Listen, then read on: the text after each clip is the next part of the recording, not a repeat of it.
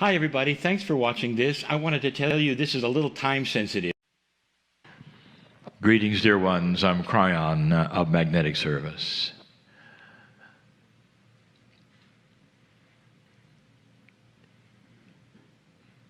The idea of pulling cards in a deck randomly and receiving answers is folly to many. And yet the metaphysics of it is sound. That you control your own randomness and there are no accidents. And the cards that were pulled, that Anaranda has read, are significant. Let me continue the significance. The one is a statement of grand truth. It says that the universe is your partner. The universe is a metaphor for spirit, for creative source, for all that is. And the statement says that you have help. Now, a partner is not a guide. A partner is one who has a confluence of consciousness with you. Partnering is not a teacher. And therefore, the statement is this, that there is an energy that is beyond that which you can even imagine in the universe that is partnering with you. But so many say, well, I don't feel it. And that's because of the second card. The blank card, interpreted in this pair of cards, is free choice. You see, it's blank because there is no predetermined free choice. There's no finger pointed at you that says, you better go this way, or you better go that way, or you better choose this, or you better choose that. Free choice to spirit is really free. It doesn't come with a condemnation, and it doesn't come with a reward. Free choice means that the human being really is free to choose in any direction, whatever the consciousness is that you have. Both of those cards are dripping with love. The love in the first one is obvious. The offer of partnership with a grand energy called creation. And the second one is the love that gives you freedom of choice without condemnation, without judgment, without even reward. There is no bias presented to you with free choice. And so you have to ask the question, if you have free choice, what is it you think about when you start deciding with your freedom where you're going to go with it? In an old energy, dear ones, that free choice went everywhere. But it settled in a place that was more human nature than God nature. And in that place, humanity wallowed for centuries. And I say wallowed because it was less than even 50% of what was available. You have to reach a certain point before you feel the partnership that is offered to you with free choice by Spirit. There are some who will sit in the chair and say, I have waited for Spirit so long to fix this, to fix that, to be where I want it to be, not understanding that you don't sit in a neutral place, dear ones, waiting for God to do anything. You got the steering wheel called free choice. And if the freedom of the choice through intuition begins to start raising the energy toward light, certain kinds of things happen. Now, I'm sitting in a group of biased humanity, for I sit with old souls. I also am aware that the old souls are here on purpose to hear these kinds of messages. And so the bias is this: many of you have discovered that your free choice comes from your Akash over and over, doing things both directions. And in that you have settled on one that starts to create light, because you realize that that is the direction of partnership. And it is. And this is where it gets good.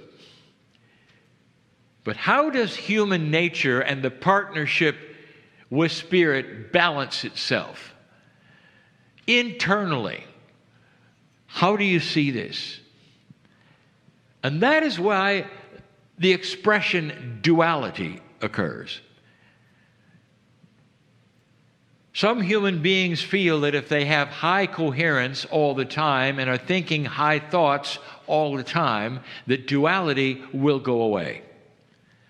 In other words, the little voices that want to take you the other direction, you feel that they're going to go away. Dear ones, free choice and duality will be with you as long as you're a human. And what happens is that voice, perhaps it would represent darkness to you, it would pull you out of coherence and pull you out of the light, will always be there. But the free choice you have to take the high road starts to diminish that negative voice. Not just diminish it, you can actually take it in the other room so that it beats against the door instead of speaking in your ear. And that is the subject of the channel. What is that voice doing with you as you sit there? Is it beating on the door from another place where you can smile and ignore it? Where metaphorically you can put another lock on the door so it will never be close enough to speak in your ear? Or are you one who has it constantly speaking in your ear while you struggle between the light and the dark, knowing that the partnership is there, but you just can't quite get to it? And so I'm here to give you some advice. I want you to start visualizing something that perhaps you had not seen before. We've used the metaphor over and over that the universe, spirit, creative source will not bias or influence you, dear ones, because you have free choice. But if you wish to visualize what it is that partnership, it's an outstretched hand that is outstretched while you're sleeping, while you're awake, while you're in trouble, while you're in joy, while you're eating. And the outstretched hand is the partnership. An invitation is always there, without bias. There's also an invitation to the darkness, if you wish, if you've noticed, called human nature. But the invitation with the outstretched hand from that which is the light will bring you into a partnership that makes sense of everything else. The invitation to human nature just says it's an invitation to stay the same, an invitation to bop around in worry and fear, enjoying perhaps the times in the middle, but going right back to worry and fear. And in that, there is a place you can be, dear ones, where you start to understand that duality, that it will not bop around all the time. It's not meant to. It's meant to be solved. Duality is that word that means that you have the negative and the positive. You have the free choice to go each way. And that human nature will often pull you between the positive and the negative. But the secret in all of this is that the outstretched hand solves duality. It's not dual anymore, not really. Because you take that which is the human nature part, the fear part, and the worry part, and you put it in the other room. And you have the ability with the partnership to not only start taking the hand that's going to guide you through life, but it's going to put locks on the door. Well, that other part of you is pounding on the door and screaming to be let in, and you smile and go, never again. And so it begs the question, what are you afraid of? What is the normal for you?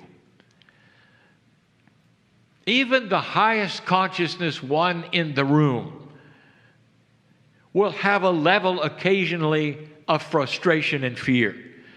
But I'll tell you something, it isn't normal. But the lower human nature of that duality will create a normal where you're constantly in fear and constantly worried about something that might happen, or you didn't do something, or it is not right. Have I told you what happens when you put that human nature part of you on the other side of the door? What happens is you clear the way for intuition. And intuition starts to then inform you on better ways of turning left and turning right, changing that which the dark side doesn't want you to know about.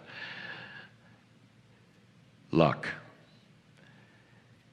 If you are attached to that human nature side and you're always worrying and you're always fearful, you've bought into something. You're just like everyone else on the planet, and luck will be that which is primary. And you just hope you make it. But if you take and grasp that hand of the partnership of the universe, you start to twist luck. You start to understand and realize that you're in control of a reality that heretofore you thought was simply randomness. And the intuition that starts to come forward when you put that duality away and start to realize that the pendulum is swinging for you, swinging out of fear toward a normalcy when you get up in the morning, instead of fearing the same things you have every day. You realize you put it away. And so the day can be a benevolent day. A benevolent day is where you're able to solve duality. Dear ones, the sun doesn't come out for you in some stellar, heavenly way where a chorus then sings its way everywhere you go. What it does instead, a partnership gives you the ability to see the bumps coming and solve them as they arrive. The things that would cause fear and frustration are solved and solved and solved. And the sidewalk of life that you walk has an intuition that will show light on the bumps coming and give you the solution when they arrive every single time. That's the difference. And if you are in a duality of human nature and you're worrying and fearing, you'll never see the bumps. And when they come, it's always a surprise. Then there's drama. And then there's the obvious. That if with free choice you choose to change that balance and take that hand and believe in these things, you're going to live a lot longer. That's the way it works. When you look at life and death on the planet, you can't figure it out. My partner got angry when certain deaths of friends occurred. And he would speak to spirit and call out to me and wring his hands and say, what is the appropriateness of taking a light worker to the other side of the veil when they're far too young, when they could do so much more? And that's when I give my message of appropriateness that goes way beyond that which I just gave you about taking the hand of spirit. Sometimes, dear ones, sometimes a light worker goes to the other side of the veil and passes too soon, because what you don't know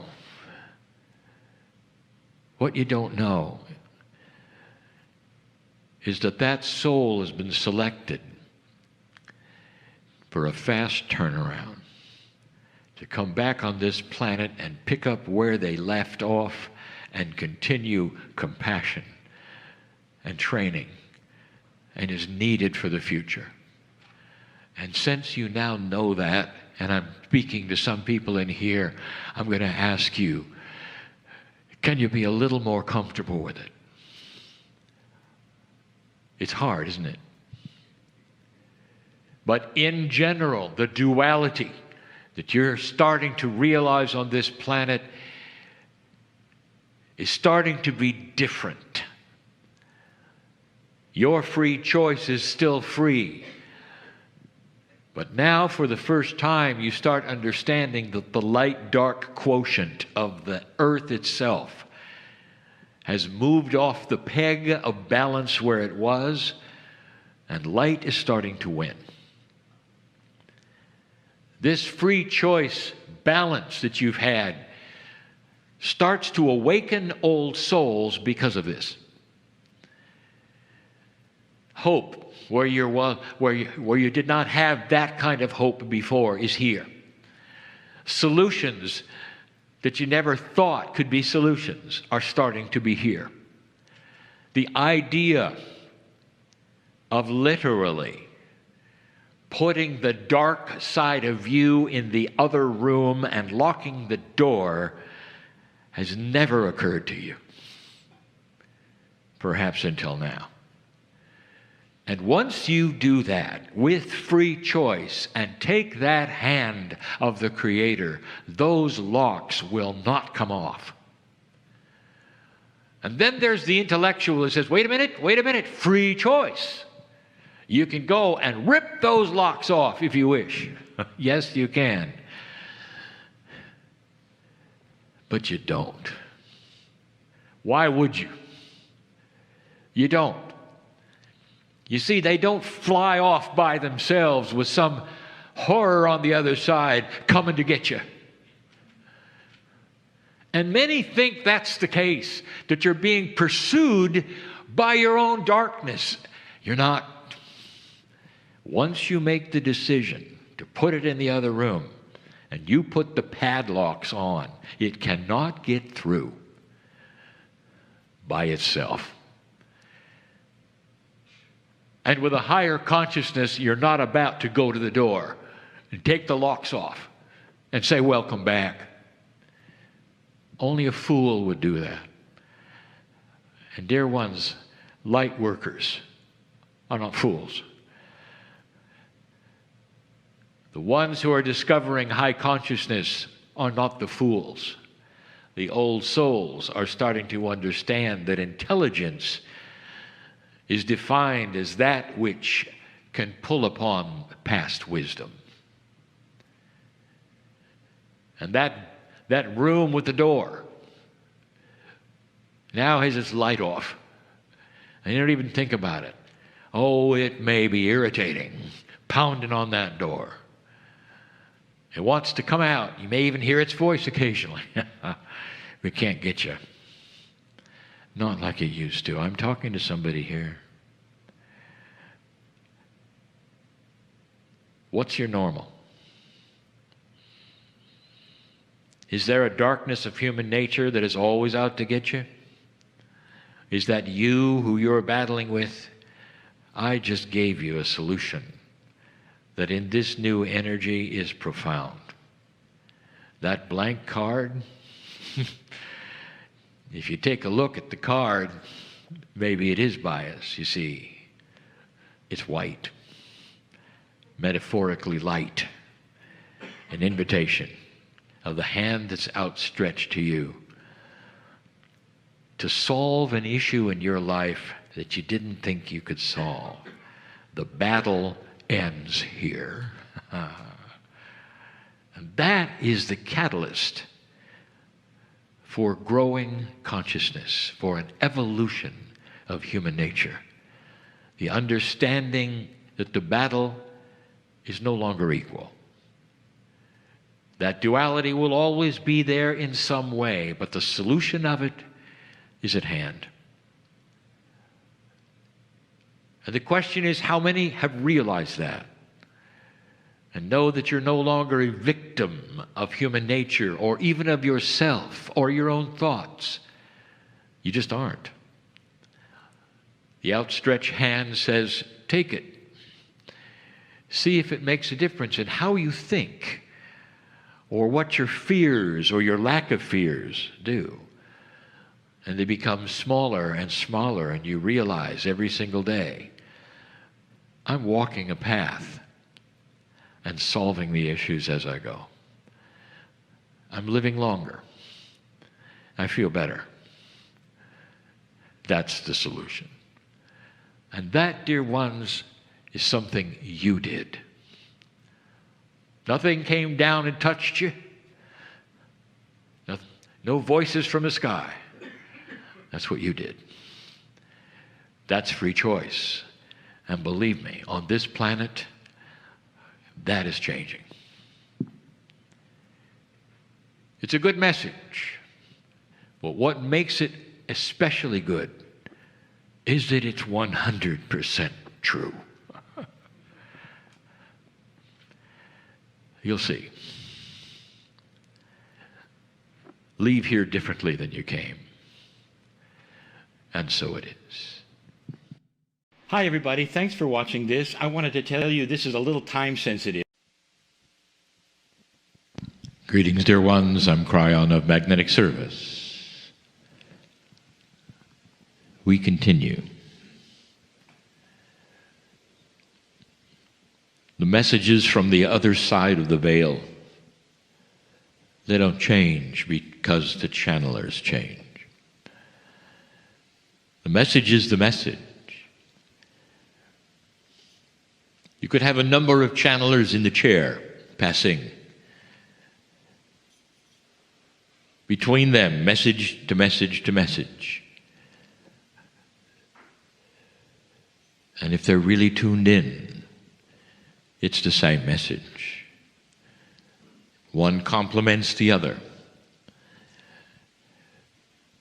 And the message of the evening, right now,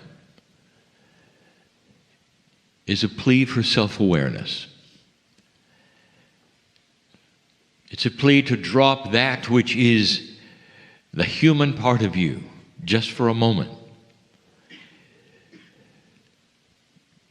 Today you were taught about coherence. You got to see the example and hear the testimonies of those who discovered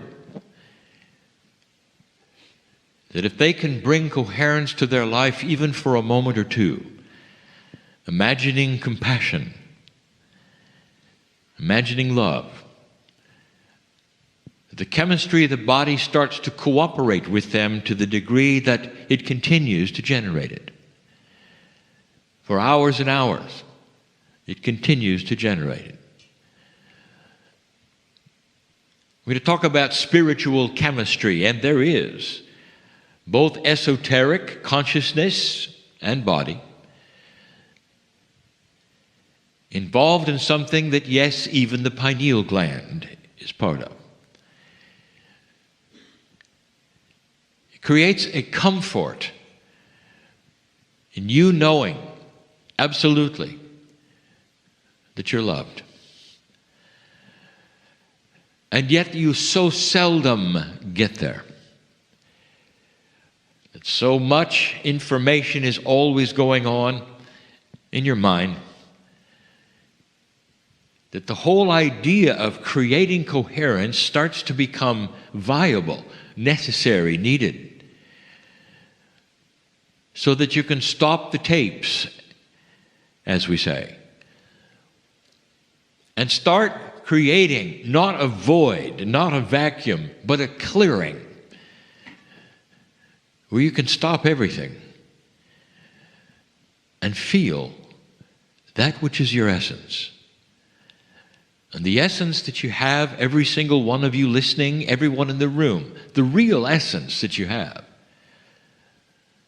is what you came in with. Dear ones, your chemistry and all that is esoteric in your body, your consciousness, and all designed on the other side of the veil to feel the presence of love. To know that this is temporary, to remember at some level what home is, and to create this as much as you can for yourselves. And in doing so, it creates it for others. And in doing so, the others create it for others. This is the prime directive, if you want to use the word, to find God inside. But there are so many who will say, I feel disconnected no matter what. It's really tough to stop the tapes. It's tough to even stop. Some have decided, well, you're going to do this through meditation.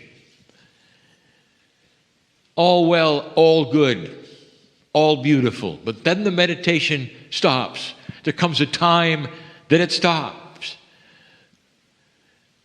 And then you think to yourself, well, all I have done was to create spaces where I can be in touch with who I am, the other side of the veil. And that's really not what I want. I can't be in meditation 24/7.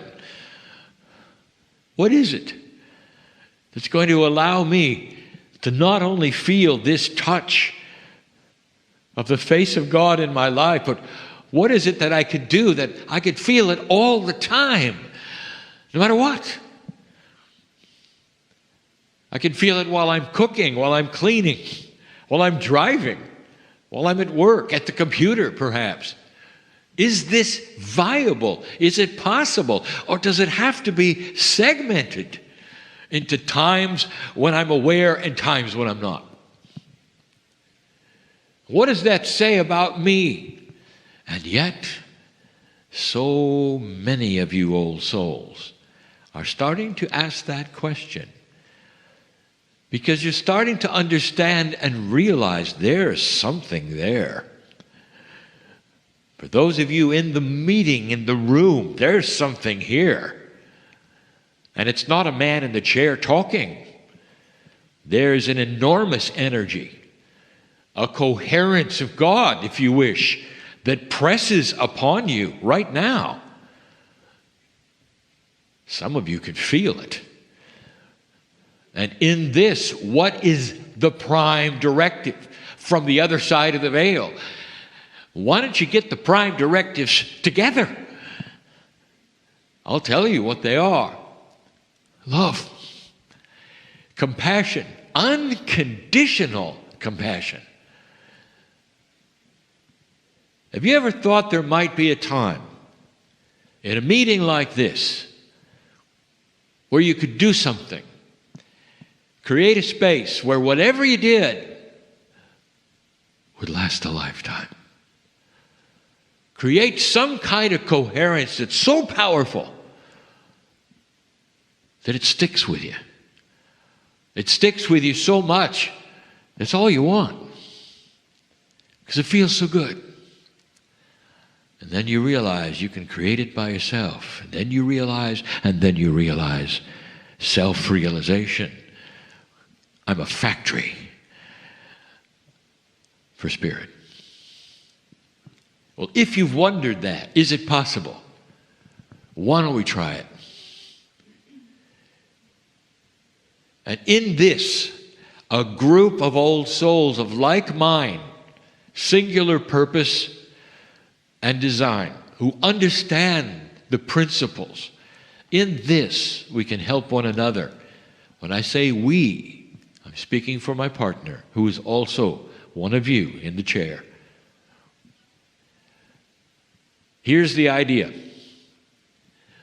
You're going to open yourself up so much that the veil for a moment or two would open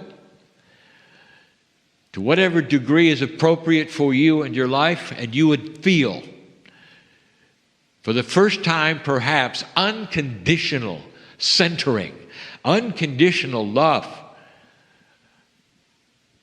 as though you were an infant, helpless, in a space you hadn't been before, helpless in a way that was good, because there isn't anything you could do, no matter what flailing, that could change anything you were. And in that helplessness, you would feel the love of perhaps the greatest mother, father, the greatest parenting, the greatest compassion and love, all the relatives standing around looking at you saying, this is magnificent. This is the definition of compassion. And it would be all around you. This is not being self-centered. This is self-realization that you are known by God. And the metaphor of being known by God is so powerful. Not just known, cared about, loved. What gets in the way of you and this feeling is all of the training you've had that you can't go there. Or the training that you've had that says that God is real and loves you, but you can't go there. Not allowed. Or that perhaps you're not magnificent. Or perhaps you're one who is not worthy of the glory of the Creator. So why don't we just change that? For a moment, just for a moment. Are you able to drop the tapes, ignore the sounds around you, and create a timelessness for a moment that would let you feel everything that is yours from the other side of the veil? Stop the clock. Nothing is important. Just for a minute. Nothing is more important than the connection that you are built to have, that this shift is starting to move toward. Fast track this connection by this moment. We're going to turn it into a little meditation just right now, just for a moment. And if you're ready, let it begin right now. I would like to tell you something. You are known, every hair on your head or anywhere. You have hair everywhere. You have hair. Known by God, counted by God. Every chemical, everything in your body. Known by God. Shaking hands with that which is the Creator, whether you know it in your consciousness or not. That is how important you are. This creative source that you are looking at right now, face to face, eyeball to eyeball, is able to be with each one of you 24/7 in such a beautiful, personal, multidimensional way There's no sharing where you have to have one human at a time. It's all together. All the hearts, all the compassion of the entire galaxy, the universe, right now, pouring through the veil to tell you one thing, that is, we know you. Your soul glows on this planet so much that we surround you with our love. You can never be alone. You have an entourage of your own that can take your hand at any moment, whether you know it or not, whether you let them or not. They're always ready, always ready, always ready. The compassion of the Creator is in your lap. Let it shine with you. Drop the pretenses, drop the blah blah, drop all the things that keep you from shaking this hand that has always been outstretched to you, because you are loved. You cannot conceive it. It is so beautiful, so precious, so bright, so pure, so pure. The consciousness of God is nothing like a human being.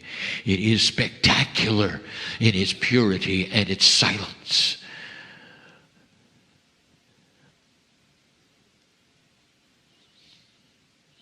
This is who you are. Just for a moment. This is the real you. You're part of all of it. All of it. You're your own prophet. You're your own ancestor. So great is this. Come back slowly from this knowledge, this experience.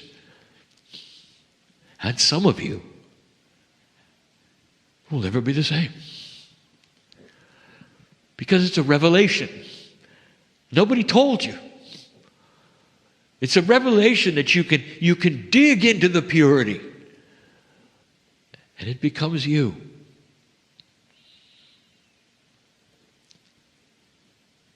You've heard the expression, "Be still my heart," so many times. "Be still my soul," so many times. This is the expression that so many on this planet use. That would say, in the stillness of all things in your body, there is a revelation of God. Dear ones, you have the Creator inside you. It's built in. What we just did was not something that is unusual for you to get to a place where the Creator can touch you, because the Creator is inside you. What you've just done was to clear the fence so that you could touch each other. It's built in. You can do this as many times as you want to. It's an effort for some and easy for others, but it's a measure of the coherence you have with the creative source.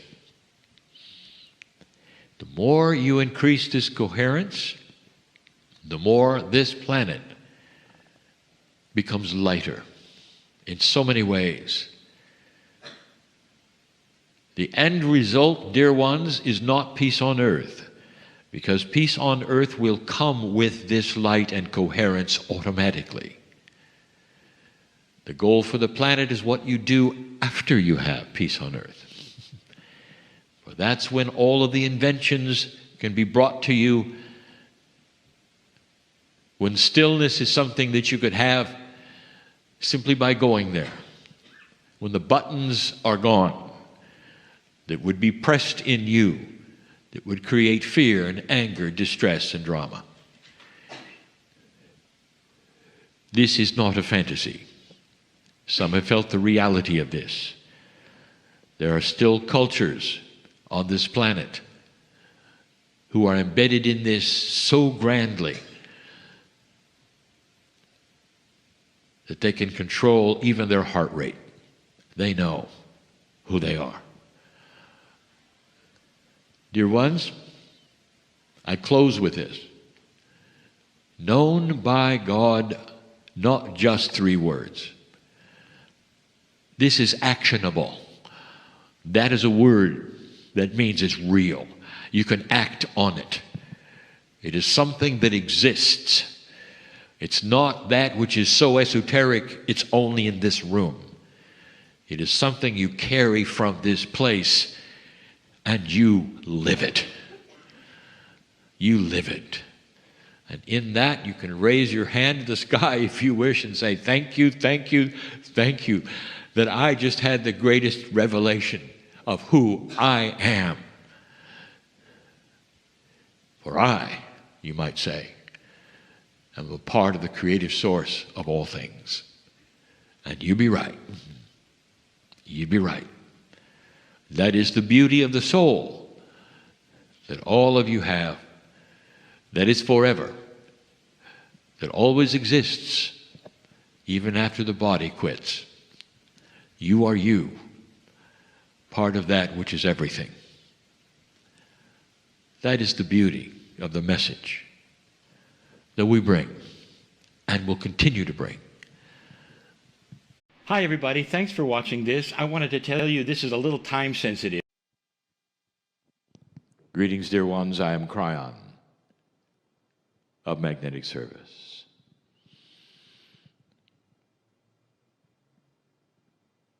This is the end of a workshop day. I've said many times, these are different channels. Many times the messages are just for those who attend. And yet the instructions for my partner are to publish all channels, to make sure they can be heard and felt. So there are listeners that, of course, are not attendees. Some of what I'm going to say to you, dear ones, sitting in the chairs in front of me, it's going to be appropriate also for those listening. But this is mainly for this group. There's a truth here, a beautiful one that's hard to imagine and to cognize, that God is real, that the creative source of the universe, immense as it is part of you. That's the plan. That's how you're wired. This is also part of the creation story, the angelic presence, if you want to call it that. It has given you the seed biology. The creative story is that you were given on purpose the knowledge of light and dark. And with free choice, you can choose the divine or not. It is a beautiful story that encompasses a plan. And the plan has you discovering who you are.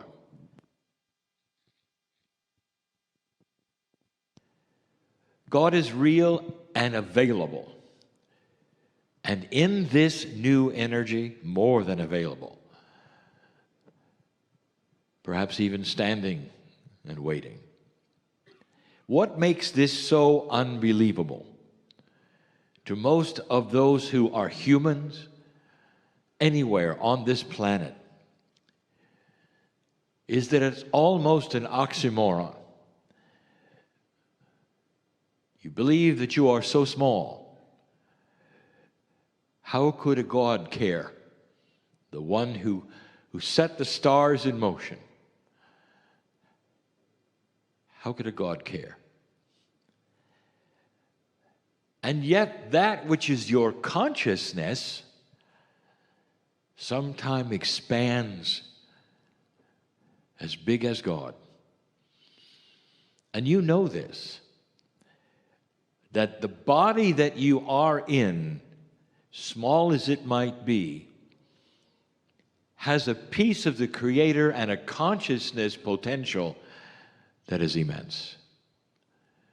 That's the oxymoron. So at some level, you know I'm right. Also, at some level, you know that your soul keeps going when the body is finished. Those two things add up to a partial belief. But the message for those in front of me are this. Messages, really, are this. That each one of you is on a separate individual path, and many of you are struggling with a basic concept. Not that God is real or not, but the concept is, can you apply any of this today, really, to yourself? Can you change your situation? I know who's here. And your situation can be that is what is occurring around you, or what is happening in your life, or what is happening in the cells of your body. And like so many others, the tradition, the biases, what you were told, all conspire against you. And you feel just a little apart from that which has been presented for 2 days. Some of you have actually crawled into your shell. I know who's here. And although you have listened and heard everything, it really hasn't gotten very far. Some of you have made up your mind that what you've heard here is for someone else in the chair, not you.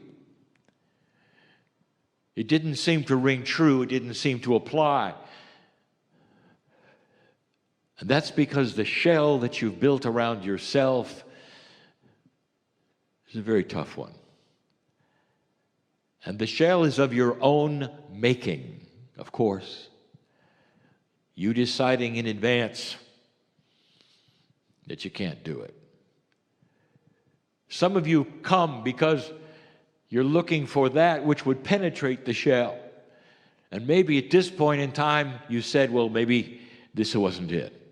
Others of you, you had the information given this weekend. You saw the profundities, the beauty, perhaps even felt the compassion. And yet when you leave this place, you can't really call it your own. You can't own it. Not yet. You see, I know who's here.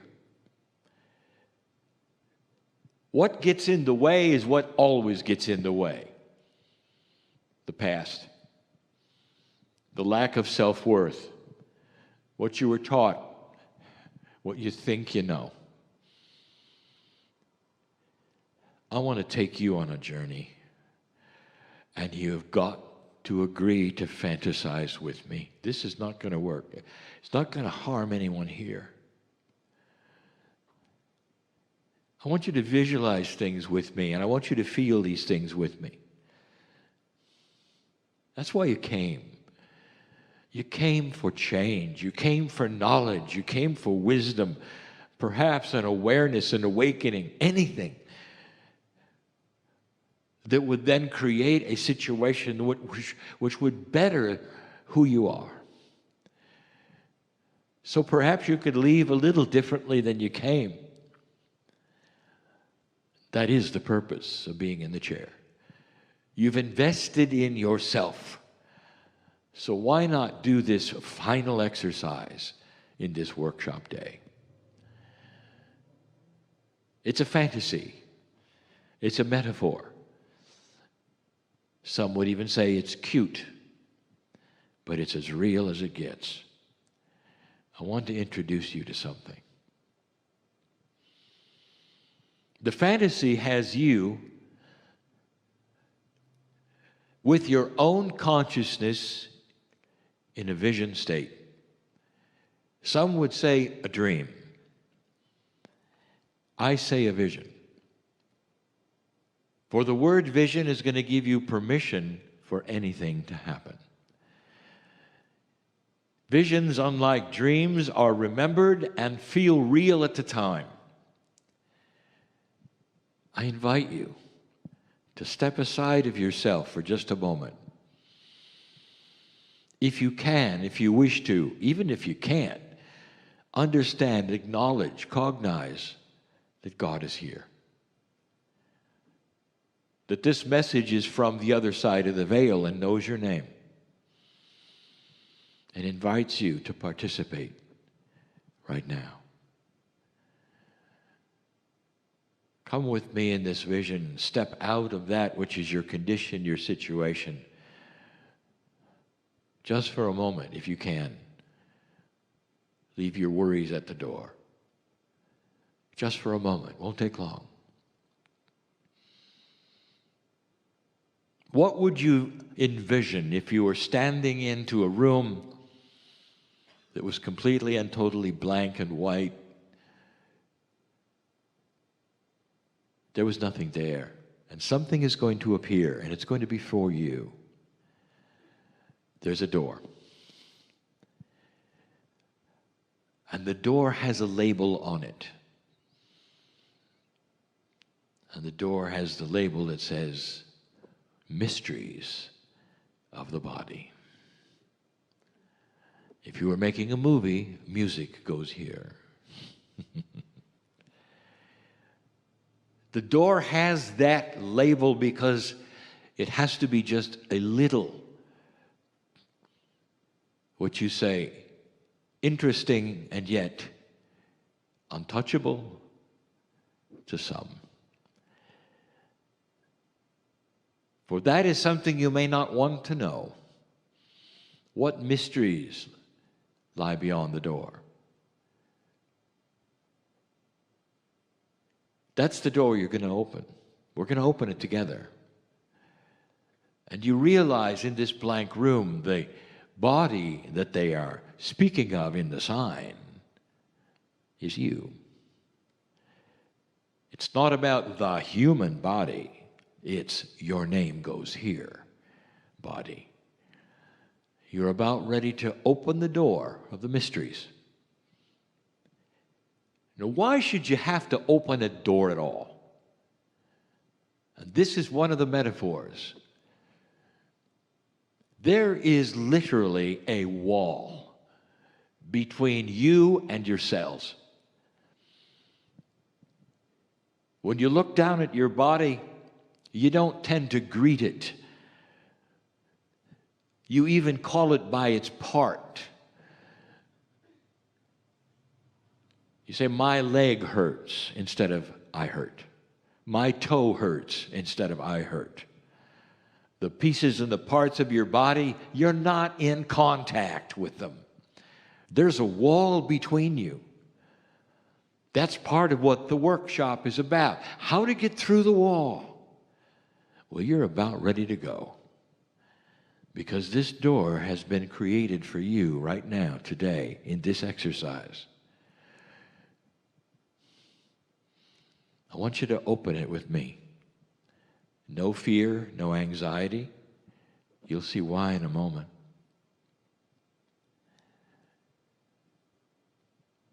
You open the door and you see that it's a bit stubborn. You have to pull a little. Because that wall between you and your cellular structure is a tough one. Finally, the door comes open, wide open. And you start hearing that which perhaps is the sounds of the body. You're not really familiar with those sounds. One of the biggest features always is your heart. You hear that first, and then there's more. There's the sound of running fluids, even perhaps the snap of the synapse and the electricity. All of that. It's a little strange. You're not ready to enter just yet. Then you realize this is just you, so why not? You walk over the threshold of this door, and suddenly you're in another world. As you look forward in this metaphor, you realize you're in some kind of, for a better word, control room.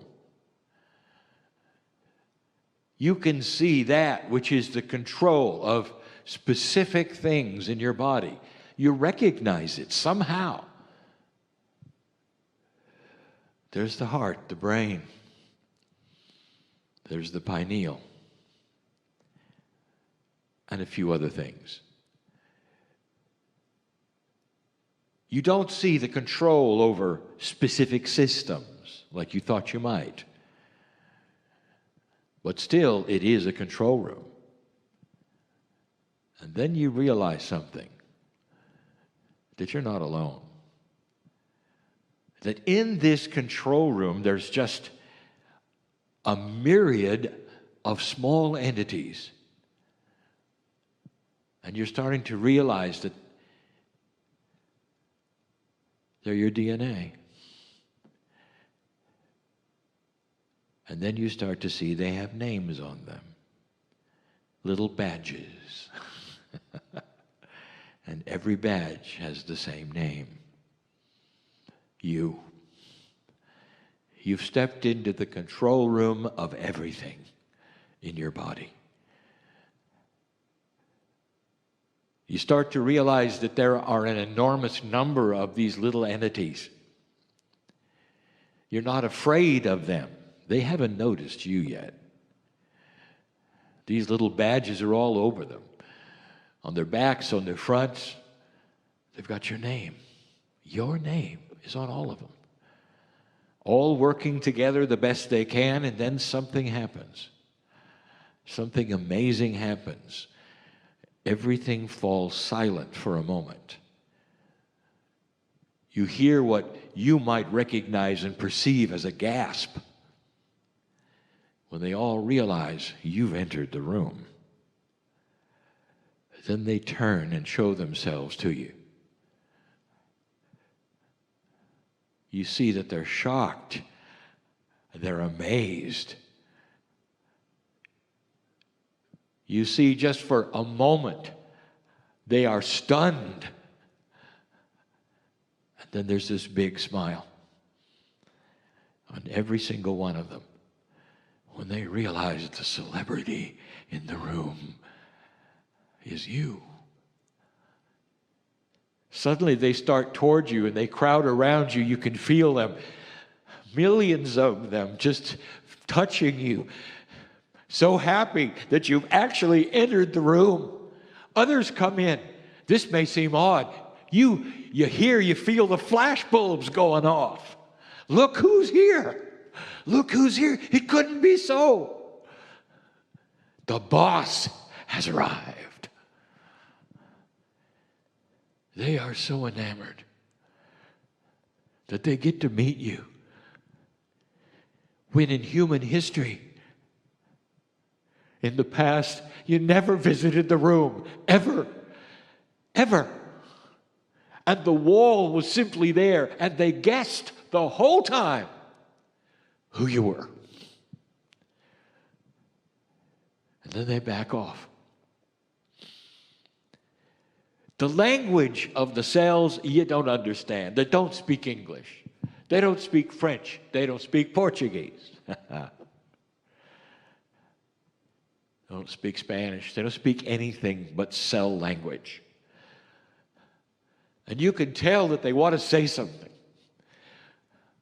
They have their hands, if you can imagine hands on DNA. They have their hands outstretched. Like they're asking a question. And then you realize that collectively they're sending a message to you. One question. What can we do for you? From their standpoint, it's been eons since the actual God consciousness of who they serve has walked into a room. And they've never really had the communication. They've had signals, partial messages, and they never met the boss. And in this moment before the door closes, they want to know, what can we do for you? What do you want? What is it that we can do?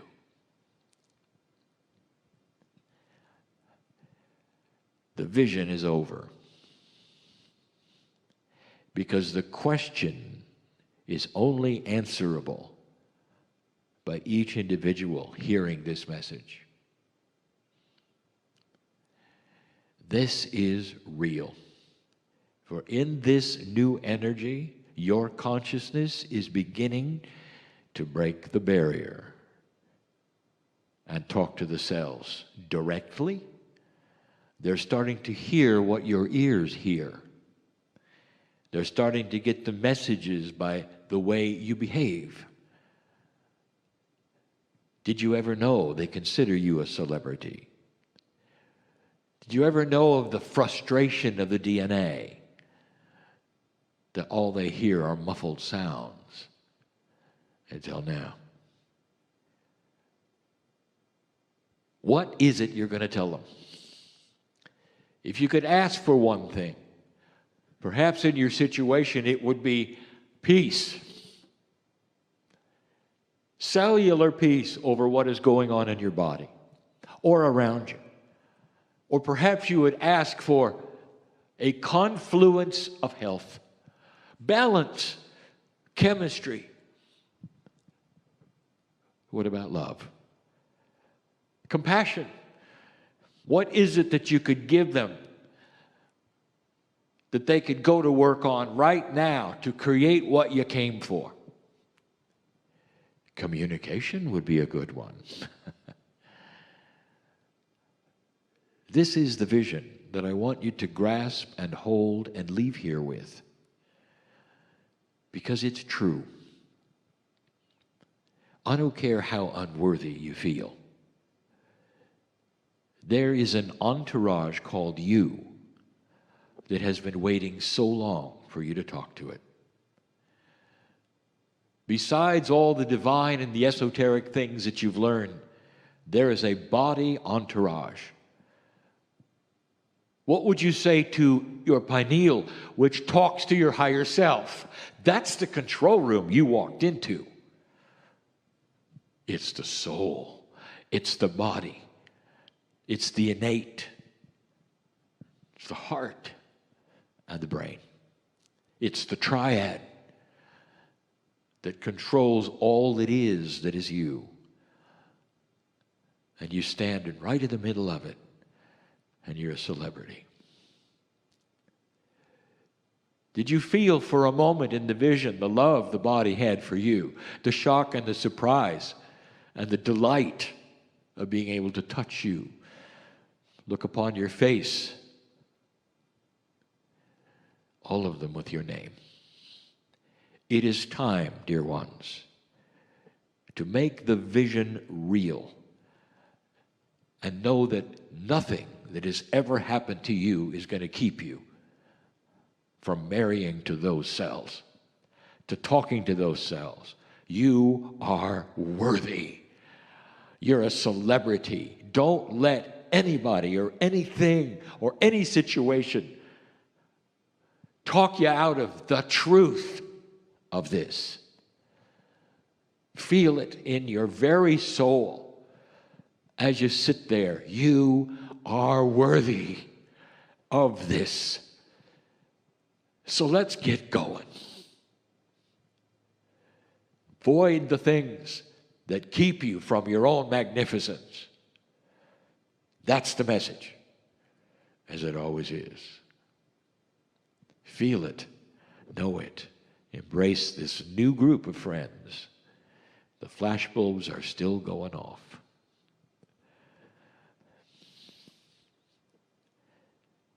And so it is.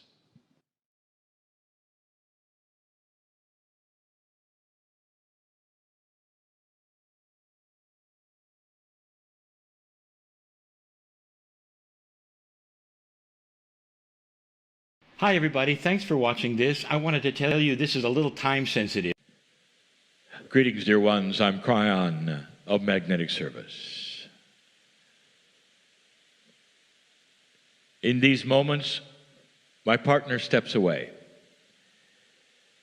as normal so that I can bring you things that he has not heard before and concepts which you deserve to know. This is an extension of the channeling that we gave this morning.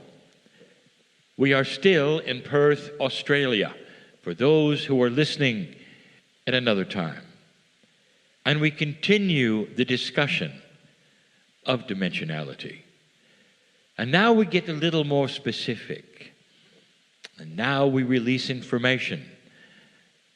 Some of you will now understand and acknowledge and realize you live in a multi-dimensional world as a single-dimensional human being. We established this morning in review that all atomic structure has multi-dimensions, many. And yet the perception of dimensionality is human and is only 4. We also discussed that there are humans on this planet, and have been in history, who had a multi-dimensional perception. And in that, we told you that the thing that controlled it, the governor of dimensional perception, is consciousness. The higher the consciousness of a human being, the more dimensionally aware they are. It explains so much of why humanity has had a low human nature quotient for so long. Why humanity does not remember wisdom of the past and continues to war. Because you are stuck in the 4, that is the dimensionality of only 4 among so many that are around you. And it leads me to tell you there are things you should know, things that you might even recognize. Let's start with Gaia. Is it possible that the earth itself is more dimensionally aware than you are? And the answer is, of course. There are multidimensional energies all around you. One of them, my favorite, is magnetics. It is multidimensional. Science sees it, can measure it, know what it is, even why it occurs, but you don't understand it. If you did, you'd have electricity forever. Gravity is multidimensional. Gravity itself, we have told you, is an expression, I'll call it a solution of mass and density. Now, you have claimed it, you have seen it, you have measured it, and there are rules around it. How many of you have decided that you can change mass and density? And the answer is almost nobody has ever decided that. You measure it and say it's static, not understanding it's changeable. You're only measuring the default. You can actually design mass. You'll discover this. A higher consciousness will have then revelations in a multidimensional way of inventions yet to come. Light itself is multidimensional. Ask a physicist if light can be in 2 places at the same time. That will tell you a great deal, because it is, and it can. It is a multidimensionality of its own, light. So here the earth is generating all manner of dimensional things that are outside of your purview. Or are they? There are places on this planet that we've talked about where dimensionality is a little odd. It causes things to be odd around you. Humans will perceive it. Technology might even perceive it. Where the magnetic grid of this planet and the Gaia grid, the consciousness grid, overlap in odd ways. And when they do, it creates a multidimensional patch, if you want to, that is different from other areas of the planet. We've told you where they are. They're famous. One of them is the Bermuda Triangle, and another one is Ireland. Let me say yet again, don't you find it odd that for hundreds and hundreds of years, Ireland has been known for fairies and little people. And you'll say, well, that is an interesting tradition, is it not? Let me tell you, dear human being, that even the government acknowledges fairies and little people because they're seen occasionally, because they're there. Too many have seen them. Too many have spoken with them for it to be just simply mythology or tradition. Ireland has something special. There is an overlapping of the grids which create a multi-dimensional effect. We even told you that there will be the discovery that crops will grow better there. Food will grow better there. There's even those experimenting with it right now. And here you are in 4 dimensions. Earth creates dimensionality which is far greater than yours. Ask a tree hugger what Gaia has to say to them. Ask an indigenous who is connected with the land and has been for 1,000 years. How does the land communicate with you? And they will give you an answer that is beyond anything that you would ever understand or expect in 4 dimensions. Yes, Gaia itself is multidimensional. And yet, consciousness has always then kept you at 4. What is beyond 4? Well, you'd say, well, of course it's 5. Actually, it's not. Because when you become multidimensional, you become non-linear. Counting itself, the act of counting, is a linear function. So when you become out of 4 dimensions, even slightly, that means you cannot number the next dimension. Some of you understood that. Some of you did not. But here's what I want to tell you. There are some things that almost every mother here will know or have seen. I'm getting there. But first, my partner, who sits in the chair, is on his way tomorrow to Tasmania. You call it Tassie here, and there's a reason. I don't wish to give away anything that might be sensitive or secret, but he has told others. So I'll tell you, we let him see something in Cradle Mountain. He was in a dense rainforest where the green glows like it does in Ireland. In those magic places where Gaia rules, where Gaia is allowed to go free, where Gaia is the king, in those places, there is always things to see. Many have seen them. My partner, Deborah, does. We have kept these things from him. And the reason is practicality, so that he does not get caught up in things he cannot explain, or goes to places that don't make sense only because he's been drawn there by something unusual. That's the engineering mind. But he saw something in Tassie. He was alone. He was being asked to leave the forest, but he wanted to stay, because out of the corner of his eye, he kept seeing the movement and the lights. And every time he would look at where the lights were, it was almost like they would laugh and move aside. But he knew they were alive. And he knew what he was seeing is what some would call the multidimensional divas of the forest, because, dear ones, Gaia has sentient. Gaia has intelligence. Gaia is your partner. And every so often, Gaia will show itself and say, we're here. That's why he's going back. It spoke to him. And there haven't been many places on this planet who have spoken to him like that. You see, Gaia itself is a multidimensional force. I want to talk to you about something we have never talked about before. When does multidimensionality sink to 4? When humans are born.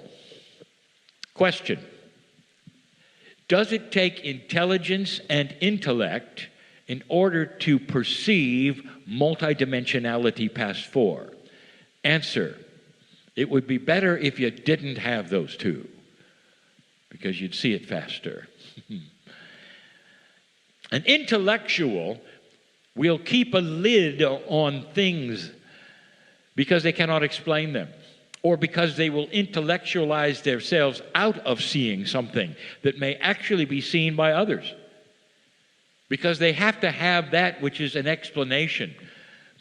An intellectual will believe that they can think as high as they want to, not understanding that there is a ceiling, a very strong ceiling, on what they can think about. An intellectual will often be the last person to become multidimensional, because they want to explain it away in the biases of 4.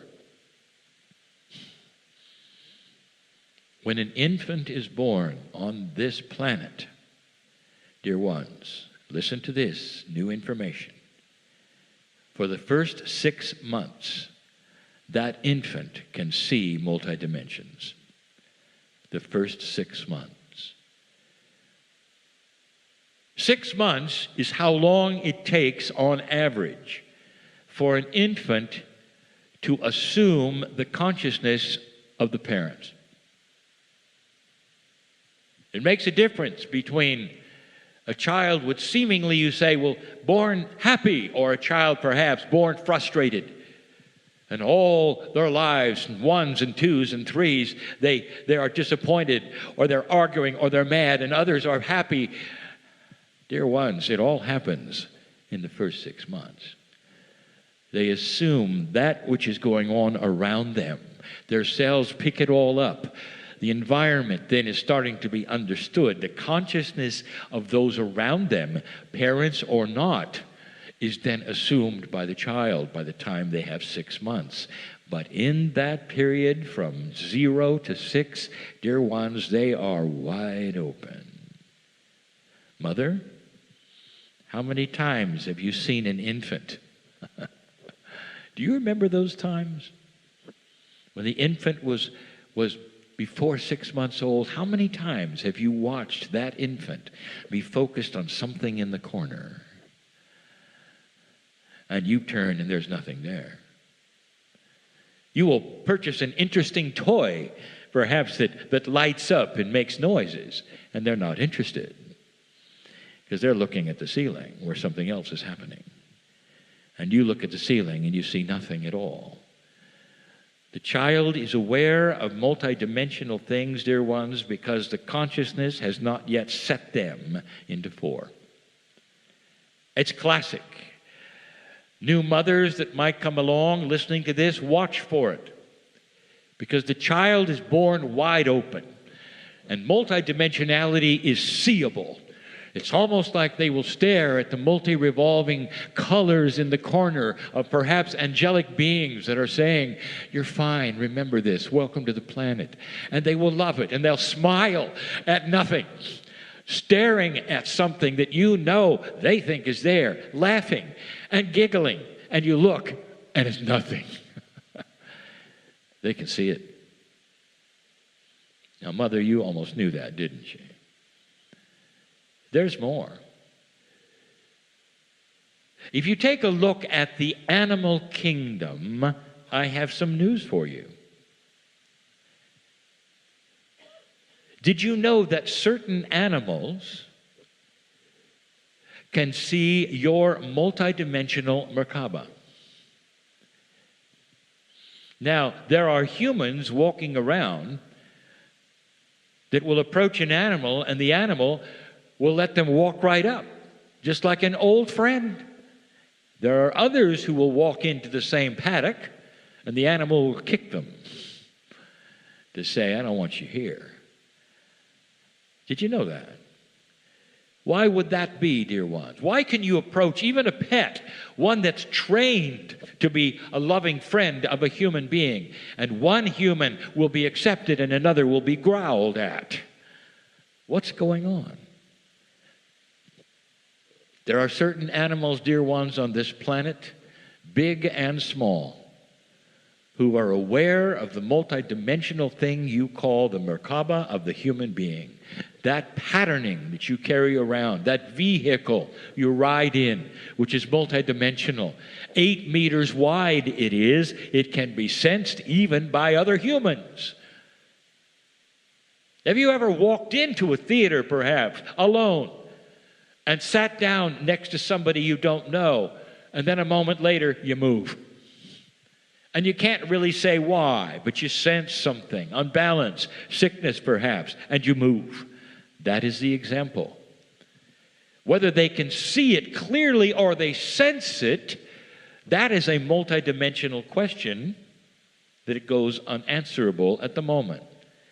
But they are aware of the patterning of human beings with compassion. Some of you know about animal whisperers. These are those who can then collaborate with an animal's consciousness. Collaborate. That means that not only can they read what the animal is going through emotionally, but they can then telegraph back to the animal the solution. And you know they exist on this planet. Dear ones, I will tell you that animals will come right up to them because they know they're different and they know they're special. A compassionate person will have a different a greeting from many animals than one who is not. So what am I telling you? I am telling you that animals can see more dimensions than you can. How does that make you feel? Perhaps you would say, well, maybe it's about time that we got busy and saw some more dimensions. Indeed. Indeed. There's even more we could tell you about how dimensionality exists on this planet, is seen by some, is not seen by others. We've already told you about the infants and now the animals. You live in multiple dimensions and you don't know it. You cannot see what many can, what even the animals can see, you cannot see. And that is going to change, dear ones. It's going to change because you are going to start to understand that the consciousness you have will then start to guide your life. And in guiding your life, you're going to find out that as you peek into a multidimensional form, you may not even be aware of it. You may actually be experiencing some multidimensional things and not be aware that that really is it, but you feel better. Perhaps you realize you're not aging as much. Perhaps you're feeling healthier. You're starting to cross a multidimensional barrier. An intellectual will have trouble with that. But one who is compassionate and doesn't ask those questions won't have any trouble at all. When you think about God, the creative source, all that is, you have no trouble whatsoever with God being everywhere at the same time and answering and listening to billions of people talking at once. That's a multidimensional God. But then you have trouble then with when you apply that same idea to yourselves. And that's because you live in 4, dear ones. And yet there is so much more for you here. So where is this going? It goes right to the initial description of what I'm talking about. Your soul. Dear ones, your soul is as big as the universe. Your soul has a name that is singable in light by those who could hear those songs. You are temporarily on this planet in a body with a name, but that's not who you are. And what is starting to happen is that you are starting to ally a closer relationship to that which is the real you. A multidimensional soul that has its hand out. It's the higher self. It's always invited you to come along to something grander and bigger and greater. We've given you the instructions so many times that your box of belief only goes so far, and many of you will not go past it. Because to go past the box of belief is to betray those who gave you the belief, who told you the way to think, who gave you information which is the best they could do, but now you're starting to break out of it and ask the questions. Questions that should always have been asked: is something bigger than what I was told? Is it possible that I could live longer and control it by myself? How many of you have sat in the dark and thought, I'm bigger, I know things, when I take my last breath, I'll continue? That's intrinsic. That, dear ones, is self-evident, because that is what your soul tells you. When you get to this planet, born magnificent, how long does it take for you to absorb a consciousness of being a victim? How long does it take for you then to absorb a consciousness that will say, well, God doesn't love you really that much because you were born dirty, you see. And then you know if you do the wrong thing, you're going to be punished. Not just now, but forever, because you have a beautiful, loving God who created you that way. And you start asking questions. That doesn't sound right. And yet for some, it doesn't matter, because they still believe it because that's what they were told, even though it doesn't make sense, even though it doesn't sound right. And that's what's starting to change on this planet. I'll call it again spiritual logic. God loves you so much. You are a child of God. There will be no punishment, dear ones, because there's nothing you're doing wrong. In your magnificence, you are living the best you can and measuring energy as you go. You're fighting darkness and trying to create light. You're doing the best you can in a world that is starting to change, where light is starting to win and darkness is starting to lose. And in this, you are the hero. And in this, you are loved greatly.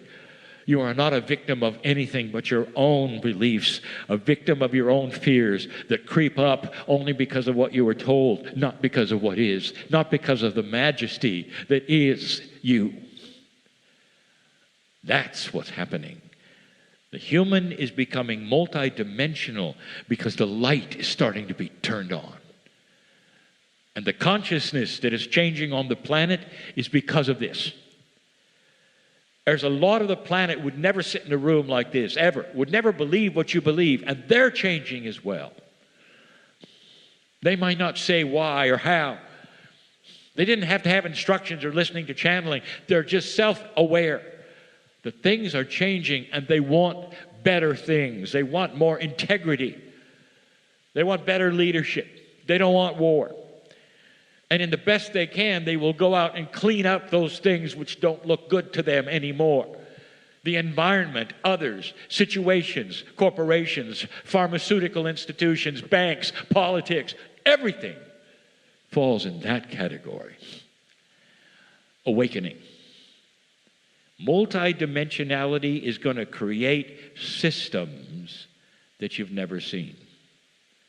The intellectual will say, well, we have sat around in our think tanks and we have thought of any possible system that might be better than what we have. In the box that you're in, of course. As soon as you become multidimensional, even break out a little bit further from 4, the thing that starts to occur to you is not intelligence, it's the wisdom of grander, fairer systems. Systems of government, systems of health, systems of environmental cleanup. They all start to occur with higher consciousness. And what is the teller of this is that the planet will listen, and they never have before. Welcome to new consciousness. Dear ones, it's going to happen slowly.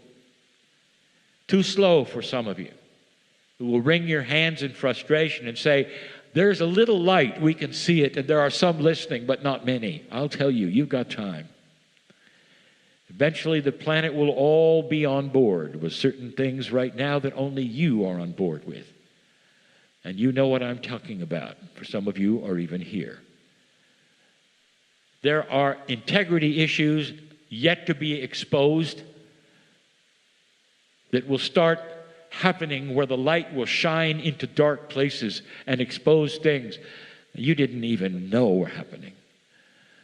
And you'll begin to clean them up. Humanity wants light. That's different. That's different. Because that was not always the case. In a low consciousness earth, that was not always the case. And now you're starting to see a corner being turned. Your one's old souls are the key, and we'll say this again. The old soul has a grander knowledge that is intuitive, that things can be changed, because you have the wisdom of the past and you've seen it before, but not like this. It's grand, dear ones. Grander than you can even believe, and you've got so much help. I close with this.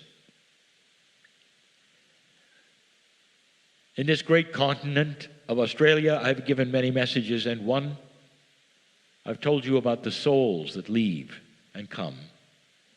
I've told you about a system on this earth that is grand beyond belief, that is never taught in any institution. And it goes like this. If the soul is energy, if consciousness is energy, where does it go? The scientists will say, well, it goes somewhere else. Perhaps back to the universe, into the ethers. Does that sound like a wonderful plan to you? Does it sound sacred to you? Or does it sound like they're guessing? And we told you the system. You have to understand that multidimensional things are not obvious to you. And one of them is how in the world you could have a soul in so many places at the same time with an identity of various humans. And we've told you this is the plan. This is the system.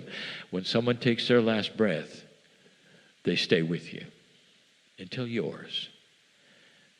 They change form. But the consciousness that was them, it's almost like it was pasted to you. Some of you can smell them. Some of you can see them. And some of you have nothing but horror and mourning, not understanding that they're always there with their hand out saying, look at this, look at this, look at this. Stop mourning, stop with the fear. I'm still here, I'm still here. You will do this for your children and for your loved ones like they have done it for you. It is a beautiful system. And you will argue, and even the spiritual intellectual will say, hang on, Kryon. How can you have a soul go across the veil and incarnate and come back as another human being and still be with you? It doesn't make sense. And you're right. Not in 4D, it does. Not to the intellectual spiritualist who has to put everything in a box and say that that's all there is. It's so grand and so multidimensional and so wide open and so beautiful. And I want to just say it again. There is so much more here for you than you ever knew, to comfort you, to give you healing, to sing to you when you're sad. It's all here. And it's all in the dimensions that circle you right now. Whether you perceive them or not, leave here differently than you came. Leave here saying, I want to perceive these things. And the more you say that, the more the body listens. And the more the universe starts to cooperate. And the more your soul smiles and says, it's about time. Here now, when you listen to the recordings.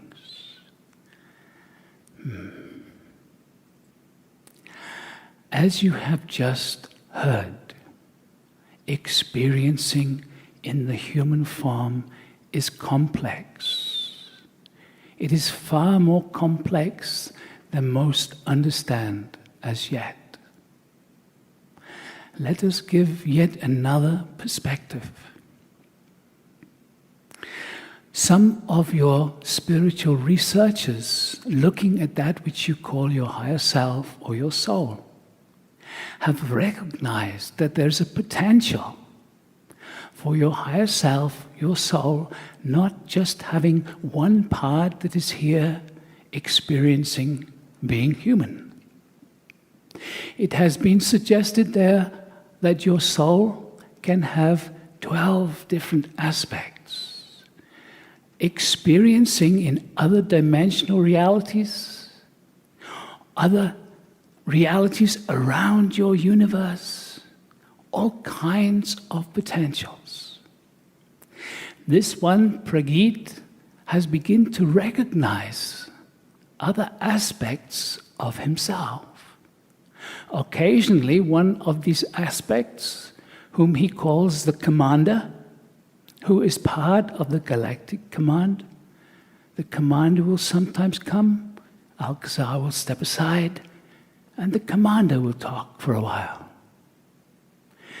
Another aspect, more recently, Pragit has begun to experience, is that of in the dragon realm. He has an aspect that is a dragon who actually comes sometimes into the workshops. His name is Ran. You all have such a vast potential. This waking up process that you are on the verge of, you have been making tiny, tiny little steps over the last few lifetimes. And you come here now for the explosion of consciousness that is beginning within you and around you.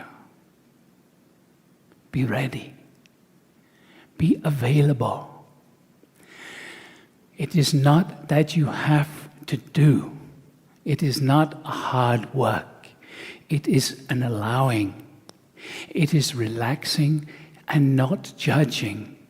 It is being open to the potential of things that you do not know as yet. Or, more correctly, it is things that you have not remembered yet. You are vast beings. You are high conscious beings who have temporarily forgotten to have an experience.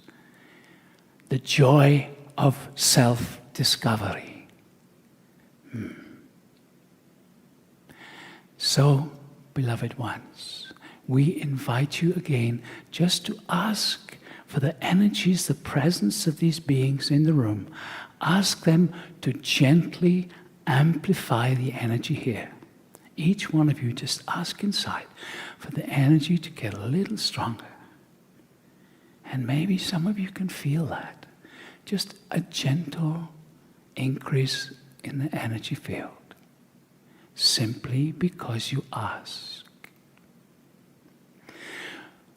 The intention of the Stargate work, the intention of this one Alcazar, the intention of all those who are available to assist you, is to support that direction that you choose to move in. What do you wish to discover? What do you wish to remember? Our message to you is to allow it to be simple and easy. The old techniques, the old therapies were beautiful, but they are old. They are no longer needed in these energies. You're remembering, you're growing, you're becoming more conscious is much easier now. Look for the techniques that are not hard work, but support you in knowing that which you already know, deep inside, held within, waiting to be revealed unto you. You are waiting for your self-discovery.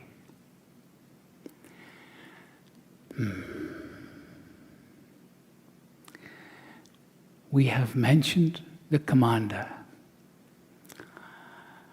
when we mention him, he's always present. And now he is asking, will Alcazar step aside for a moment? And of course we will. So we will move aside and allow the commander to say a few words to you.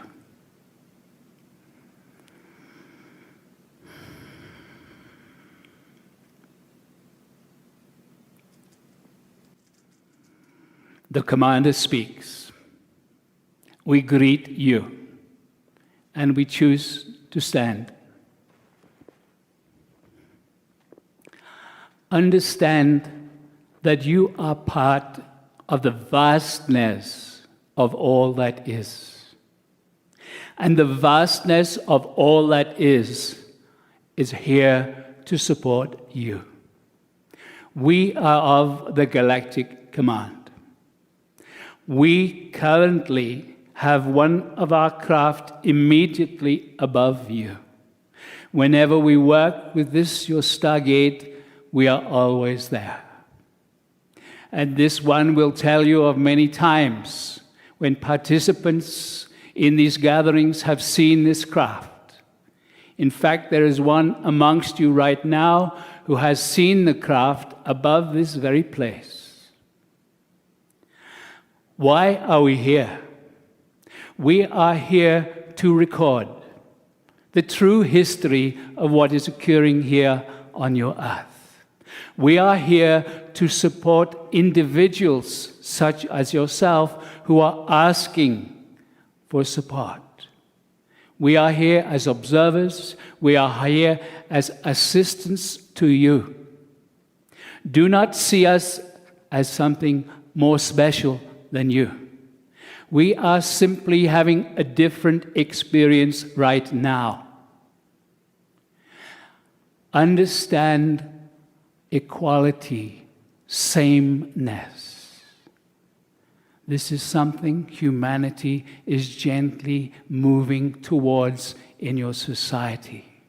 If you can allow yourself to honor each other as equals, despite the superficial differences that make you unique, when you can recognize yourself as just another beautiful aspect of the Creator, then something starts to change in your life.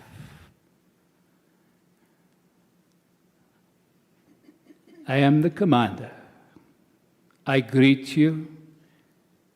I wish to make you aware of our presence. You can talk to us directly.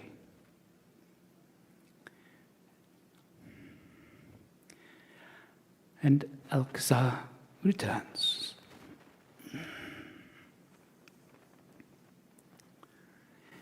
Beloved ones, we say again, you are vast. You volunteered to be here. This earth and humanity are on the leading edge of creation. You may not feel it yet, but as the transformation that is just starting comes to fruition, you will begin to realize that what is going to occur here on your earth has never happened before in the whole of the universe. Beloved ones, you are blessed. You are loved beyond your imagining. Feel the energy of those beings around you, your star families, the ascended masters, and just feel, for now, we are going to send you our love. Just feel, we love you. We are here. We have always been here. We love you. We love you.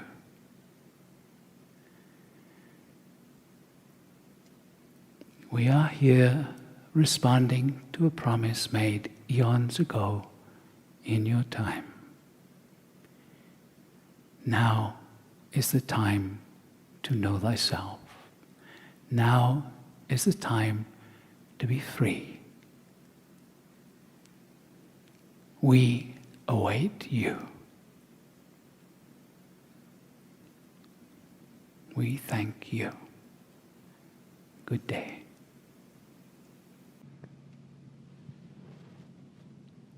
Greetings, dear ones. I'm Kryon of Magnetic Service. I continue the message.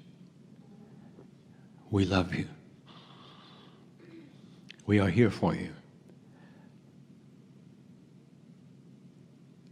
The message of the channelers is the same. One of the biggest issues that has already been mentioned is that your soul, your life, your expression is far grander than you know. There is something we've never mentioned before in its time. We get very esoteric. This is the time when people will turn off the recording. This galaxy in particular has had many Earths, if you want to call them that. Many places, many planets that have gone through this expression. The last one, as you know, was that of the Seven Sisters. The Pleiadians are your parents. Not only that, we have told you that some of your DNA is also Pleiadian. You've had that experience across the galaxy and come here to continue. Another planet of free choice, another planet where a shift can occur. We've told you that before the Pleiadians, there were their parents. We've talked about the Arcturians, the Orions. We've talked about other places far before your life ever existed. We've asked you to look at the logic of it, the fact that life on the planet had 5 starts, and it has only just really begun in the last 200,000 years. And yet the galaxy is 13 billion years old. It means that there have been countless civilizations way before yours. But what you haven't heard is this. It's not about awakening and having a shift like the Pleiadians had, or the Arcturians had, or many before them had. You see, it has to be bigger than they had. Every single planet who goes through this goes through a harder shift into a more enlightened state. And it will take literally thousands of years before you reach a place where there's ever even an understanding of what you've done, or perhaps where you meet physically those who have done it before. But when Alcazar says, and the commander says, that this has never happened before in the universe, that's what it means. Oh, many have gone through the shift.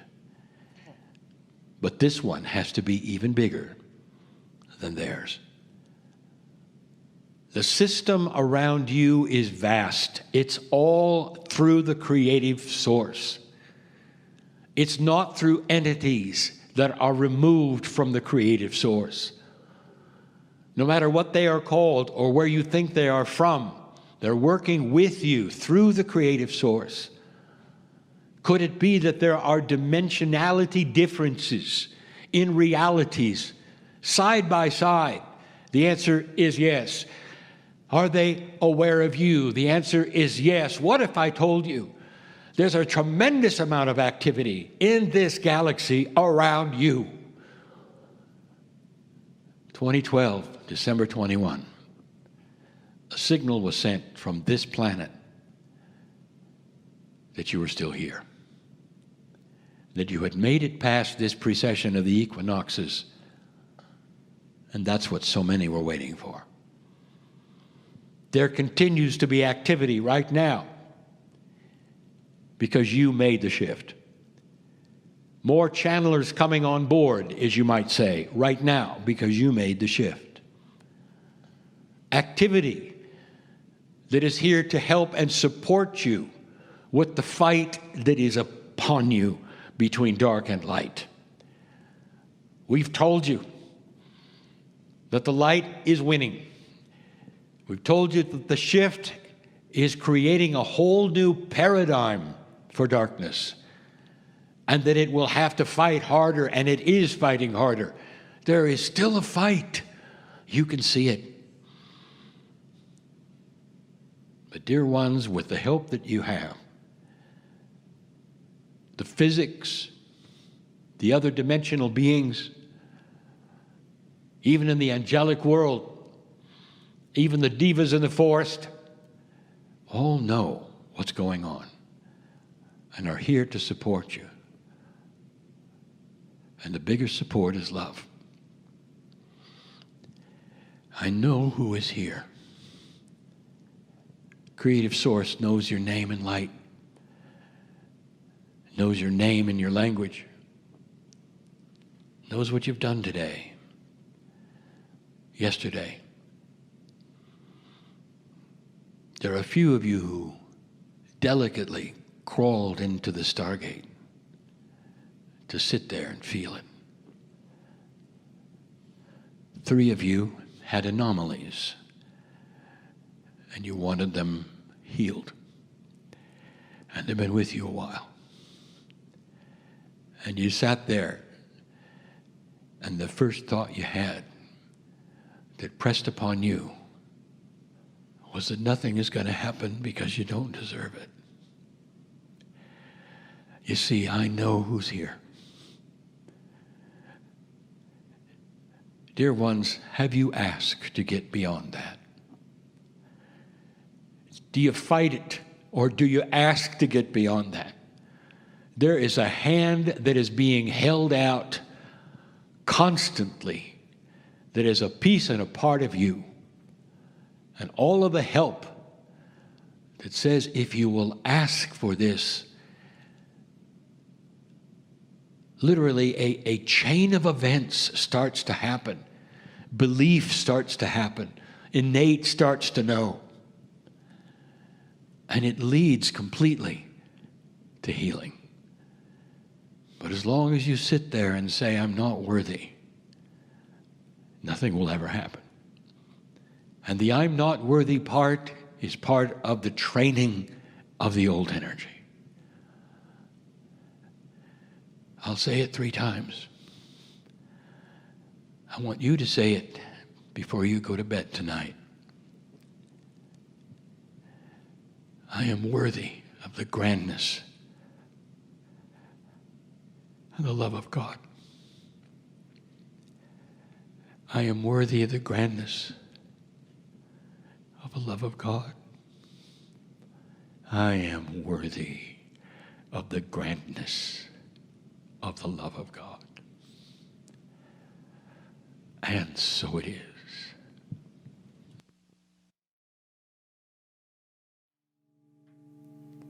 Begin to surround yourself with a bubble of gratitude, with a cloud of gratitude, and breathe into that through your heart, breathing out thankfulness, gratitude, love into this cloud that continues to grow around you.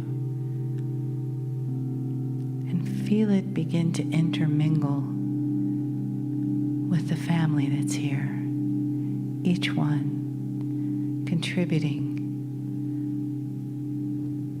to this feeling, to this property that we create together.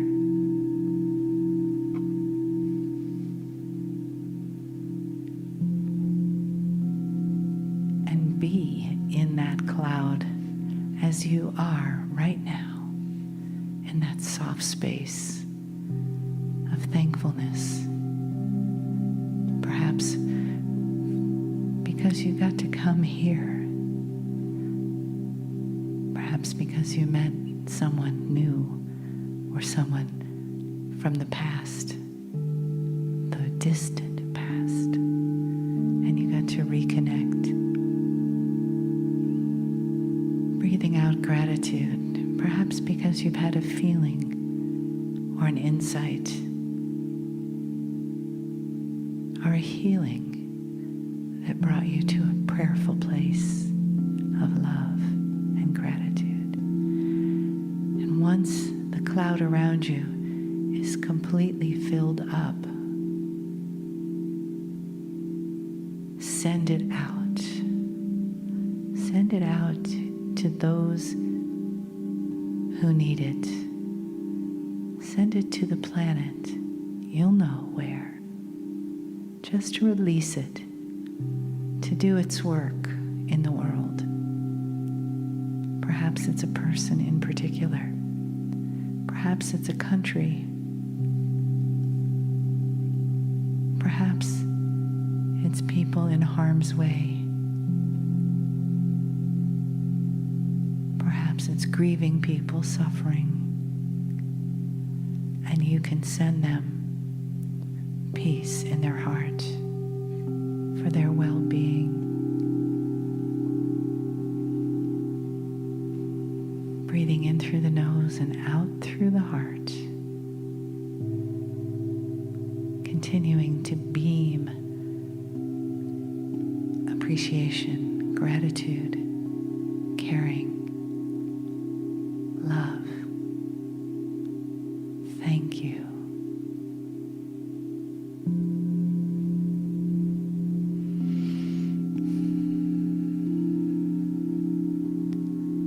And then let it go. Let it go and know that your prayer has been heard. And it is done. There's not a waiting time. Your intention has created, so be it. It is done.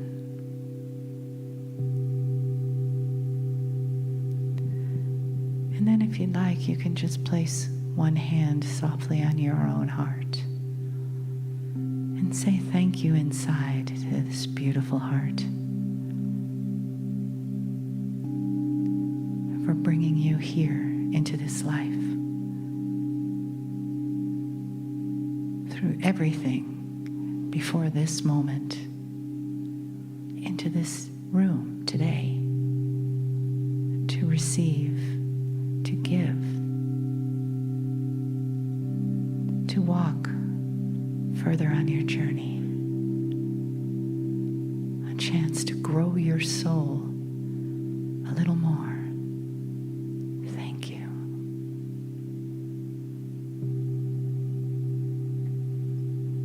And take a breath. And know too that your heart hears. And it is done.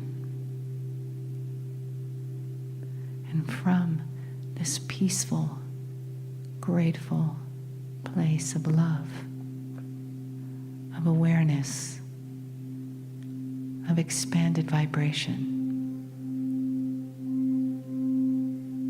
we move into receiving the message of love and completion for today. From the entourage, the energy in the room, and from the one, magnetic master, here to love and honor us.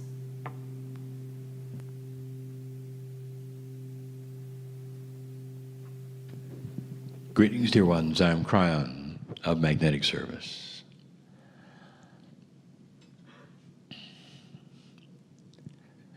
This is the 6th channel of the weekend,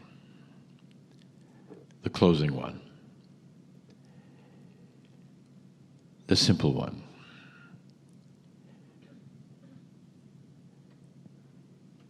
there isn't going to be a great amount of information or profound things that you don't know. It's a gratitude channel. It's an exposing channel. It's how we see you channel. There is so much that has been given about what I'll call humans in transition. And it has several facets to it. The one that affects you the most is what is happening today to the old soul. If you turn the page completely, we could give you a channel about what is happening to those being born today and how they would see the world differently than you do.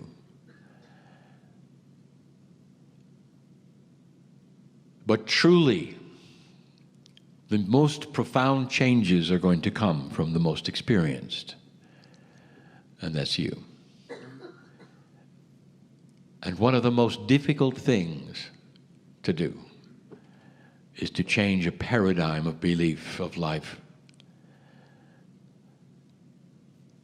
We started the channel of the first day and ended it talking about the future not emulating the past. That you have grown up for literally thousands of years with something you call human nature. And you are glued to it. You expect it. You see it in your news. You're saddened by it. You shake your head in sorrow from it. And then you expect it tomorrow. And we have told you again and again that what this shift is about is a new paradigm for human nature. That in many decades, sociologists may come back to this and point to this and call this the shift. When humans started thinking differently, acting differently, and those forward-thinking sociologists looking forward instead of backward may even call it the age of compassion. When they start to see the kinds of changes that are occurring. Others may say it in reverse, looking at it from the future to the past. Say it's the age of light. All you see right now is difficulty. And you don't fully understand what is taking place. Because of that, there is always some fear. Understandably so, of what might be taking place on your planet. Because you have not seen it before. Not like this. And if you echo the past, all of the changes that have happened normally, all of the changes lead to negative things.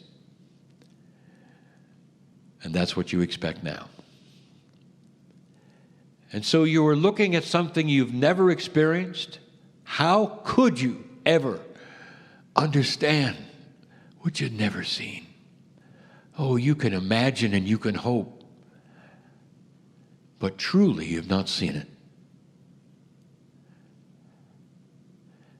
I want to give you a little parable. My favorite character, Woe. Woe is not a man or a woman. He's a woe man. And yet we call him a hymn for reference. For 20 years we have talked about woe. And we've put woe through many circumstances, many metaphors, many ahas. We're going to call this one the end of woe. Now, what was the response? You've already made up your mind, haven't you? That this message is going to be a sad one. This is what I'm talking about. Woe knew that his final days were coming. He had lived a fine life. He wasn't really that old, but something was coming over him that almost targeted in his consciousness a shutdown. That feeling was accompanied by some fear, some things that took place in his life. And at some level, Woe knew he was finished. He knew the end was coming. Those around him questioned what he was doing, but he said, I have to be alone, for I know my days are numbered. Woe went into a dark place, a very dark place. It just seemed that it got darker and darker. Something was happening to his beautiful body. It was starting to shut down. Woe laid himself down and covered himself up. And there he stayed, waiting for the inevitable. The days went by, he stopped eating. Woe was shutting down completely. And then there was a time when he was quiet. This is the point where the story would say, Woe is dead. But something was going on. Woe still had consciousness. Something was happening within his body. He was starting to awaken. And he was seeing light instead of darkness. He started to uncover himself gently, and a bright light appeared. Winged creatures were all around him, and he said, I'm in heaven. And then he recognized his friends. And they say, snap out of it, Woe. This is what all caterpillars do.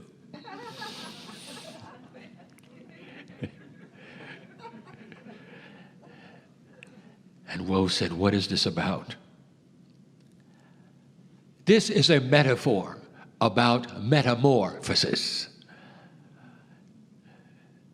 And his friend said, in order to accomplish the next stage in life, we've got to fly. And you weren't ready for that. And now you are. The friends who didn't understand will follow. Come with us. We've got work to do. How can a human being understand this? He went from a 9 to a 1. How can any human being who has never, ever been in a place where compassion rules their life ever understand it when they've never, ever experienced the fullness of it? I want you to get ready, not for that kind of metamorphosis, but for the acknowledgement and permission for your personalities and your human nature to change. Those who sit and wait for it will sit and wait, and it will not take place. Those who actively are working the puzzle and on a daily basis are saying, let me be a more compassionate human being. Show me what is needed. You'll find that the anger buttons that you have start to diminish because you've asked for it. That how you look at others will start to change because you've asked for it. Those who will pound their fist because they believe one thing, whether it's that which is spiritually or politically, will actually start to look at the others and say, this is reasonable. I believe what I believe, but you're okay. Because there is understanding and wisdom and compassion that starts to see all things differently. And when you get enough of that going, I said it this morning, it's catchy. Others will see it and ask you what you've done. Those perhaps in the workplace will say, how do you handle this? We've seen it change. You're balanced. You're smiling in this place that's difficult.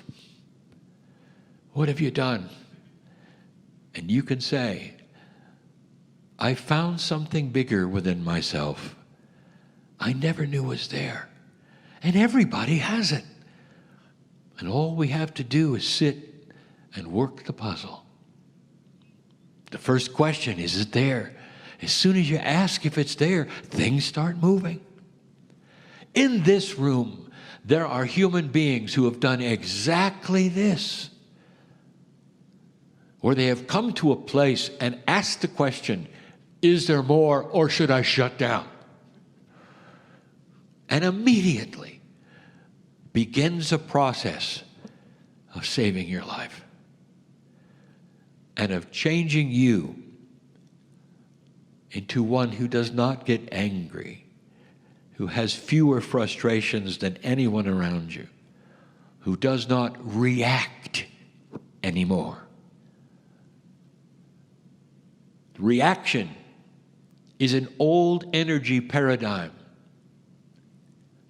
where you have to then get back or get even or say something in return, instead of a compassionate action of looking at other options. We've said it so many times. When a human yells at you in their unfathomable dysfunction that you know about, your first reaction is to yell back. What if instead it was compassion for their unbalance? What if you didn't even analyze the words they said? What if they just roll away and all you can see is love for the person and understanding of their dysfunction? And you either say nothing or show them balance and love. I'll tell you what will change them, that's what. And if you do it often enough, it'll change them forever. You'll stop reacting. And instead, there is compassionate action. It's a new paradigm where you sprout wings and fly in the light. And you've never done it before. It's a simple channel. It is a parable and a metaphor of beautiful things that are possible. No matter what you see happening on this planet, I will promise you that if enough people stop reacting and showing concern and compassion for all those around them, this will be another planet. Governments cannot exist in an old paradigm when those they rule are in a new one. Did you hear that? And that is the truth. And that then begats other political leaders who come from a compassionate place. And that begats more, and that begats more. There are those who will tell you that everything on the planet is a conspiracy. Everything. Nothing is as it seems. You're absolutely and totally controlled. There is no hope. And control will simply continue. Dear ones, I want you to see it and label it as an old energy paradigm that you are breaking out of. And many of you may have to die to self in order to get there like Woe did. But not necessarily in a negative way, in a conscious way, in a believing way, where you say, I've had it with this, and you start the metamorphosis. Don't be fooled by fear. The message is the same as it was yesterday and the day before and the day before with different words. And I'll continue this because that's where you are today. Slowly, this planet will start to change. You may have 2 steps backward before you have 1 forward, and then 2 forward and 1 step backward. It's slow. But the progress will be obvious. The progress of compassion on this planet. And that's enough for now. Woe is really having a good time. And so it is.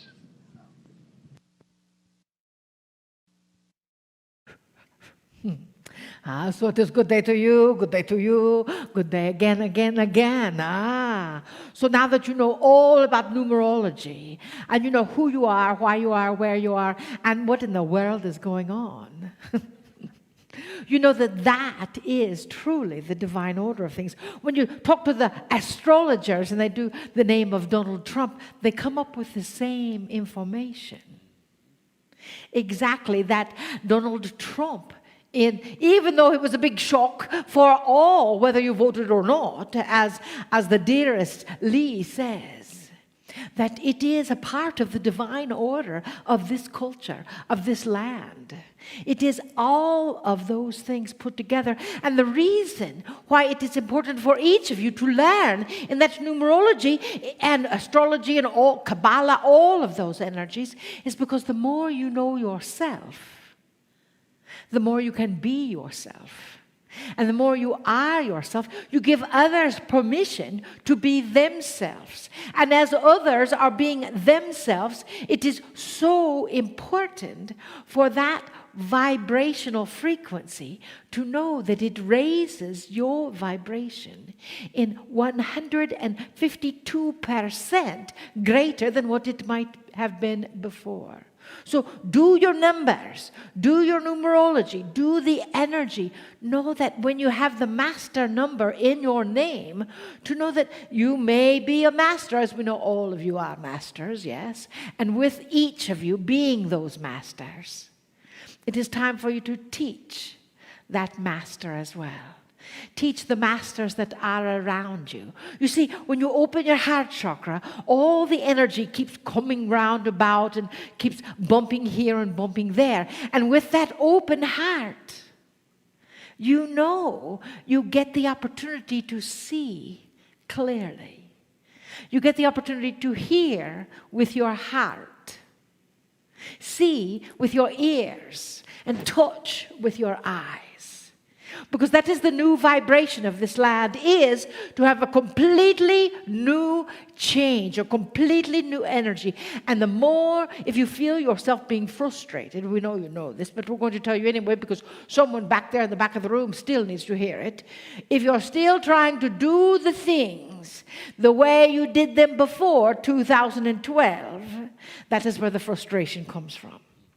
Because they're not going to work that way. Everything is new. Everything is different. Woohoo! Celebrate that, eh? As that energy comes through, you know you are a different being than you were in 2011, yes? It's like everybody thought the world was going to end. It didn't. It was just all anew. As we knew it before, it was different. You are different today than you were yesterday. Yes? So know that as you are evolving, absolutely everything in your world is evolving as well. And it is high time you might as well celebrate that. Because when you celebrate it, all of those changes, they're going to be there anyway. So you might as well celebrate it. Because if you push against the change, what happens? That change pushes back, exactly. John, thank you, very smart. The change pushes back. The energy pushes back. And the more you push against it, the bigger that is going to get. What does they say, those wise folks like Kryon? What you persist, what you resist persists. All of that energy, as it is coming through, is about acknowledging the divinity that you are. And we tell you this over and over and over. But every cell of your body, every particle, every atom in your field is that divinity. That same energy that is shifted and shared with all other humans on this planet. So when you start dividing the planet up and say, well, they must be wrong because they don't agree with me, that is not the way it works. They make chocolate, vanilla, and strawberry for a reason. Some resonate with this, and some resonate with that, and some resonate with something else. That does not make one wrong or the other wrong. That just makes it different. And ideally, what all the channels of the planet are coming together to help each of the humans learn is about that divinity that is within. So therefore, the peace that you are can ignite and be a particle of humanity. And as that particle of humanity comes through, as you know, we said earlier, your particle bumps into someone else's particle, and their particle bumps into someone else's particle, and before you know it, you've got the whole particle dance.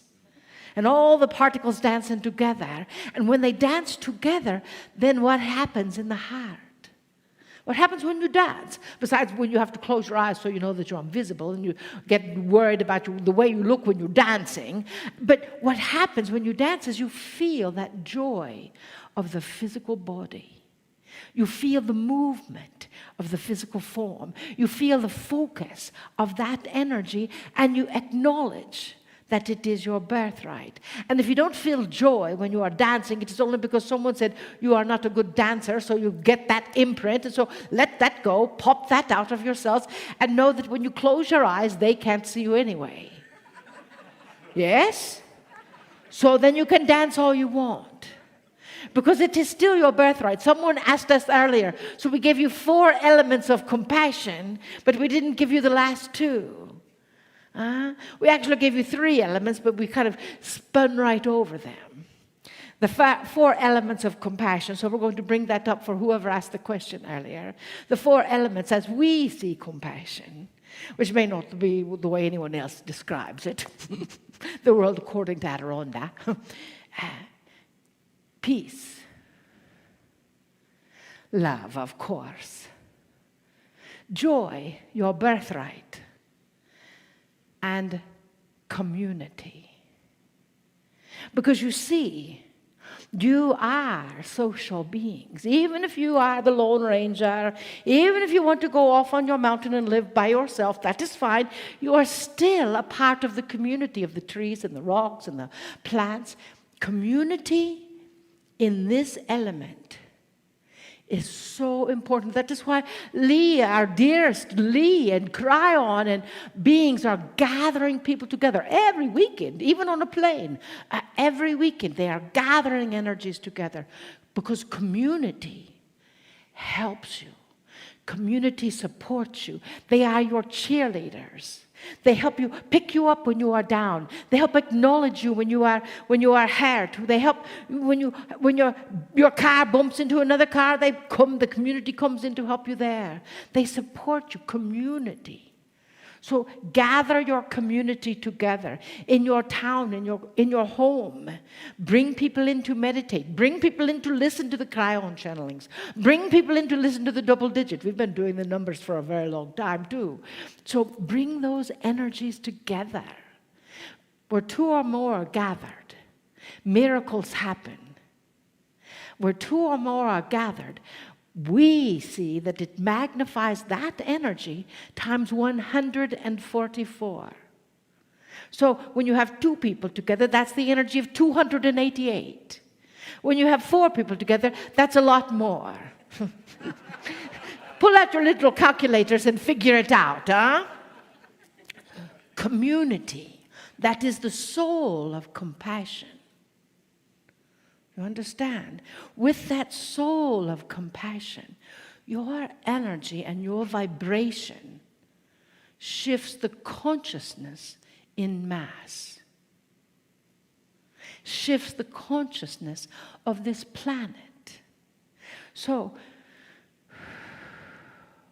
you can indeed be who you are because you know who you are and you give yourself permission to be who you are 24/7, and you don't live in the closet. You don't live in a hibernation necessarily. Even if your community is nature, it is still about community.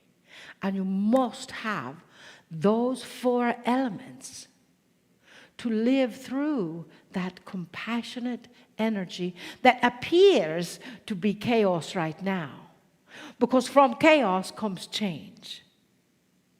And we know that change is a part of us. We also love that 5 number. Because that 5 number is so asymmetrical. When we do the numbers, we go in the physical form too. 1 is the pillar, standing alone. 1 has not a strong foundation aboard, but it still stays upright. Now we see the 0 of the 2017 year as the 0 being source. All things together. So you've got the 1 and you've got the source together blending, igniting into these times, into these wondrous elements of change. The 5 itself being change, it has to balance, yes? It's got that rolly bottom on it, and it's got the top head that gets a little heady here, and it's got a straight line and a big curve, like a big pregnant belly, and it's got to balance. So that is why it's going to change one way or another. Huh? Acknowledge that energy. Acknowledge the focus of who you are within that element of change. Many years ago, when the change was upon us, what we saw was everyone that we came in contact with would gather all their change, their coins in their pockets, put them in a beautiful bowl, and say, I love change. So they've got this big, beautiful bowl of change, right? And they're entering away to just honor the energy of change. You might as well, can't hurt. And then one day you get to buy yourself something with all that change. You see, it is all in your perspective, in how you look at things, how you honor things, and how you focus. So trust that. Trust yourself. Trust that change will occur. And allow that flow to move through it. Namaste.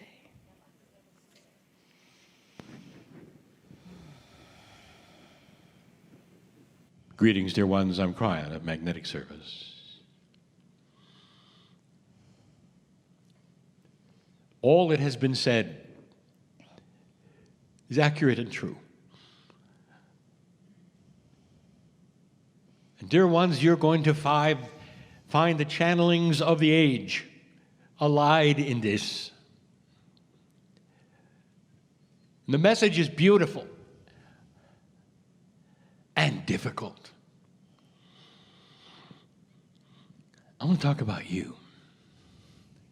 in a way we've done before, but maybe one you've not experienced. How old are you? Don't count the years. I said, how old are you? You're ancient. All of you. Every single one. And there are those who would say, well, I'm not really sure of that. I don't believe that. I have no evidence of that.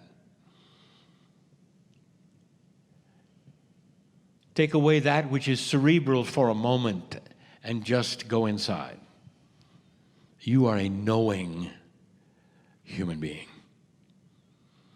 You wouldn't be in this meeting unless you were at least asking the question, is this real? The knowingness inside is not an intellectual pursuit or result of anything logical. You know things. You know that there is a great deal out there that you are not aware of, but that somehow you're part of. In that knowing state, how old are you? What if I told you yet again that this galaxy is one of many, in a universe that is one of many, and that as far back as you want to project in years, light years, computations, as far back as you can count, you are there. A part of you which you call the soul, and we use a word that you've never even heard. A word we say in light that means family. You've never heard. You can't hear light. But when you're not here, you can. And if you were not here, and if you were with me,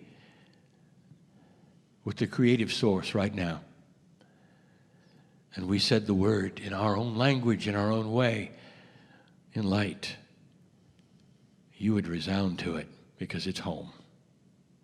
That's how old you are. It means you watched this earth in its molten state. Wherever you were, you watched it in its molten state. Dear ones, the soul that you think you are is more complex than you know. Pieces and parts so divine that they are still with the Creator now. You call it your higher self. We call it family in light. Part of you is on the other side of the veil. There is a connection to the human being and the higher self. It goes through the veil, and it is seen in laughter and in joy and in love. And compassion is the cord that connects you to it. And when you are exhausted in laughter, you are connected to God. Can't you feel it? That's what you feel that is so infectious. That's what you'd like to bottle and pull out anytime you wanted to. That is the elusive thing, that joy, that inner child that is so much part of God. But it's you, believe me. Part of you is on the other side. You were here all along. You have been many places in this galaxy before Earth ever had life on it. And yet there was part of you on the other side as well. In whatever form you were in 3D in this galaxy, perhaps performing the same thing you're doing today, there was still part of you with the creative source. You watched this earth develop. And you knew what it was about. The meaning of life, what is it? Really, what is it? The meaning of life is literally the meaning of love. Can you take society and put it together and by itself, without even knowing there's anything outside, have itself eventually lift itself to a benevolent and graduate state? That is the puzzle of life. And I will tell you something. The answer is yes. And that's what you've done. And that's been done before in this galaxy and by those with names and light that are you. You're bigger than you think, and here it is again. Don't be afraid of change, for it is the catalyst of harmony. Change will put things together eventually that will synchronize into one field. That has been proven in physics. My partner will speak of it tomorrow. And you may not understand what I'm telling you, but I am saying you've seen this before. And yet in 3D, without you being able to see anything across the veil, for some it is fearful. For some it is disappointing. For some they're really ready for it. The old soul has to put aside the boxes of bias and smile for what is occurring on this planet that we said would be here.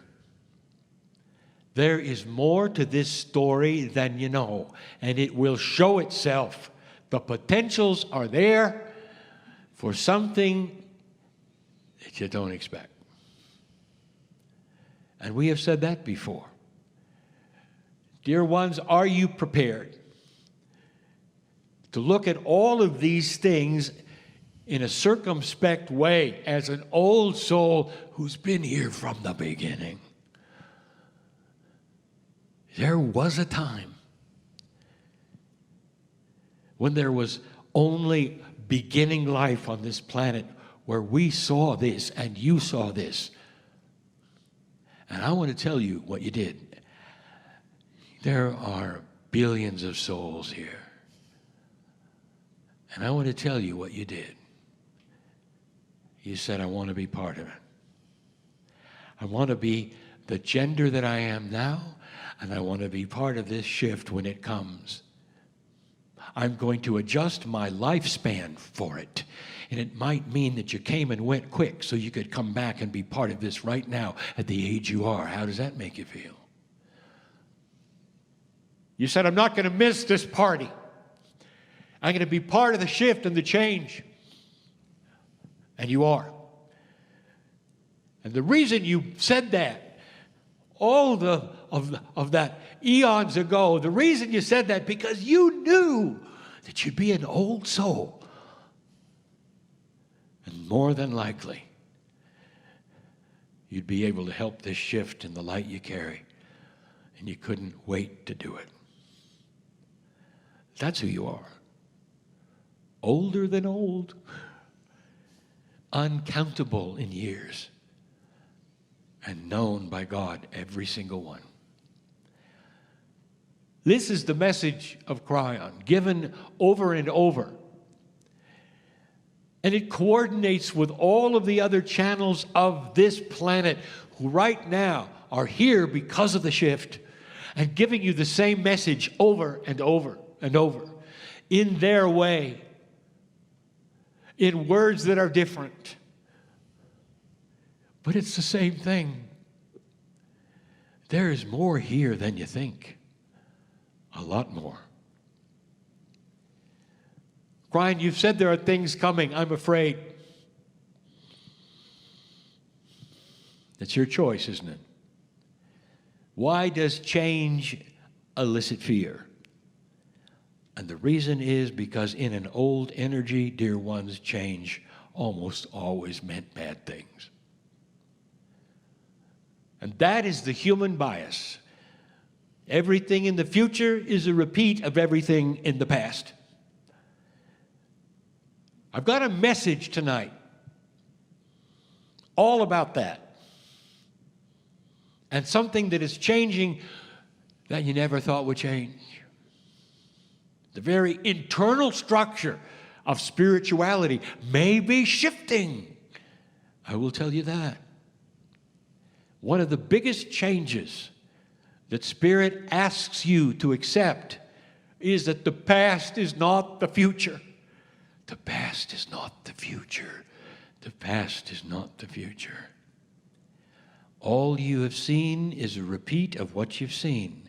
Now turn the page and see it as different. Can you do it? Can you change a paradigm of thought to the degree that you will not be influenced by what always was?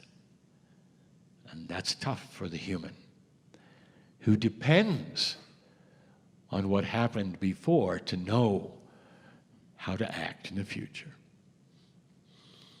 It's a 1 year. It is the 1 year. The one past the shift.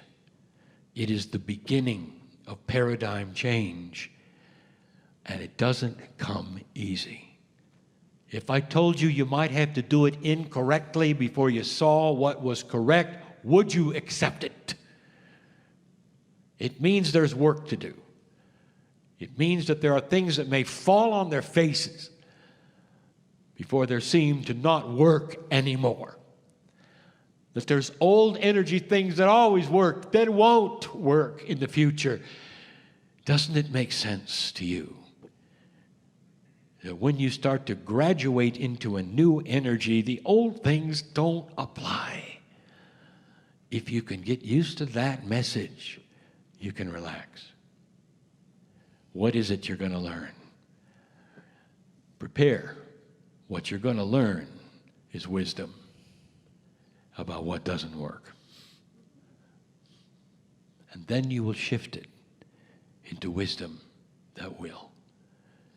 That's all part of that which is being on the planet Earth as an old soul. Lighthouses awake. Strike your lights and shine this like you. Hi, everybody. Thanks for watching this. I wanted to tell you this is a little time sensitive. Greetings, dear ones. I'm Kryon of Magnetic Service.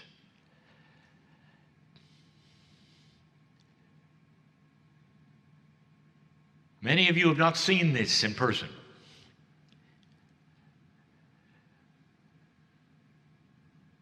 You're looking at something that is not unique. Something that has happened on this planet with humans since humans were here. Since the very creation story. Since you were implanted with that which is divine from the creative source, which was a spiritual free choice that each of you has. Channeling is the way human beings communicate to the other side of the veil. My partner steps aside. In his method of channeling, he listens, but he doesn't know what's going to happen. Scripture was channeled. Can't you tell? The beauty, the truths that are there, the love. All of these things culminating in messages from the other side of the veil to humanity. I know who you are, dear ones. Who sits in front of me is known by Spirit, by God.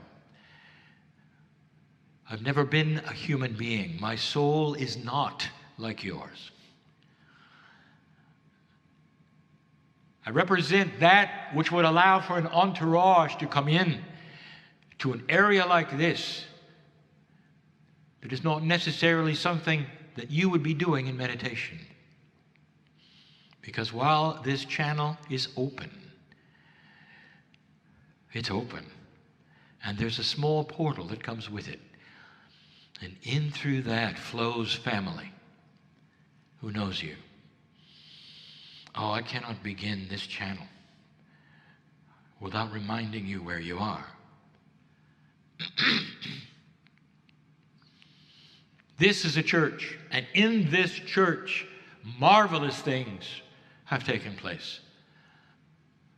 Epiphanies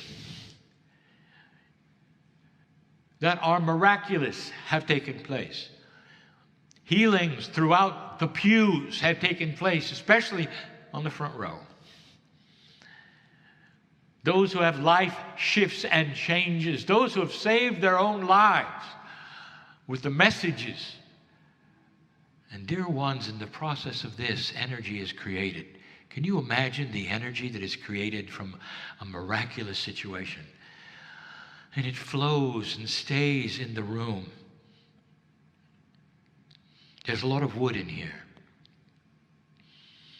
The wood is still alive in so many ways, in its beauty, where it came from, and absorbs that which is the energy that is so beautiful.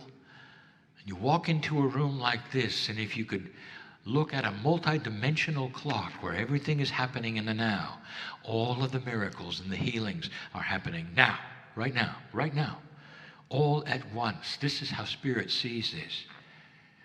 Oh, I can tell you, there have been times in this room where every single human being was sobbing with joy because of what they saw in this place. Well, there would be songs that were sung with full voice because of what they saw in this place when they realized God is good. There's a oneness that is present, an acceptance of all prophets, all belief systems, in a way that is a unifier of one God. The one God is prevalent through the earth. Belief is in one God through many prophets. But in this place, even the prophets are connected. You can see this in a lot of the symbols around this, a place of unification. And the groups that have come for the worship services through the years have witnessed it all. And so you sit in a place that is already warmed up. It's already ready for things that you might want to do in a place that's already there and prepared. The entourage who is here are family. And what would be the family that would come in at this point? More than just those you've lost and loved, but the ancients that some of you have been. Difficult for you to understand the cycle of life and reincarnation. That which might be in your Akash is manifestable at a time like this, and literally through the portal comes who you used to be. You with you. Can you imagine a meeting like that? A cheering section of yous. And all they're doing is looking at you, and I'll tell you what the message is. You're at the right place at the right time. Don't pay attention to how old you are, young person, elder, doesn't matter. Because the consciousness you have is an old soul consciousness, and what you do next when you leave this room is critical. And it's not critical in your works, it's critical in your consciousness. How do you think about things around you? What do you see? Do you see the oneness in all? Do you see the God in others, or do you see problems in others? There's a cheering section here. Some of you know and can feel it already. The ones you've loved and lost, including my partner, is here, are here. These are the ones, dear ones. The etherics are strong, that are invisible. And you would say, well, of course they're invisible, they're metaphoric and all. No, they're not. They're here and they're invisible. Just like some of the quantumness that is described by the scientists when they're looking at the experiments and they're saying, we never saw this before because it's out of 3D. When they look at the atomic structure and they say, look, there has to be at least 11 more dimensions, even in what we know here, and it's all, are you ready? Invisible. And so science is starting to understand that real things that have an effect on life and physics are invisible. Turn the page. You're now in a spiritual venue with spiritual information. And I'm telling you, it's no different than the physics that is being studied today. Because God is the master physicist. And what you're looking at is a plan, a spiritual plan, where life never goes away. And it's recycled and it comes because souls are eternal. And the souls of those you've loved and lost, the souls that you have been, split off in ways you don't understand, and revisit you right now in this place.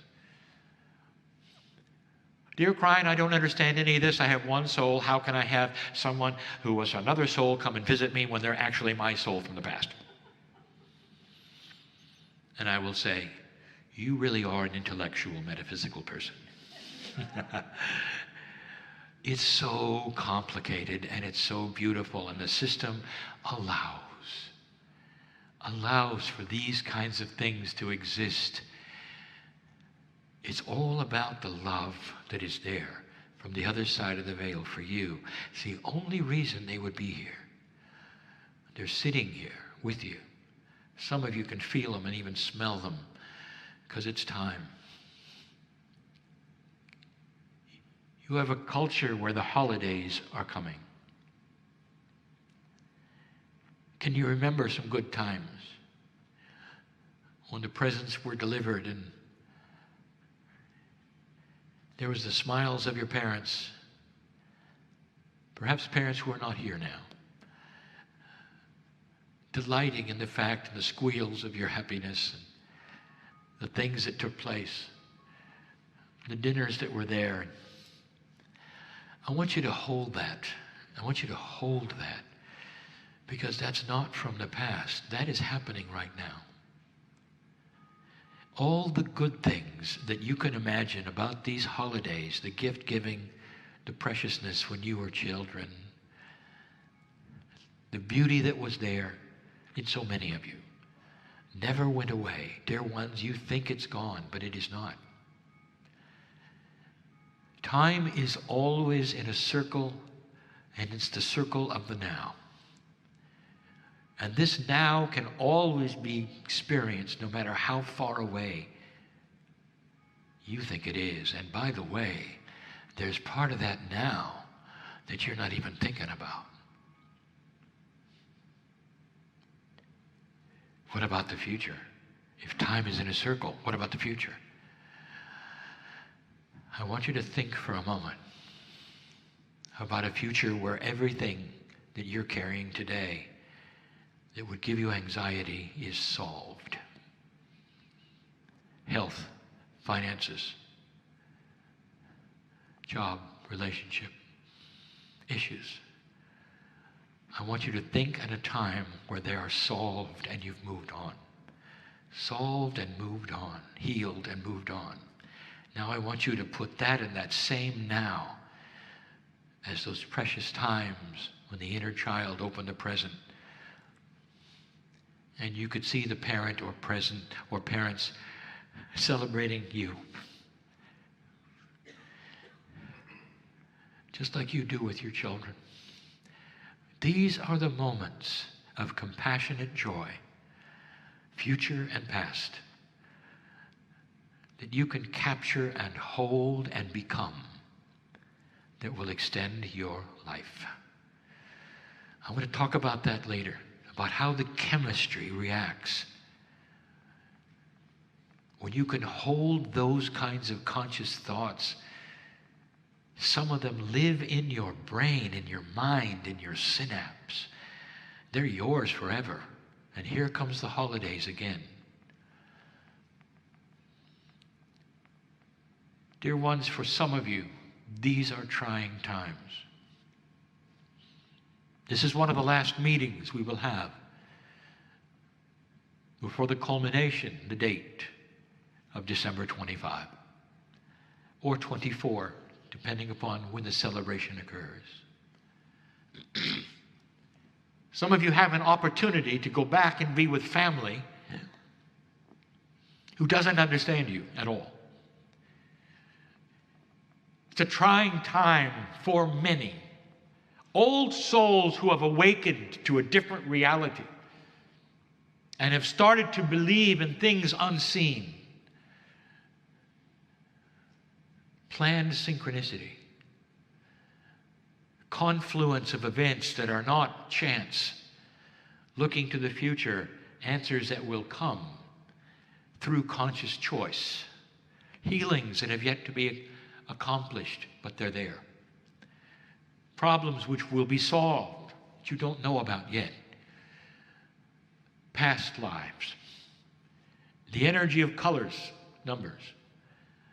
All of these things, which, by the way, are not new.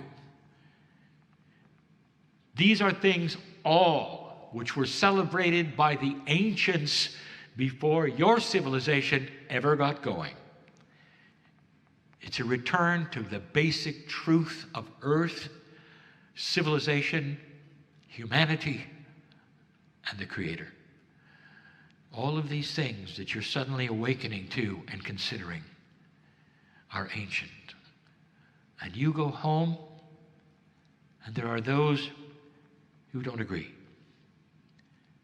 They think you're odd, strange. You may even be the black sheep of the family. Don't raise your hands. How's it going to go? For the few hours or the days that you're in a place you don't necessarily want to be in. I speak to those listening to this now. I've addressed this before. Every holiday I address this. But it's more profound now because of the new energy. A new energy that's showing itself on the news. A new energy that you never thought would show up. Plenty to talk about, plenty of opinions. But there's massive change. And it's a change you may have even told them is coming. That makes you more of a black sheep. Now let me ask you, and we're going to get real right now. Some of them will have altered personalities with dinner. Then they'll say things that perhaps are inappropriate, might even be hurtful, might even go right to your heart from those who are supposed to love you dearly, who may even birthed you. Comes from siblings and their friends, perhaps their spouses. And I want to tell you, now is your chance to shine, old soul, because you are sitting with family, real family. This is the family. And whatever happens with the biological family, don't let it wound your heart. Understand where they come from. They just don't know what you know yet. They just don't know what you know. And if they did, they would see things so differently. They would thank you every moment of the day for showing them something that was peaceful and beautiful and joyful, that made sense, that was practical, that they could use every single day to get out of that which disturbs them. But they're not there yet, and you see this in them. And all you see is the fact that God is inside them, not fully developed, through their free choice. And that their words cannot harm or hurt. And they're doing their best. They're doing their best to cope with what they don't know. But you are the master because you understand them. Those of your biological family, the places you've come from, it's close to you, so this is the most difficult thing for some of you that will exist. I want you to smile and don't say anything back to them. In fact, you might even joke with them about how strange you are. And I'll tell you this, and I've said it before, what they will remember is that you didn't react, that there were no buttons pressed, and that your a little bit more balanced than they remembered. If there are children present, they're going to get it fully because they don't have an attitude adjustment during dinner. And they will see truth as truth is given by you, the balanced one, as you receive the arrows of the words and don't react. And if they've studied their Bible, they will think of one that's similar. The birthday of the Master that they're celebrating did not react to the arrows. Who loved all, who went forward no matter what was said, in a compassionate way that showed the planet what compassion and love really is. They'll see that in you, and they won't forget that dinner in a whole different way than you can ever imagine. You see, dear ones, this is what the light worker does. You spread the light and the compassion. The truth is the truth, and it cannot hide. The light cannot hide. Your challenge in these next weeks is to let the light out, no matter what is said, no matter what happens, in whatever way.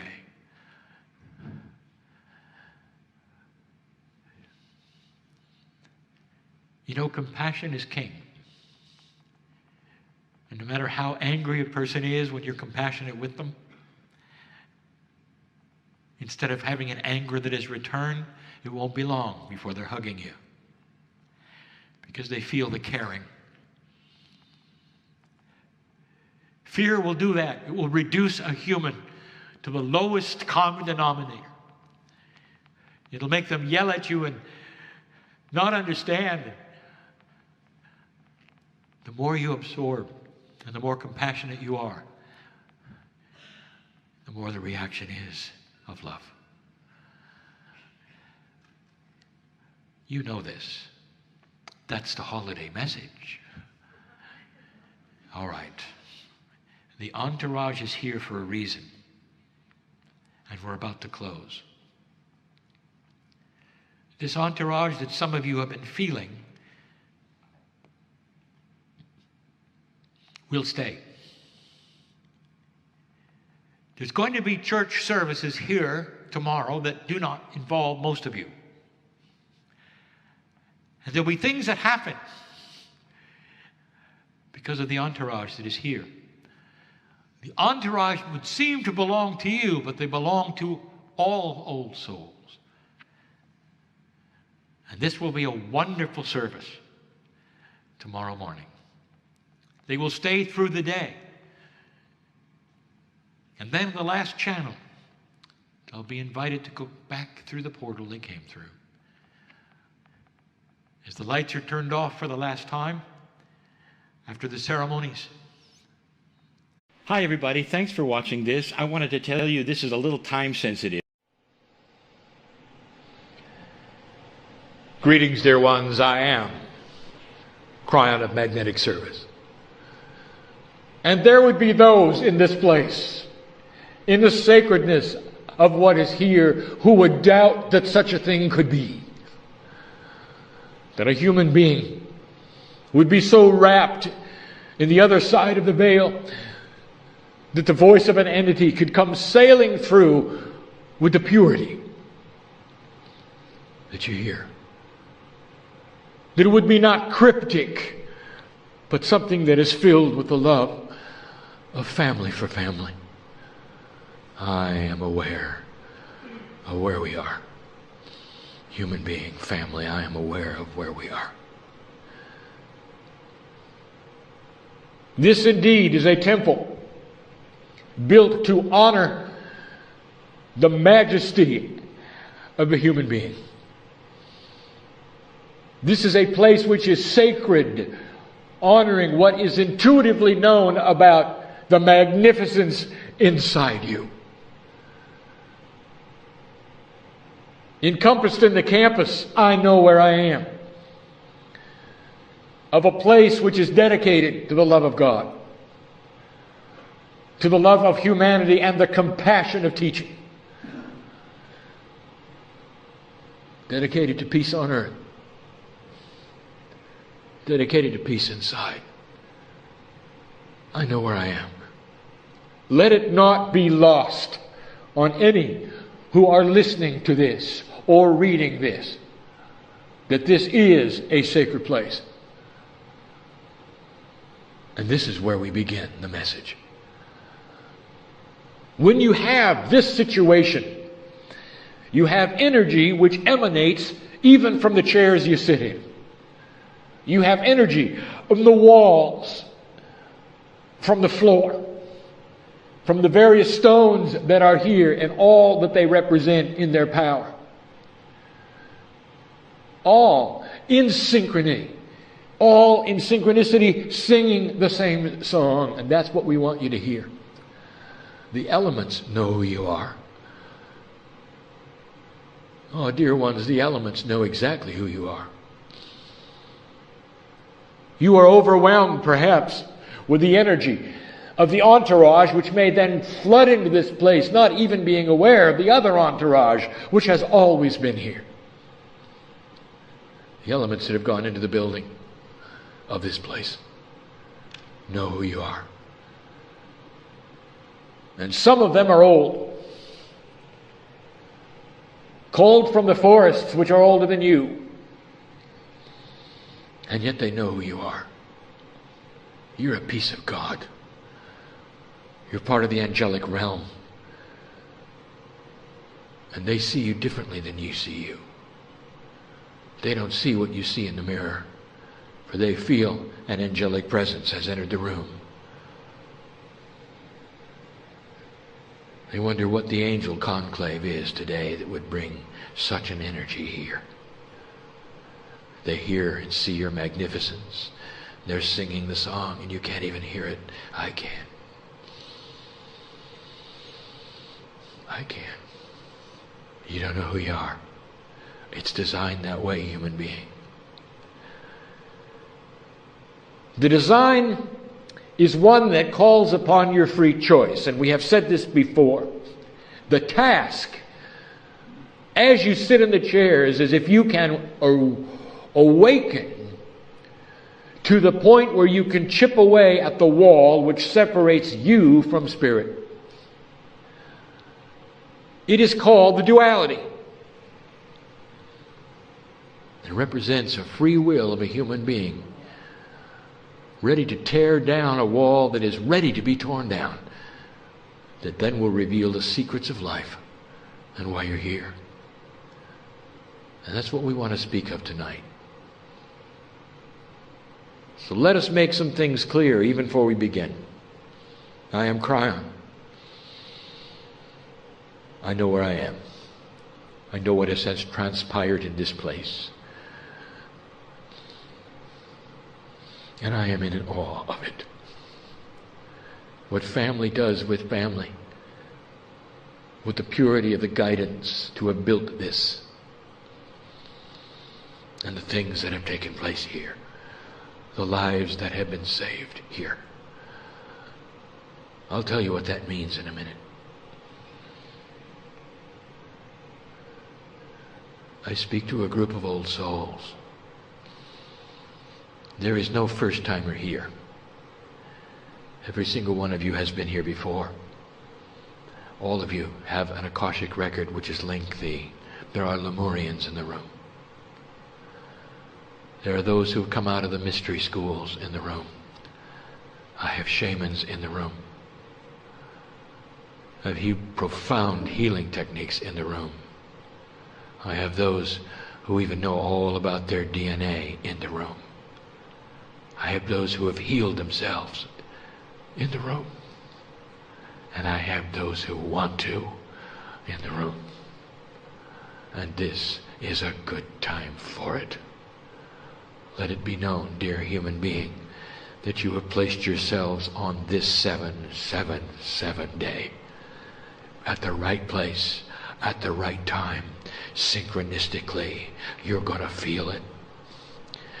With free choice, you have the ability to walk out of this place differently than you came in, every single one of you, no matter where you are on the path. Everyone. May the solutions be brought forward to what you came for, and the knowledge be yours of the questions that are on the tip of your tongue. For they are personal, and they are unique to you and your path, and they are ready to be delivered indeed. It's a good time for healing. There is no better time. You've come to the right place. There are many who are awakening, old soul. You should be aware of this.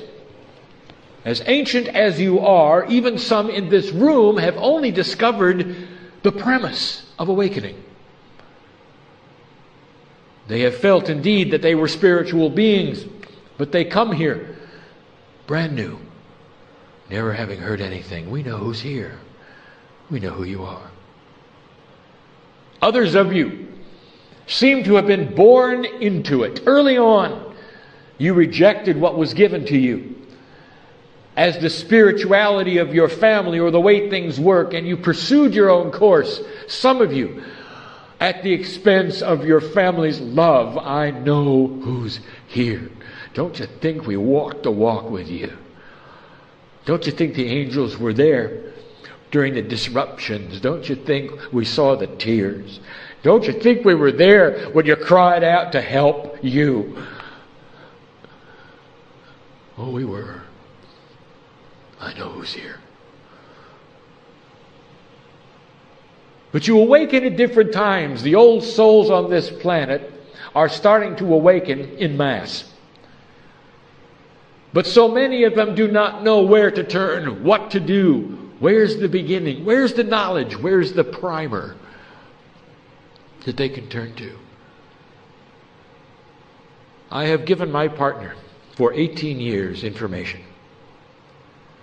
Much like he is doing today, he sits before human beings and he speaks my words. Translated into his language, so it's comfortable for him. My words. And through that period of time, there has been so much covered. Much of it graduate information, much of it core information, all intermingled. And for one who is awakening, there is no primer. There is no starting point. Truly, you could start at book 1, which I asked my partner to name the end times, which suits the times you sit in. But that was a cryptic time for him. And he was simply translating my words. He was not a meld with me as he is now. And so the message was not clear. Not like it is now.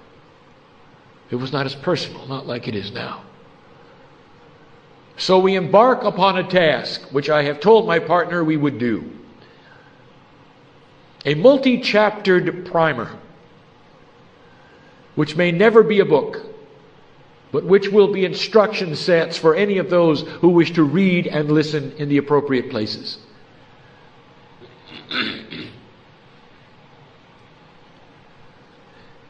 And this channeling this evening will be core information that takes you from the beginning to a place of the next chapter.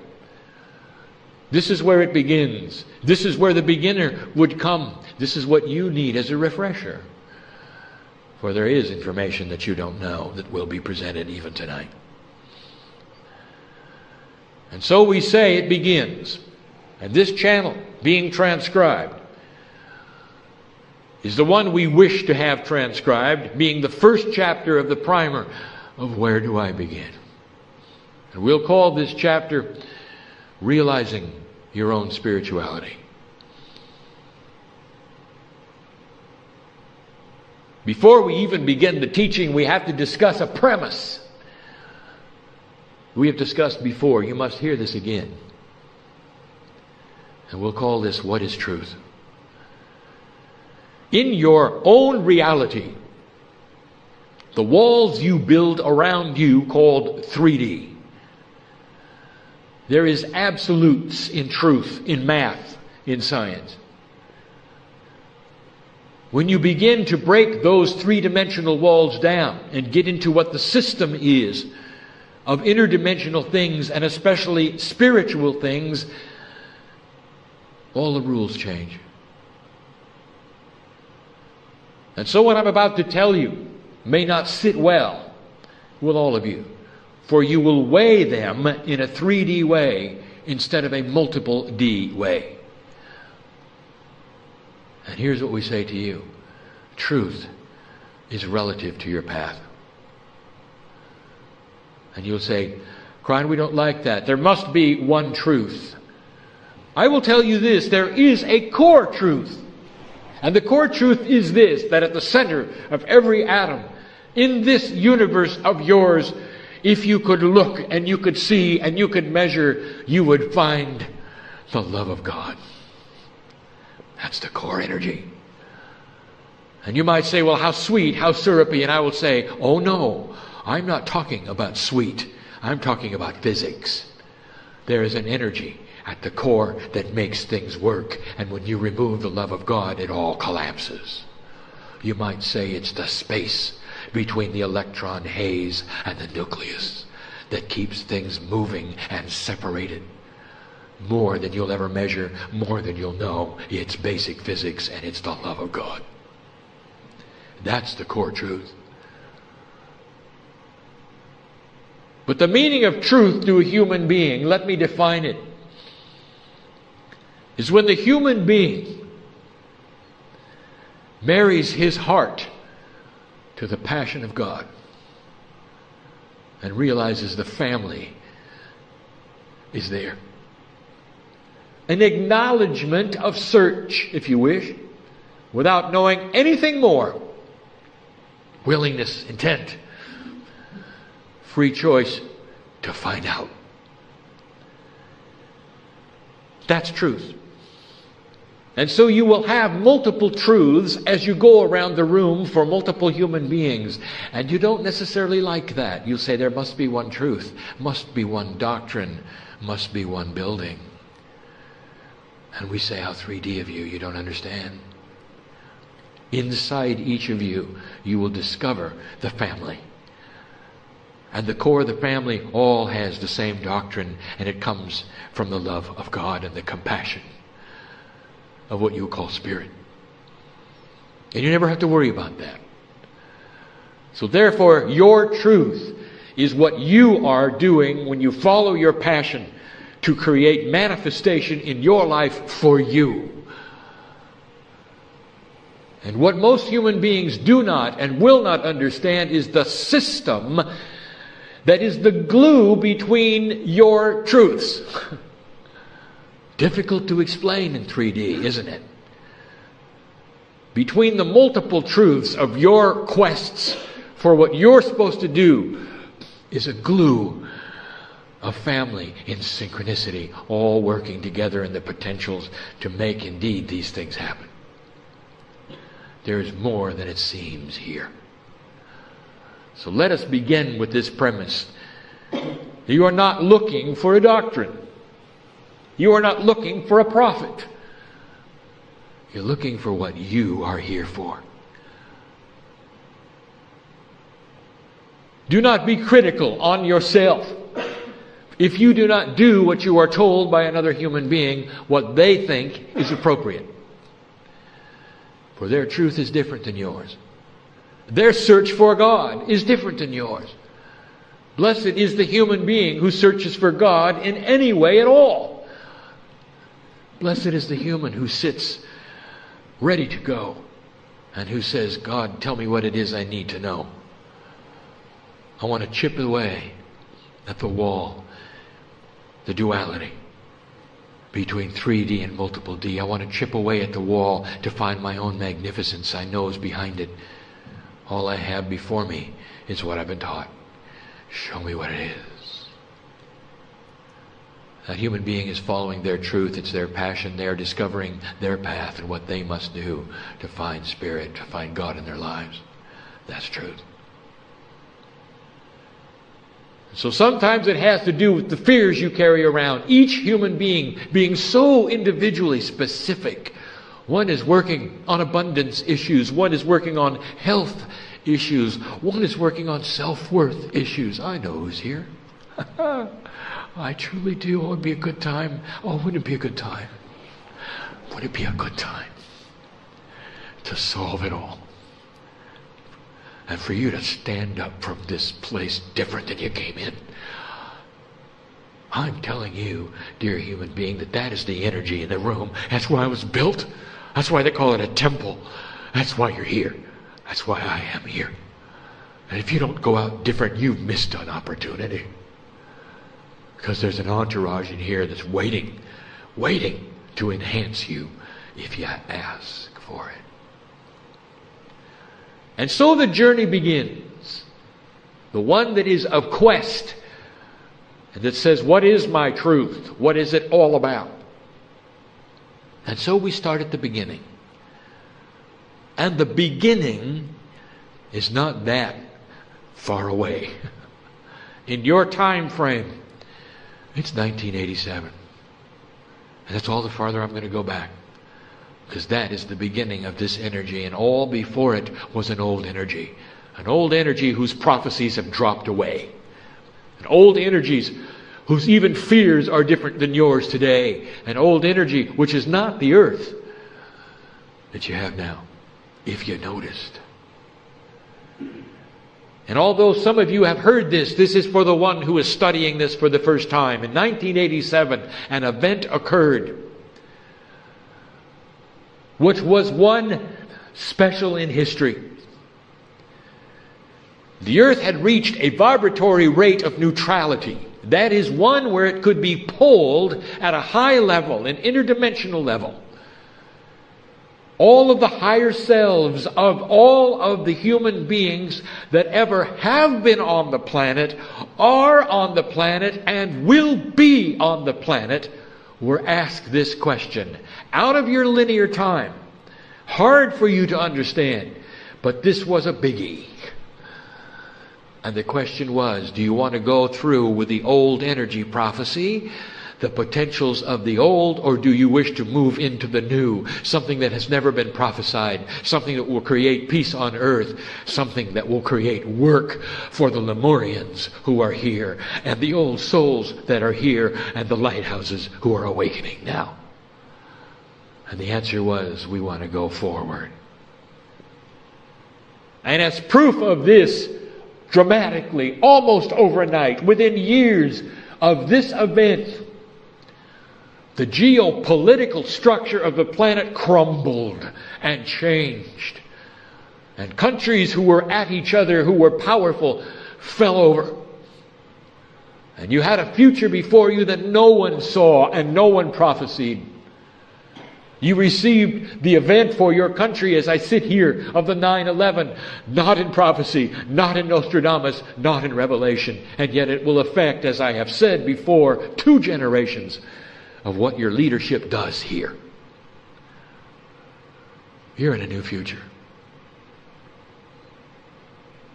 And so we say again that the harmonic convergence of 1987, along with the harmonic concordance of those years later, are bookends to the changing, shifting energy that you have created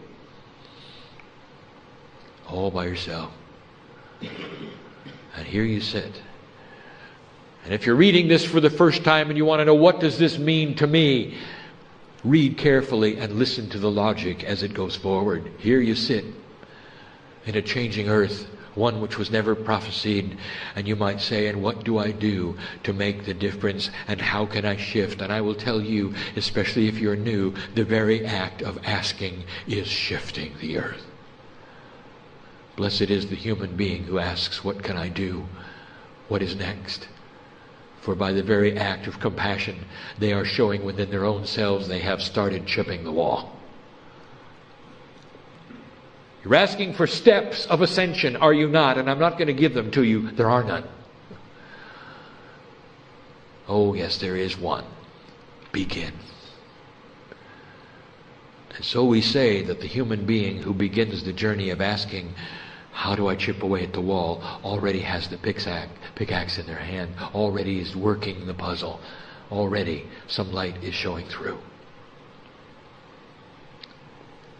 I would like to explain to you karma.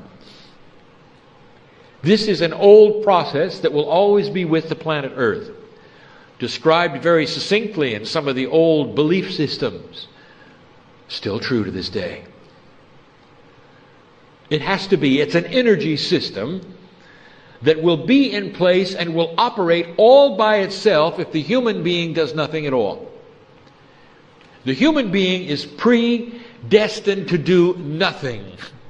They are predisposed to following a karmic path. Free will of humanity is at stake.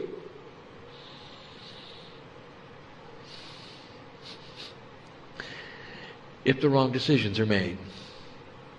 But they're not being wrong. Let me explain this. So many things are in the works at this moment, including your own free choice not to have free choice. You're in a battle right now. And indeed, if you allow consciousness to shift in a backward situation, even in an enlightened, vibrating earth, you can have free will not to have free will. That is how powerful you are. You are angels. And you can create whatever it is on the earth that you wish to create. The darkest dark, the lightest light. A planet of free choice, a planet without free choice. Whatever it is you wish, you may do. Things have changed. The old prophecies of what you were told you might do and who God is, oh, it's all changing. Here you sit, ready to do it too. We honor free choice. That is the only way you can move forward into either direction. And you decided that you wanted to crack at it, a chance. The Mayans have given you the information that 2012 is the beginning of the upsurge of a vibratory change in the planet. It is the old passing away and the new beginning. It has an 1111 energy. Indeed. The 2012 is allied with 1111. 1111 that you see on the clocks is all about 2012. The beginning of a new energy.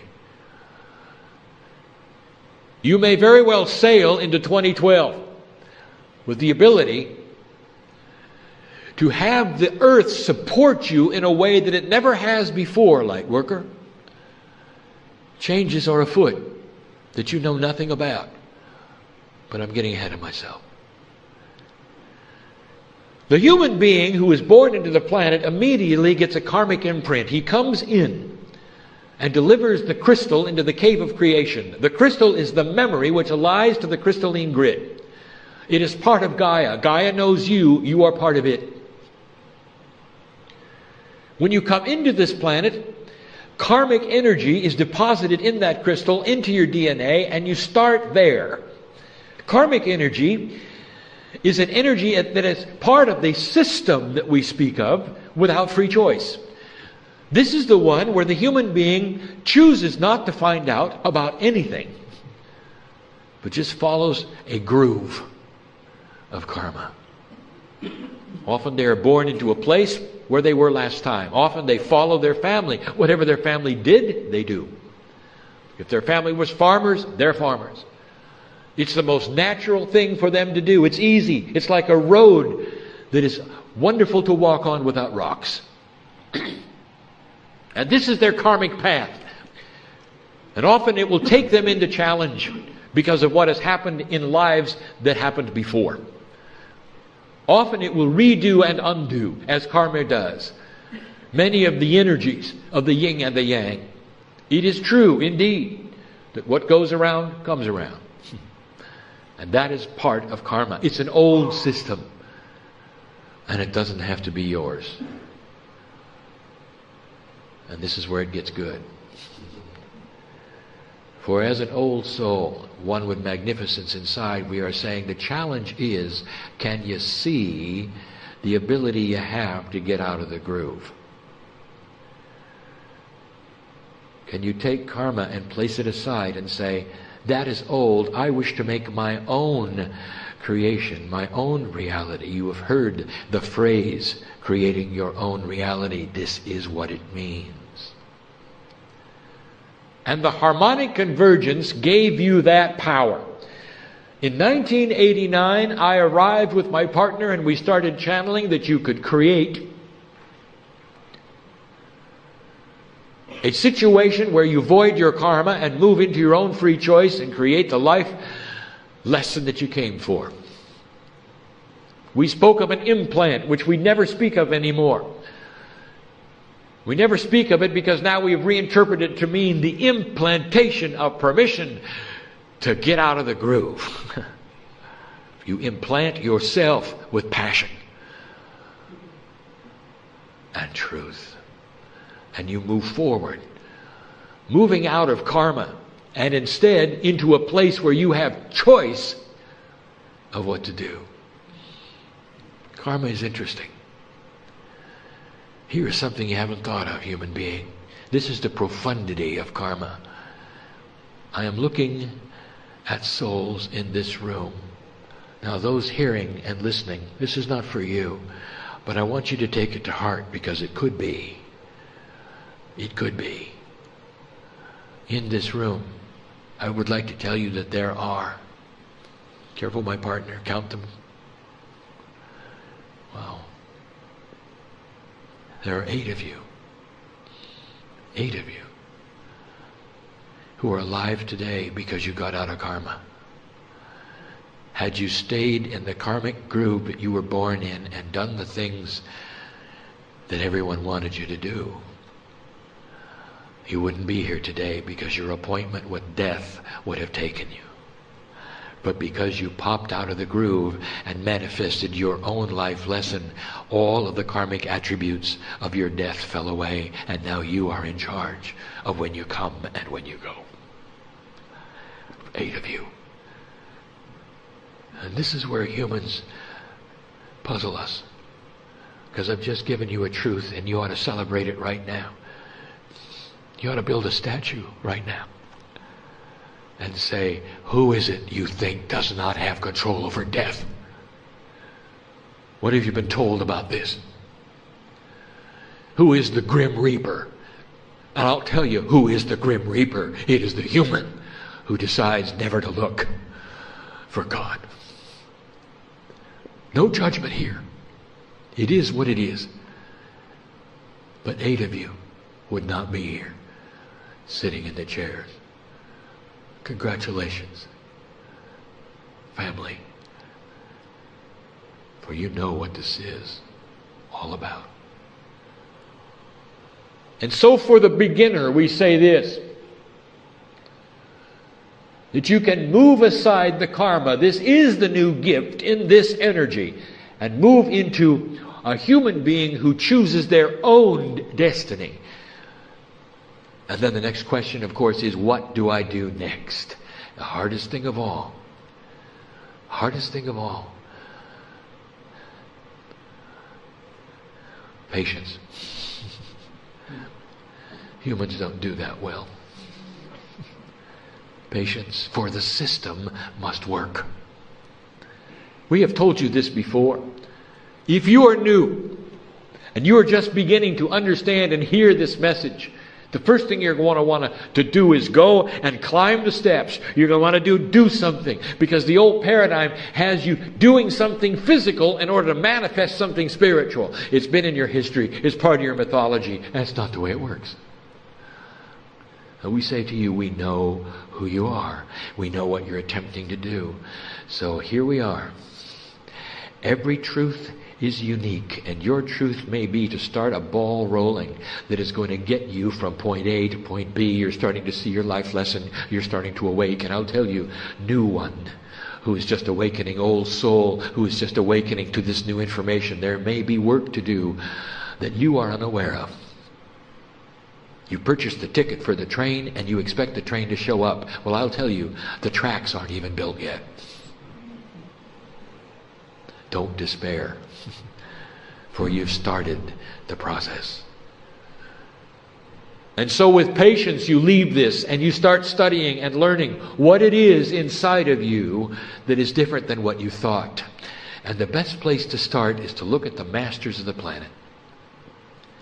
For the masters of the planet are what you are to emulate Because that is the new tool of this age. Mastery. The voiding of karma, the passing of a lifetime while staying in your own body, which we call ascension, is your gift. The tools for it lay upon the grid. The tools for it lay within the crystalline. The memory of the planet is actually shifting to accommodate masters who have your name. There are many who are awakening, many who are doing things right now that only the masters of old can do, and they've done it for themselves, and it's commonplace. And by the way, it's what they teach here. Think about that. Think about that. And so we say to you, masters, emulate and take a look at those masters who walked this planet. What did they have that you don't have? The first thing I'll tell you is nothing. All were human beings, all human beings. They were not super creatures. They were not born different than you were. The one who said he was the Son of God was very clear. He said, I am the Son of God, and so are you. Very clear. His message was in manifestation. His message was to help you to understand the magnificence that he had inside him, that he could show you was also yours. It didn't sit well with his culture and his age, and the conquerors killed him. I want to tell you that what he showed you is what you can do. What he showed you, you can do. You can change matter. You can rewind the clock in your DNA. You can create healing that is beyond what you thought you could ever do, and it comes right from the higher self inside you. The energy of the masters are with you. And the only reason they were here was as examples, so you could see it and do it today. There are those who say that the masters are going to return to the planet someday. They look to the skies and they say, it's coming, we know it's coming. And they pin all of their hopes and their desires, and they sing songs. And they hold services. And they beg them to come back. Please come back and save us. And here's what I'm going to tell you. These who do that do not understand and do not see the truth of what has occurred. The masters have all returned, and they sit upon this place. Wherever you are, they are. They are part of the structure of the new magnetic grid. They are here in spirit, not in body. They are here to invade you, if you wish to, in a way that will create healing and manifestation and solutions in your body. I use the word invade on purpose, for that's what it's going to feel like. For fear will leave when the invasion of truth appears. Darkness will run from the light when you decide to open the door and let it in. That's the way God uses men and women on this planet. So if you're new and you're looking at this, I am telling you that the Master showed you what is now possible. The harmonic convergence is what allowed this to be your choice as a human being. There are backup systems you may not even be aware of. Let me discuss these. This is for those who are just awakening, who need to hear this, who want to hear this, who would like some information beyond the veil. The crystalline grid of this earth is the memory of the planet. It is part of what you would call Gaia. The crystalline grid of this planet, which is now the active grid, is the one you're writing upon. It is the slate that you write energy on as you move forward. It is absorbing everything you do as you walk from one place to another. The crystalline grid knows you've walked there. If you made impressions in the dirt knows who you are, Master.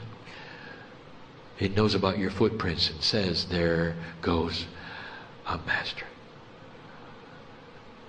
Any human being who's looking into themselves for awakening on this planet, everywhere they walk, they are known.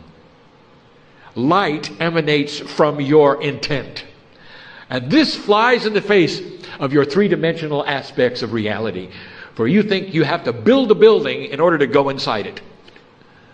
You don't understand that as soon as you give intent to build it in an interdimensional way, it's built and you're living in it and it's gorgeous. But you still want to get the hammers and the nails, don't you? Instead of just being. Stop the doing and just be. I want to tell you something. We have told only a few. Oh, it's indeed been transcribed before, but here it is again. There is a backup system to the crystalline grid of this planet. There is a memory system. The crystalline grid will never be disturbed. And yet there are systems that could be applied to the earth by humans and mankind that could disturb it in a way that would... Careful, my partner, get this right. In a way that would void the integrity of the whole. Break the chain. Too much electromagnetism placed upon the earth in an obscure way that you have not yet even tried yet would damage it. And so there's a backup system. So even if it is damaged and the crystalline literally is destroyed or removed, there's a backup system. And it's alive. And some of you need to know what it is. It'll always be with you. And that is the whales of this planet. You love dolphins, don't you? Ask a biologist. They're whales. So when we speak of whales, we mean all of them. The dolphins and the whales have the magic. What other mammal on this planet is protected by over 80% of the countries on Earth by treaty? Some of them without even having oceans. None. For intuitively, the human race knows that these are creatures that are majestic and must remain on the planet intact. There's a backup system. And that's why when you look into the eyes of these creatures, you see eternity. Very special. Now you know the secret of why you feel about them the way you do. Much is hiding in the system as you get going, dear one. And so the result of the 1987 harmonic convergence is an awakening. It is what you are feeling. It is what many of you had that brought you to read and to hear this message as the beginning primer of what's going on. Realization of your own spirituality. Is it possible that there's more than you were told? What does your intuition tell you? Indeed, there is. That harmonic convergence did a whole lot more than just shift the energy of the planet. It gave you permission for mastery. The Master showed you what you can do. And now here you are. Oh, we're almost finished. Almost finished with chapter 1. What are you going to do next? There's always a 3D question. What should I do? And I'll say again to you that what is expected is you won't change your mind. Blessed is the human who feels it at the heart level so strongly that they will say, I will do this journey. I will find my truth. The very process of discovery creates light on this planet. We use the metaphor of light and the darkness. It's the best one we have. Truly, at an energy level, your curiosity is opening doors and making the planet vibrate higher. Because here's what we're going to tell you. We will repeat what we have said before. Less than 0.5% of humanity must awaken for you to change this planet permanently. And that's because it doesn't take much light to quench the darkness. You got almost 7 billion human beings, most of whom will never awaken, are not interested in this, who, a vast majority who are in survival and only can worry about the next meal or their very lives and their families. And you have the privilege of concerning yourself with the esoterics, of the spiritualness. You hold the light. You have the 8, the responsibility for manifestation.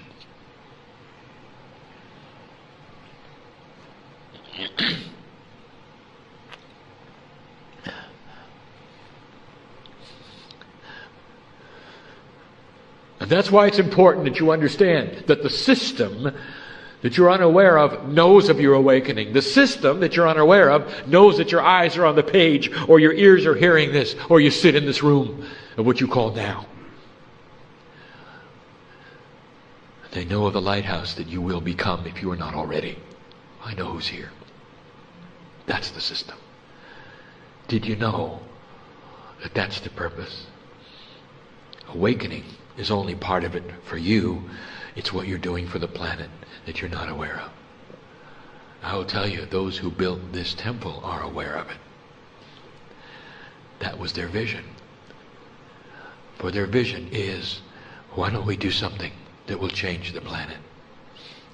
And they did.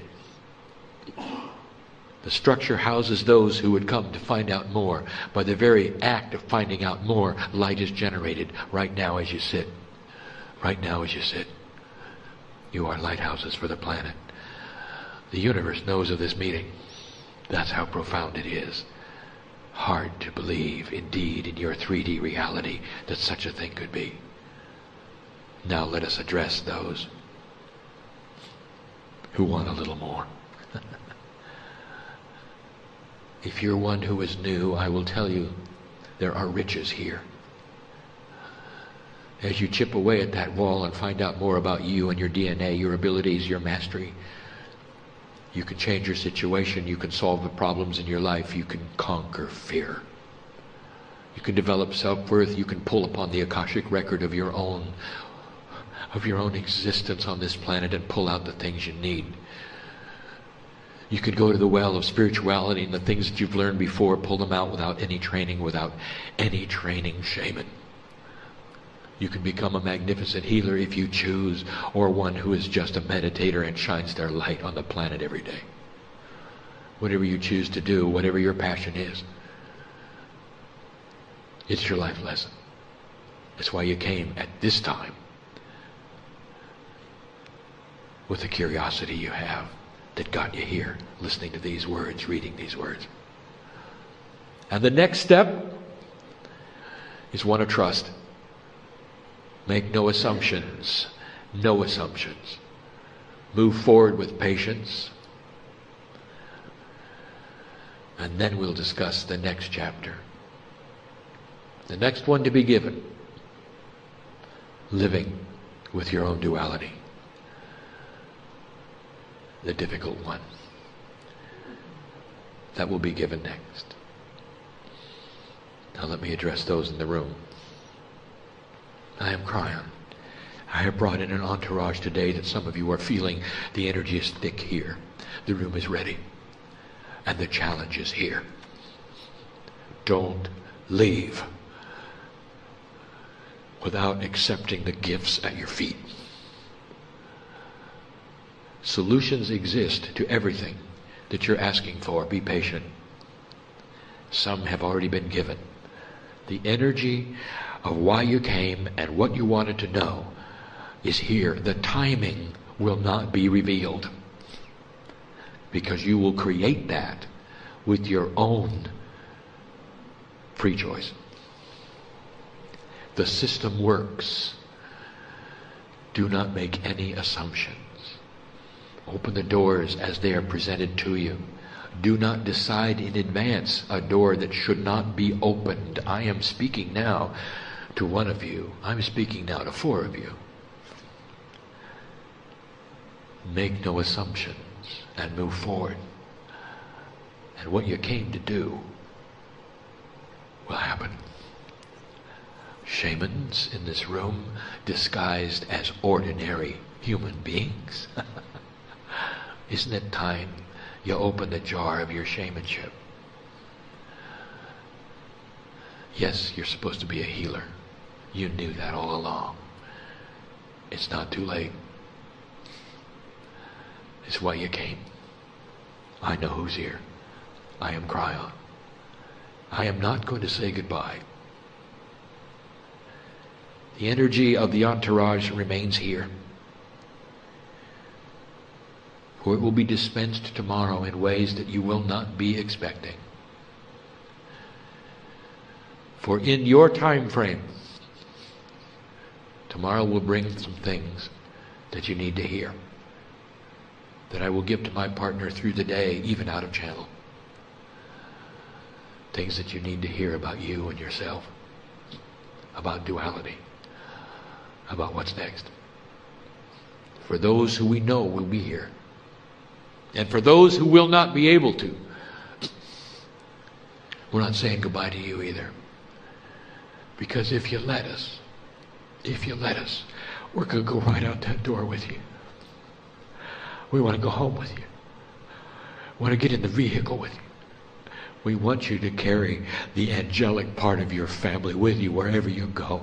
And when we touch you on the shoulder and you see 1111, we hope maybe, just maybe, you'll say thank you and know we're there.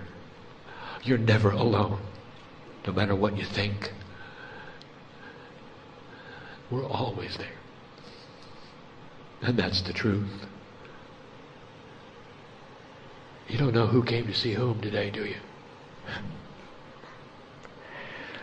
I'll see you again, family. Like I have many times. I am the energy you see when you come into the earth. I am the energy you see when you leave. Some call me the gatekeeper, only because I... Hi, everybody. Thanks for watching this. I wanted to tell you this is a little time sensitive.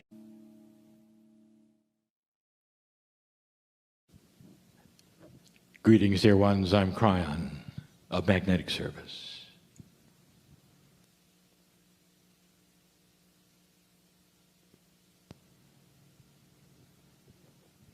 There are those who continue to say that channeling is an odd thing.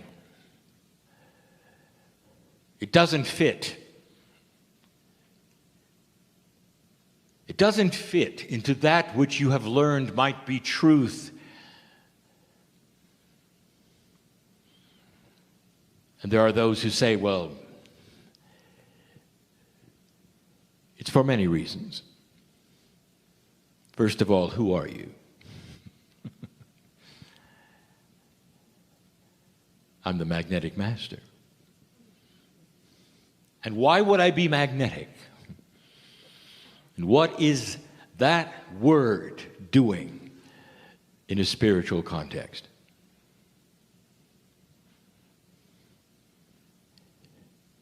I met my partner in 3D on this planet with his choice 26 years ago. And he might have told you about the opening sortie, about the meeting. He might have indicated his reluctance when he was alone, in the dark, by the way, when he sat in the chair for the first time and said, if you're there, show me. In that moment, his countenance, his brain, his heart, his pineal, all were synchronized and asking for a sign. He wasn't sure. And in that, he had given the invitation to be shown. He gave permission. And what he got, he didn't expect. For when he sat in the chair, he cried. An emotion welled up in him, and tears came down his cheek, and he bounced out of the chair and was angry. It's true, all of it. It was a form of control, he decided. He didn't ask to feel the emotion, but he had. And he did it again and again. And the reason is because the engineer, the pseudo-scientist in him, got a cause and effect relationship that he could not explain. And so he did it again. There were no words, there were no messages like this. There was no advice, nothing except emotion. And dear ones, that is when his heart lit up. And when he connected it to that which was his persona. And he got out of his head. And it took years for him to understand what was happening, to be comfortable with it, and then to realize he needed to share it. It was too big. It was too grand. He tells people that God got bigger than the box that he was in. He began to use terms like the master physicist of the universe is God. That the more you learn about science, the more you learn about the Creator. And that there is no separation. And that it is men and women who choose to separate themselves with free choice from God. And here we are. And those who listen are either believing or not that this might be a message. But they still want to know, who are you? What if there was no real who? The singularity of your bias says that it's got to be a singular entity. Those who want to draw me, put skin and wings on me, give me a name. Make me an angel. Make me singular. I'm one because you think you're one. And you're not. Hardly. If you could see the essence of that which you call your soul, there is multiples. Because God is not singular. That which you call God is not singular. That which you see as the creative source is not singular. It is a soup, if you wish to say this, a soup of benevolent love. In a quantum way, it cannot be qualified or quantified.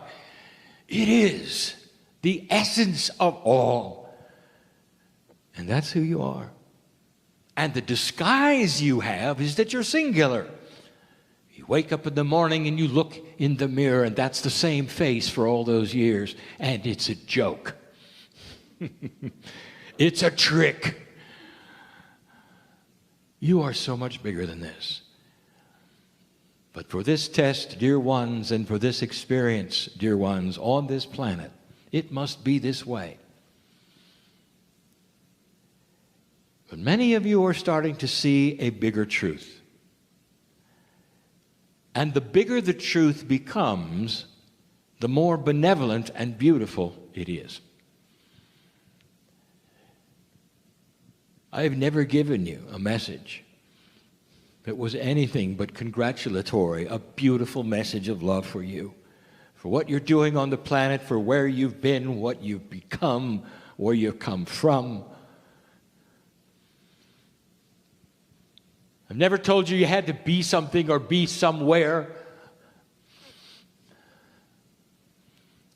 I've just said that with free choice, there are some tools that if you open the toolbox, you'd see them. And I could start listing the tools we've talked about.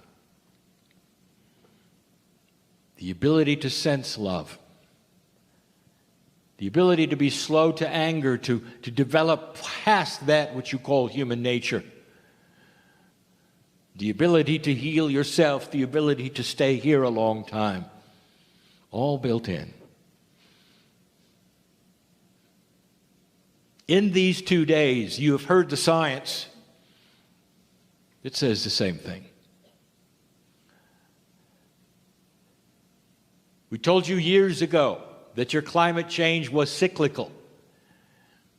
We told you that warming precedes cooling. And you heard the science. We told you why. We told you you didn't create it. And now you've heard the science. I'll tell you, the science is always going to back up that which has been created by the Creator. The cycles have been created for a reason. And the reasoning behind the cyclical energies of this planet, of your life, of the biology, of the economics, is all there for a reason. So you'll feel comfortable with it because here it comes again and you can do with it what you wish. It's not a shock. It's not a surprise. And we've told you that. But here you sit in an energy that you'd never experienced before, ever. The civilization that you call Earth is poised on the brink of choice. But it isn't one that is happening instantly. It has already started. To some of you, it is 50 years old. Dispensations of energy shift and change and cycles occupy decades of time. They are not a flash in the pan, as you say. And so many of you have been involved in that which we would call spirituality, awakening to that which is your own abilities. God is inside. You are God. We have told you that from the beginning. Isn't it beautiful to know that you do not have some entity in the sky that is going to judge you? And that instead is part of a love scenario that you have set up and created for yourself. It's benevolent and will continue to be.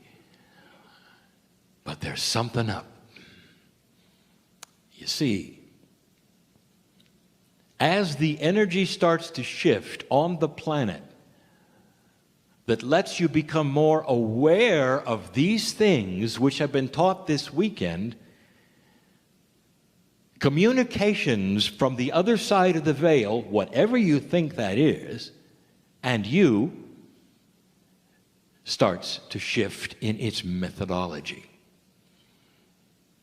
This morning we gave the example of parenting an 8-year-old as opposed to a 19-year-old.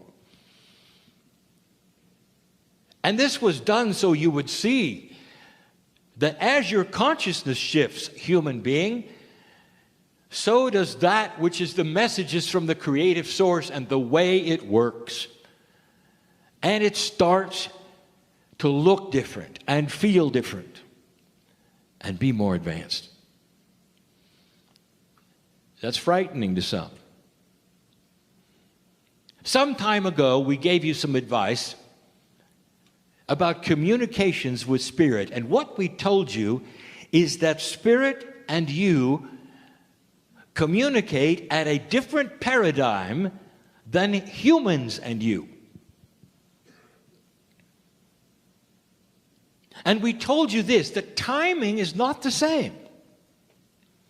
To get used to the fact that the actual paradigm of communication that you are used to in parenting and hierarchy is not the way we work. There is no time. Time is yours, not ours. You created it. Our time is in a circle. If you want a hint of this, you take a look at the quantum energies and what is being discovered about time. And you will see that a three-dimensional outlook is very rigid and boxed and segmented and patterned, and you must have time. But as soon as you get out of 3 dimensions, you don't go to 4, you don't go to 5, or even 6 or 7. You go to all. It becomes multidimensional, not numbered as 6 or 7. And if you did number them, you'd be linear. You'd still be in 3. And it's confusing. And that's where you're going. So some of you get messages from Spirit that says you don't belong here, you belong in another city, move there, and things will happen. You jump up, you sell everything and move there, and nothing happens. And we've said this to you many, many times, and my partner teaches this, and the phrase is, who told you to do it now? And that was just one tiny change of a paradigm of communication between the other side of the veil and what you're used to here. Spirit will reveal things that are potentials for you long before they actuate in your 3D. You don't manifest them right away. But it's guidance for you to feel and be wise and move when you feel it's correct to move. Now that is free will with a little push. It wouldn't be free will, would it, if Spirit said, get up and move? It wouldn't. And so when you get these messages, be circumspect and understand that you are being given a beautiful, beautiful message, that there's more for you in another place. And then understand to look around and feel and use that which is your intuitive power and the tools that you're being developed to know when to go there. And we've said that before, but there's more, dear ones. There's a lot more. Because things are starting to shift and change, and human beings think a certain way and then react a certain way because that's all you've ever done. When you learned to read, dear ones, you had a primer, a reading primer, and you can, some of you remember this. As the neurons connected and the language became there and you recognized the letters and the words and you could start to read. This was the tool that was used in your consciousness of society to let you read. And it worked. Now I want to ask you, where is that primer today? Are you carrying it with you? And the answer is no, because it got absorbed into that which you call your intellect, into that which is your cellular knowledge and structure. You simply read. I want you to start applying this to the way Spirit works with you. How would we show an unbeliever something that is beyond that which they expected? They may have a vision. You may have a dream. You may have a feeling, a very, very powerful feeling. And in this, you're shown something. And the neurons start connecting and you start understanding there's more to life than I thought. Look, I'm having visions, I'm having dreams. These things are being shown to me. Isn't God great? Look, I've got a message here. It's a wonderful message. And then suddenly it stops. And what does a human do? They usually go into a dark room and say, dear God, what did I do wrong? It stopped. Did you ever think that perhaps there's been a connection and you don't need those anymore because now they're intuitive? And you're going to walk around the planet having the knowledge that used to have to come from a primer vision. What about that? You graduate. So for those of you who wondered if you lost it, what if you graduated instead? You see, it's not what you think. Some of the things that brought you here, that you loved, and the feelings that you had, have moved past that. And now you're walking differently. It's inside you. You know the truth. You don't need those simplistic things anymore to take you to a place of euphoria that you didn't expect. Instead, you're asked to generate them on your own. To sit in a place and create the peace. The same feeling you had in the vision. The same feeling you had in the dream. Being taken care of, being loved. Maybe seeing a face. You can do this yourself. You're on your own because you are a piece of the creative source that is graduating. Could I make it any clearer? That's just one thing. There are other things we've never spoken of. You make an assumption things are linear and singular. We have spoken about being an awakened soul. You understand that there's more than what you've been told. You start making the connection that the spiritual core of everything is yours. You are a piece of this. And you become alert and awake, much to the chagrin of your neighbors and your friends and the people you live with. You change. But you make an assumption. The weekend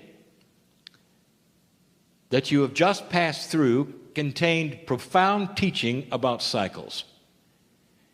And if you paid attention, you saw that the cycles were unique to the paradigm of what you were looking at. You had an earth cycle, you have a spiritual cycle, you have a weather cycle, you have a personal cycle. And yet, somehow, some way, there's the idea that if you awaken, everything is going to come together at once. It isn't. Let me tell you, there are waves of graduation and cycles. And because you didn't get them all at once again, you go into a dark room when nobody is looking and say, what did I do wrong? Dear Spirit, I've done everything. I know you're there. I can feel you there. I can feel the love. I'm awake. So why is this happening in my body? Why can't I shake this habit? Why can't I get the job I want? You said I could. I'm awake. Look. I believe in you. How much patience do you have to understand that all things happen as they should in the cycles that are designed for you at the right time, at the right place? And if you had them too soon or too late, they wouldn't work.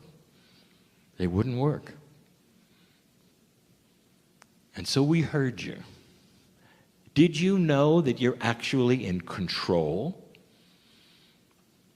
And that the more you understand about these things that happen in waves and cycles and the timing of them in your situation, the more you can relax and say, thank you, it's here. All right, there are those in the room that have been waiting for the healing. I know who you are. Do you know it's coming? And it's going to come appropriately. And when the time is right, it's going to come completely. I got 8 people in this room that need to drop a habit in order to live longer. You know who I'm talking to. And you say, well, I've tried and it doesn't work. Maybe there's a timing connected with it. Have you looked at this? Have you listened today? Have you looked at the cycles of your life and the times where it's more appropriate to change, where it's easier to change? Do you understand why there's energy in astrology, in numerology? Because these things around you are part of you. The magnetic grid is part of your consciousness. It reacts to your consciousness. That makes it part of the heliosphere of the sun, which also reacts. That means that the solar system is connected to you. No wonder astrology works. Have you thought about it? Are there cycles for you to look at? Have you really looked into these kinds of things to know when there might be an appropriate time that is better for you to heal?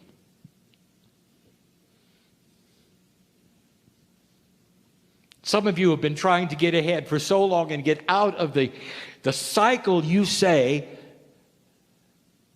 where you're not abundant. And you worry about it. And it's part of the fear scenario. And what makes it worse is the fact that you haven't understood that it comes in waves. Not everything comes together. And one of the things that you have to do is an awakening first. And that then creates a maturity. The maturity then creates a connection ability for you to actually believe things are happening and see them in your future. One thing leads to another, and you graduate, and then it begins. And you find yourself at the right time, at the right place, crawling out of those habits that you had or the abundance issues that you had. And some of you said, well, it took long enough. Not realizing that it was perfectly timed. How many of you have given up? Well, I got half of it right, but I don't know about the other half. Not understanding, it's still there, it's still coming, it's still in your future. And what are you doing with it? Are you tapping your toe and saying, anytime, Spirit? Is there an irritation? Maybe there's even an anger. Not understanding. It's yours. Let me give you a hint and a secret. You're blocking the creation of what you're asking for. You're blocking the creation of it. The timing may have come and gone. Oh, there'll be another cycle. You're going to tap your toe through that cycle as well? Or you're going to see it as accomplished in your mind in the future and celebrate being abundant, being healthy, having the things that you have asked for because we want you to stay here. You are a creator of reality, but you can't do it with 3D paradigms. You can't do it like you were raised. You can't do it with discipline and punishment and all the things that you think that are God. It doesn't work that way. Does this surprise you? Dear ones, this is more complex than you think, and yet it's so simple.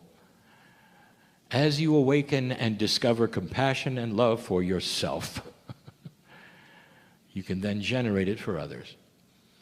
We said it before. You've got to love yourself first. That is where the compassion starts to be generated that's so pure, as you saw in the Masters. That's why people then would be attracted to you.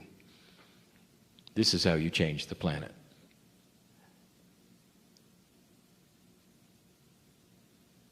It's emotion, isn't it? It's compassion.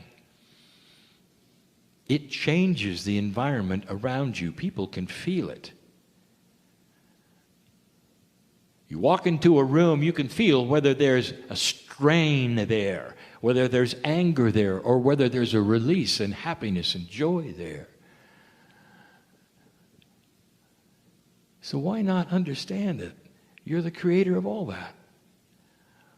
You're your own compassion engine. You're your own reality engine. What's your perception of all this? Things are changing. There was a time when we told you that you could talk to that which you call your innate, and you could do it without it being out loud, and you only had to do it once or twice, and innate would listen. Those were the old days.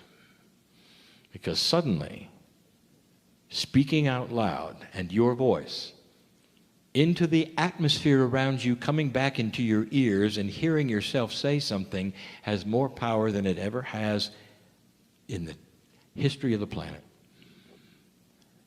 With the energy shift, with the magnetic shift, with all of the things we've talked about, a new paradigm is here.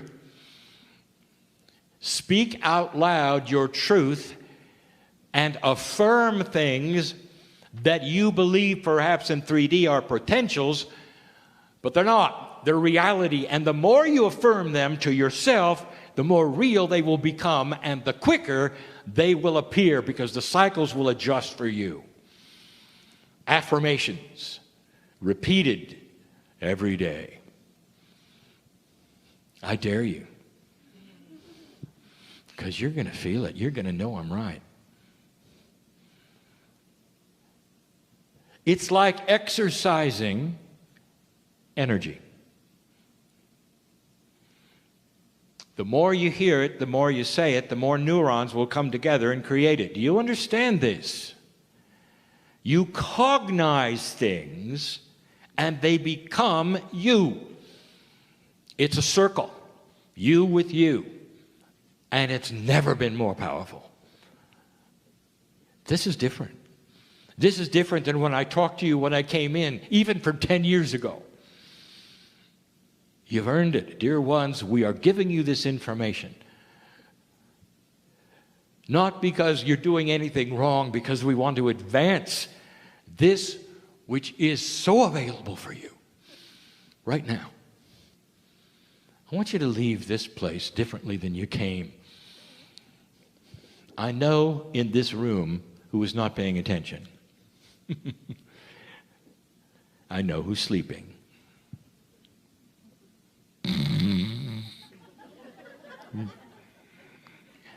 There's something called the third language. You can't get away because it's going in anyway. And the reason why is because you gave permission and intent to sit in this room and hear it. Even if you came here by accident, even if you came with somebody who brought you because you didn't know what you got into, and you're there sitting becomes your polite person. You can't get away. You have free choice to remember all of this or not. You'll leave differently. These things are cumulative. The energy that is generated by cognization, that is by awareness and listening, realization, changes lives. And you go away and you think about it. Then you have that beautiful little voice inside you that's always been there. Could this be right? Is it true? I know he was really strange. Channeling isn't for me. But there was something there. And the something, dear ones, was the truth of your spirit. Truth rings and sings. And whether it's from a scientist or whether it's from a channel or whether it's from you, realizing what you've got, it doesn't matter, because it'll open you up and you'll never be the same. This is the message of Kryon, and always has been, always will be. We'll repeat it again and again with different humans sitting in front of us who are feeling and sensing and working the puzzle of Earth in a new energy that's never been here before.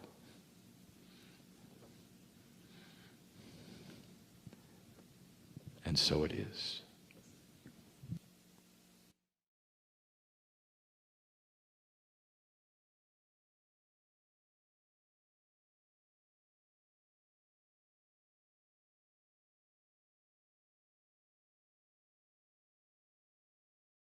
Hi, everybody. Thanks for watching this. I wanted to tell you this is a little time sensitive. Greetings again, dear ones. For the last few channels, we have been talking to you about something that is consciousness but physics, and it has to do with the multidimensionality of you, your cellular structure, your consciousness, and how you're moving paradigms from one reality to another. And so we want to enhance that yet today. Again, the channel is not about physics. It's about consciousness. It's about you. It's about what's coming. Now, yet again, I want to ask you to readjust your reality in the room. This is a message from Spirit. It's a benevolent message, a beautiful one, through the creative source that loves you. The creative source has a higher consciousness, you might say, than anything that you can even fathom. There is no room for darkness. Love is the king of emotions for you. It is also the benevolence of God. There is no other energy that surpasses it. It is prevalent throughout physics, throughout the universe. There'll come a day when science will expect benevolent return from experiments. That intuition will show them something to do, and there'll be no question of what the experiment's results will be. They'll feel the benevolence before they even experiment. That the scientific method will be something that qualifies something that they already know, not that they suspect. It's all part of what's coming. We gave you channels in the past, especially the last 3, that were interrupted by a translator. And so we wish to repeat some of it so that there is no interruption and in a language and word frame that is more consistent without translation. I want to talk about one of your famous scientists. Once again, it's Einstein. Einstein actually quarreled with quantum physicists in later years. Einstein did not believe in potentials. Einstein was more empirical. And yet, I am telling you that this man was the first quantum physicist.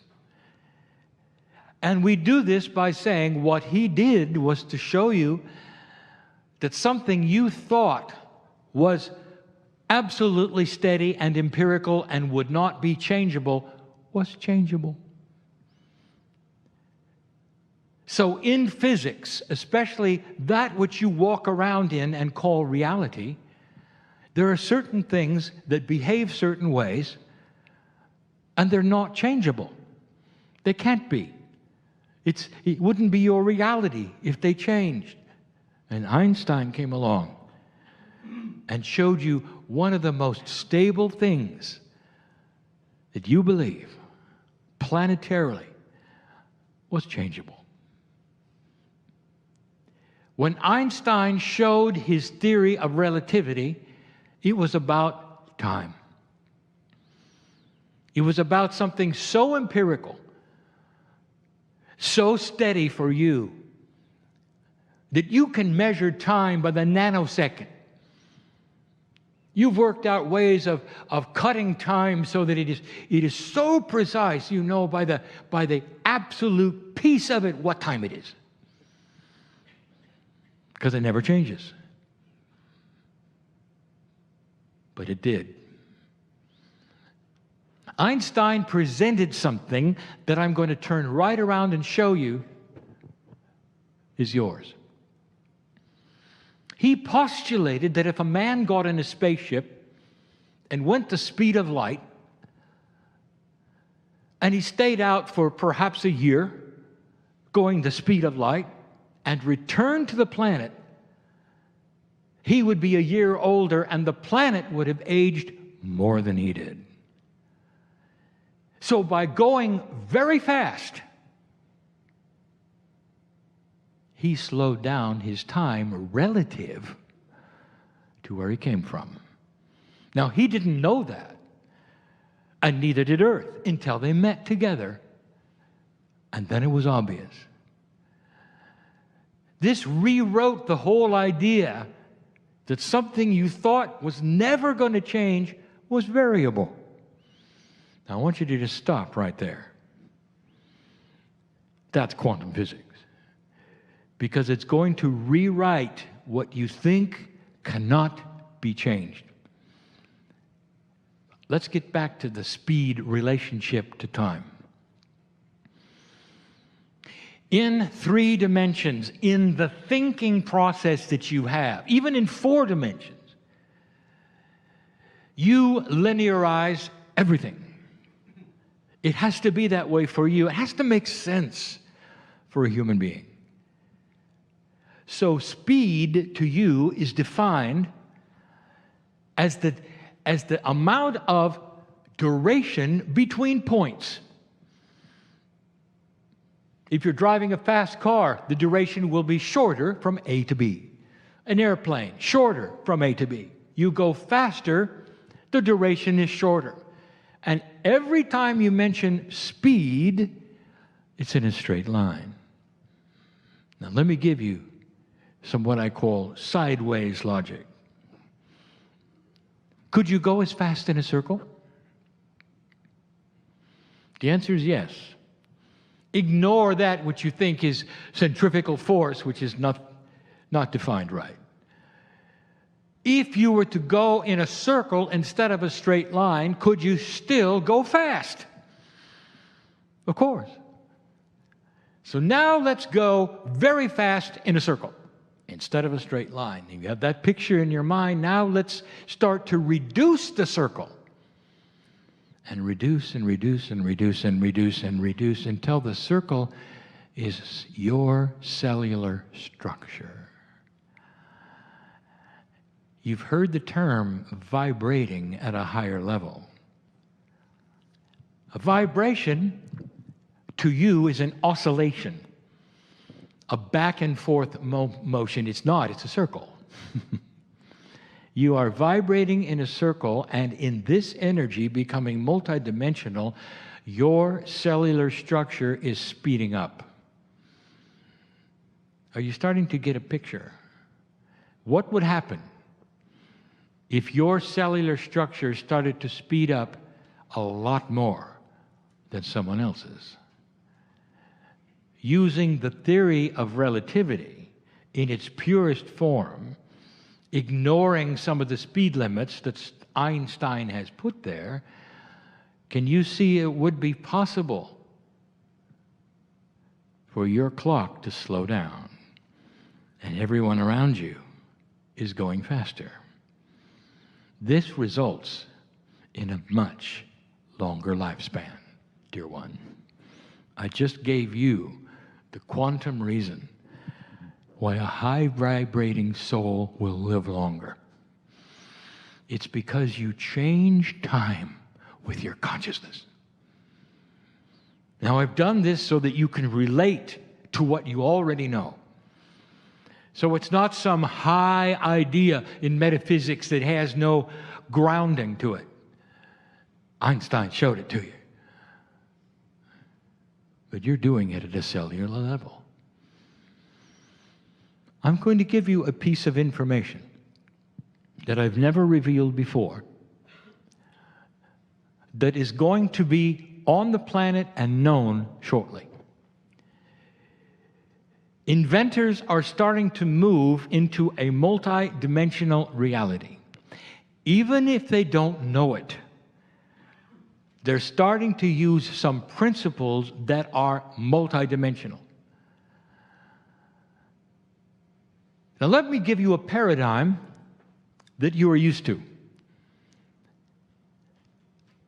And that is this: everything that works, that is mechanical, has to have a power supply. It really boils down to fire. There has to be fire. Heat is often needed, whether it's in steam or another way, in order to propel something. Fire equals light. Fire equals computing. Fire equals this, that. It all boils down to the elements of the planet fueling something you have created. Now, you'll get really good at efficient use of fire. That is a metaphor. But it still has to have a power supply. So the paradigm that I'm giving you is that in 3D, in order to have something that would appear to be energy, you have to have that which starts it somehow, a little or a lot. That is the paradigm of 3 dimensions. It has to come from something that is in front of you in order to develop it into something else And you're getting, as I say, very good. What about quantum energy? Quantum energy is not linear. Now, if I told you it didn't need a power supply, I would be wrong. But let me tell you this, it does not need a three-dimensional power supply.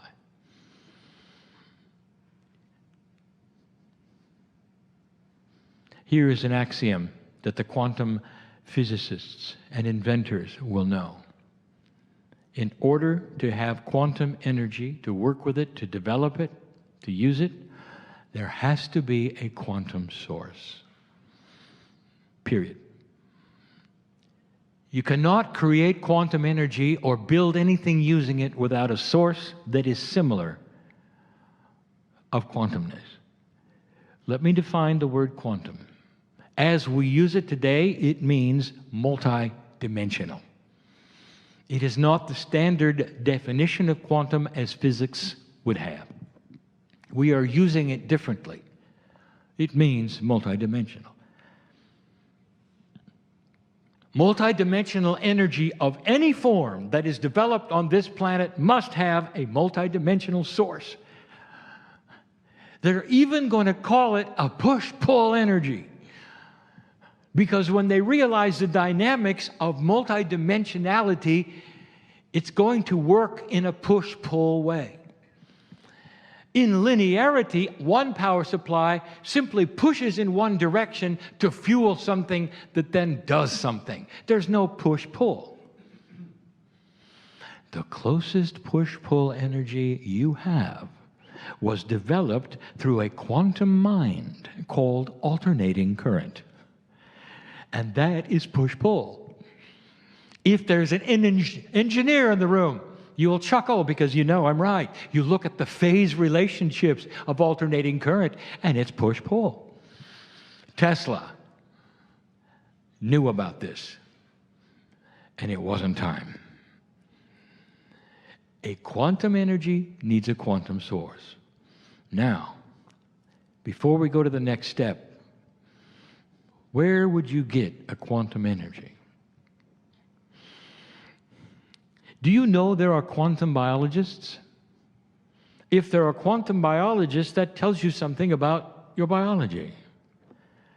What if it were quantum? There are quantum sources all over the planet.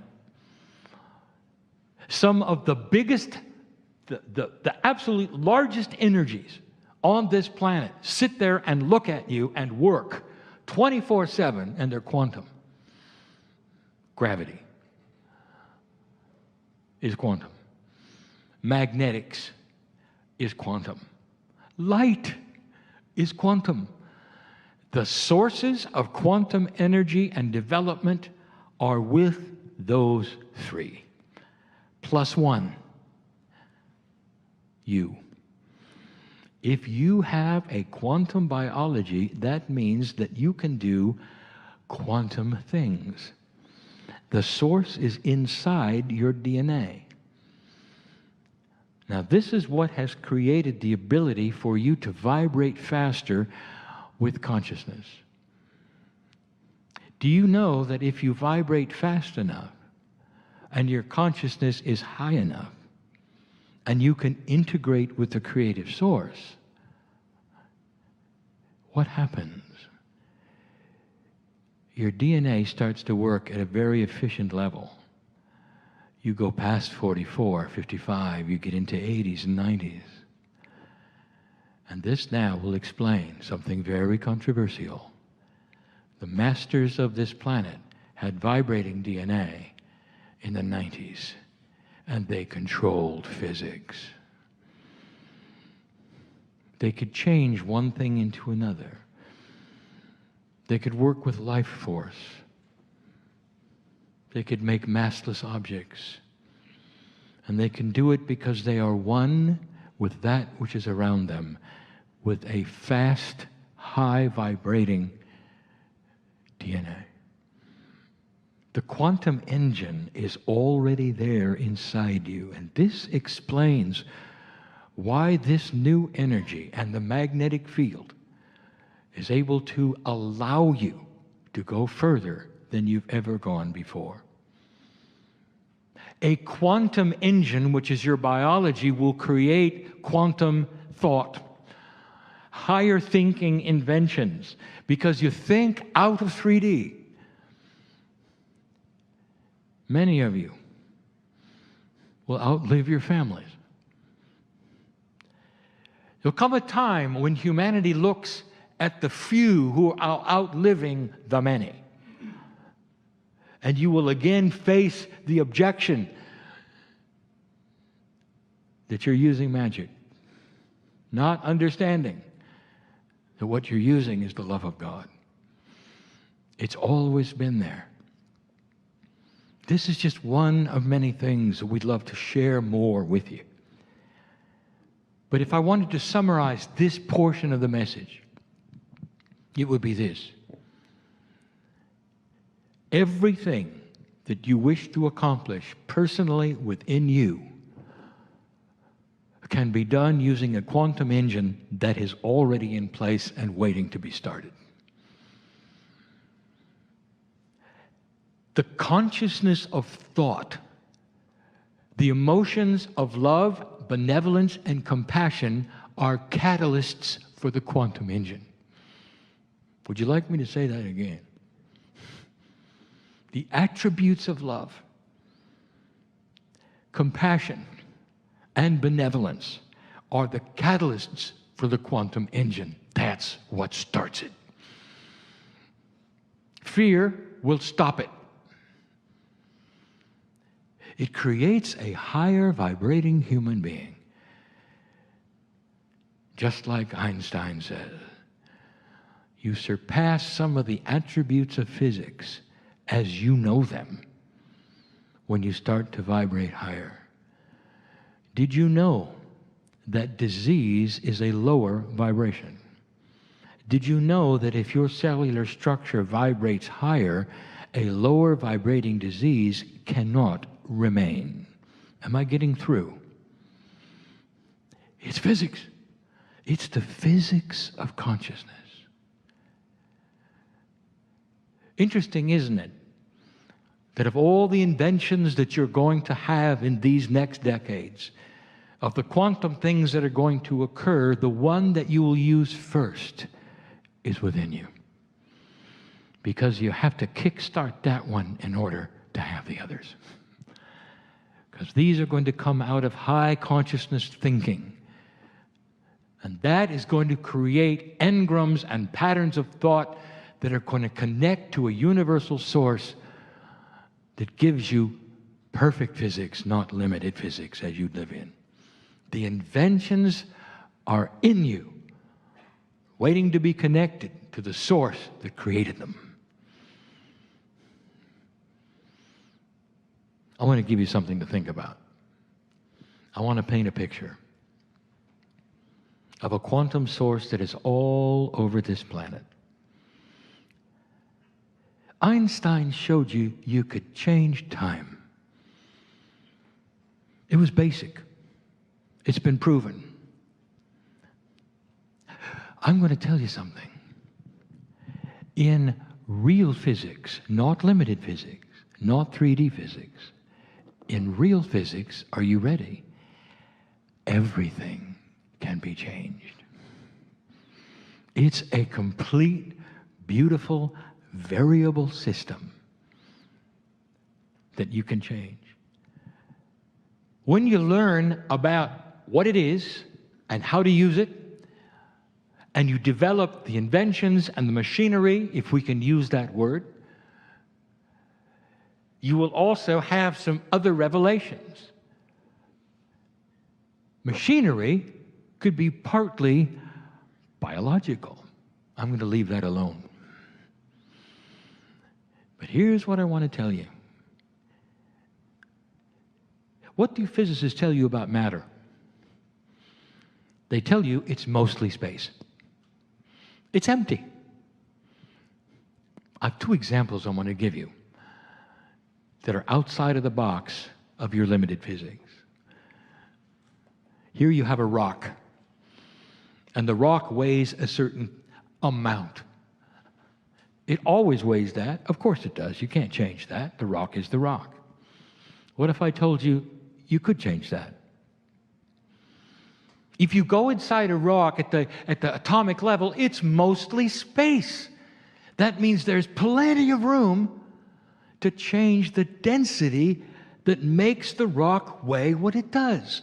Dear ones, why does gold and lead for a certain size weigh more than basalt or some other light rock or a sponge? And the answer is density. So if you can molecularly, atomically change the density of the rock, you can change what it weighs. Now, if the rock is mostly space, you've got plenty of room. If you knew how to do it. By the way, Tesla did. Tesla is back, by the way. This will occur to humanity. When quantum energies are used, you can change quantum rules. If you change the density of the rock, you could make it massless. You could make it float. That's all you have to do. Dear ones, it's simply variable physics that in your box you don't think you can change. You didn't think you could change time either, did you? And that was in the 40s. It's going to happen. Imagine for a moment if you could change the weight of things. And you could do it easily through a quantum source, not a big power supply, forget that. And what source might you use to change the density of matter? Turn the page. You're sitting there and you have something I want you to do figuratively in this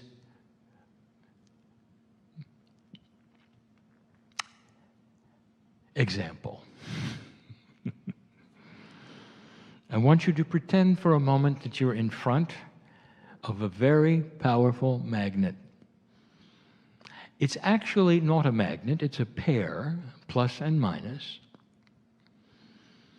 It's one of those special magnets that it's so difficult to pry it apart. Because the plus and the minus are aligned, so they're sticking together. It's not very big either. In fact, it's not even 2 inches. It's small. There's no power supply. It's simply two magnets that are known to be extremely strong. They're dense. They have properties of magnetism highest on the planet ever discovered, and they're sticking together. They're small. Your job is to pull them apart. So you begin. You grasp them and you stop for a moment, realizing they're not going to come apart easily. So you take a stance of a weightlifter. You bend down. You get your muscles prepared. You grab each part and you start to pull.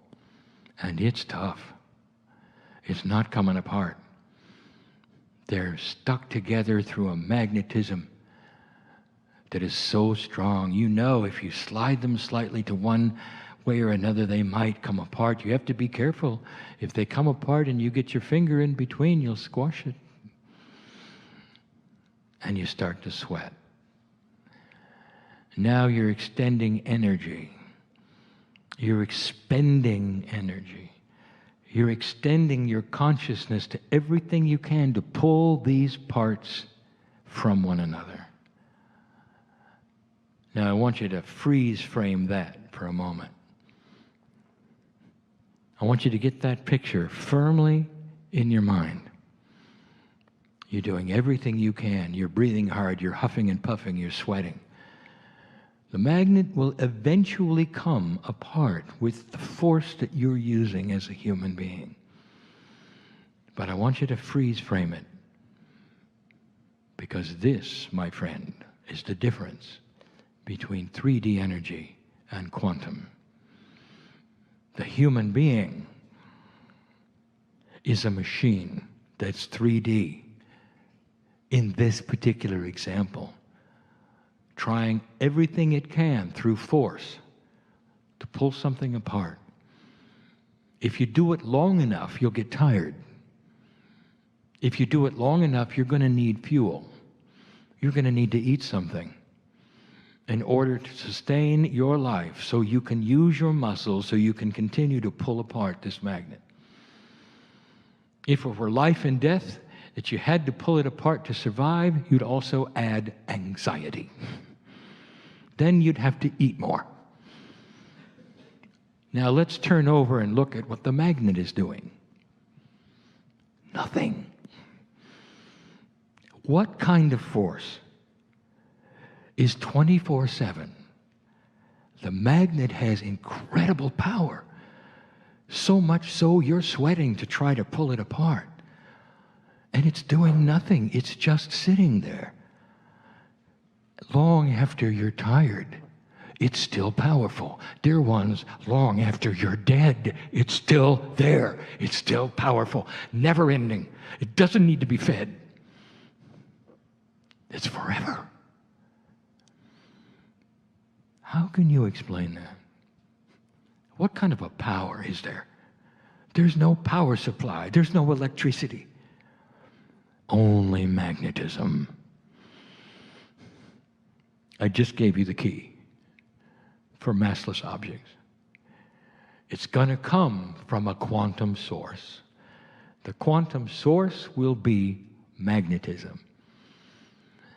Magnets get their power from a quantum source that does not appear to be on the planet. It's everywhere. It's part of the ethers of the heliosphere of the sun. It is part of the ever-present ethos of the space between atomic structure. Magnetism and the power of it comes from a source that you cannot explain because it's not linear. How many physicists have looked at the power of magnets and scratched their head? You know how to use them, you have no idea where the source is coming from. And you huff and you puff, and you use all of that 3D energy that has to be fueled in order to pull them apart or push them, and they're forever. And they don't care, and they don't get tired. Welcome to the future. There is so much energy available without a 3D power supply. And this will be the new frontier. When you can do these kinds of things and not weaponize them, that's high consciousness. It's coming. It's enough for today to give you examples of what high consciousness can do, where you're headed for, because there is a connection to the creative source which is going to open up and give you the benevolence that you deserve. These things will not be given completely while the earth is in its current state of unbalance. These things will clear, and the unbalance will become less, and you will feel it, and you will know it, and there'll come a day when there's very, very little killing on this planet, and much more understanding on this planet. And when you can see that, it will simply open the frontiers of physics. And like the magnet that is forever, it will create for you food and water and power and even youthing. That's enough. You're in the forerunners of all of it, all of it.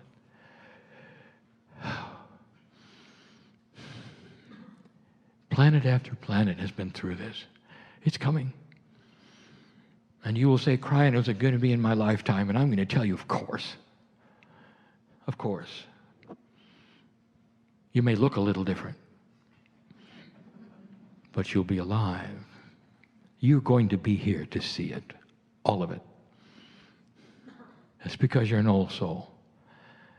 You paid the price to get here. lifetime after lifetime of working with light, dear ones. Now it's time the light gives it back to you. Hi, everybody. Thanks for watching this. I wanted to tell you this is a little time sensitive. Greetings, dear ones. I'm Kryon of Magnetic Service.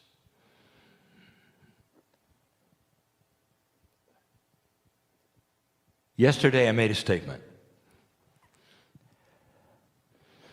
that it was the last channel. It would be informative. This is the last channel that is personal. Two different kinds of channelings we would give to groups before us. One is the kind that is a display of information given in love, some of it new, some of it review. And then there's the other kind. There's no real teaching. There is no real information. Instead, there's reflection. There's Spirit talking to you. That's what we want to do now. Traditionally, at this time of year, all over the planet, there is a celebration of the end of an old year, the beginning of a new. In some cultures, you add to it a holiday season, a time of giving, reflection, family. This is the tradition of the earth. And it's a good time to talk about what I want to talk about. I want you to give yourself a present. And it's not easy. And before I tell you what that present is, I just want to do reflection. There are many listening to this, and this is for you as well. But more personally, for those who are in front of me now, who sit in the chairs and are hearing this live, there is reflection. And the reflection is about you. And it carries so much energy and questions. You're all so different.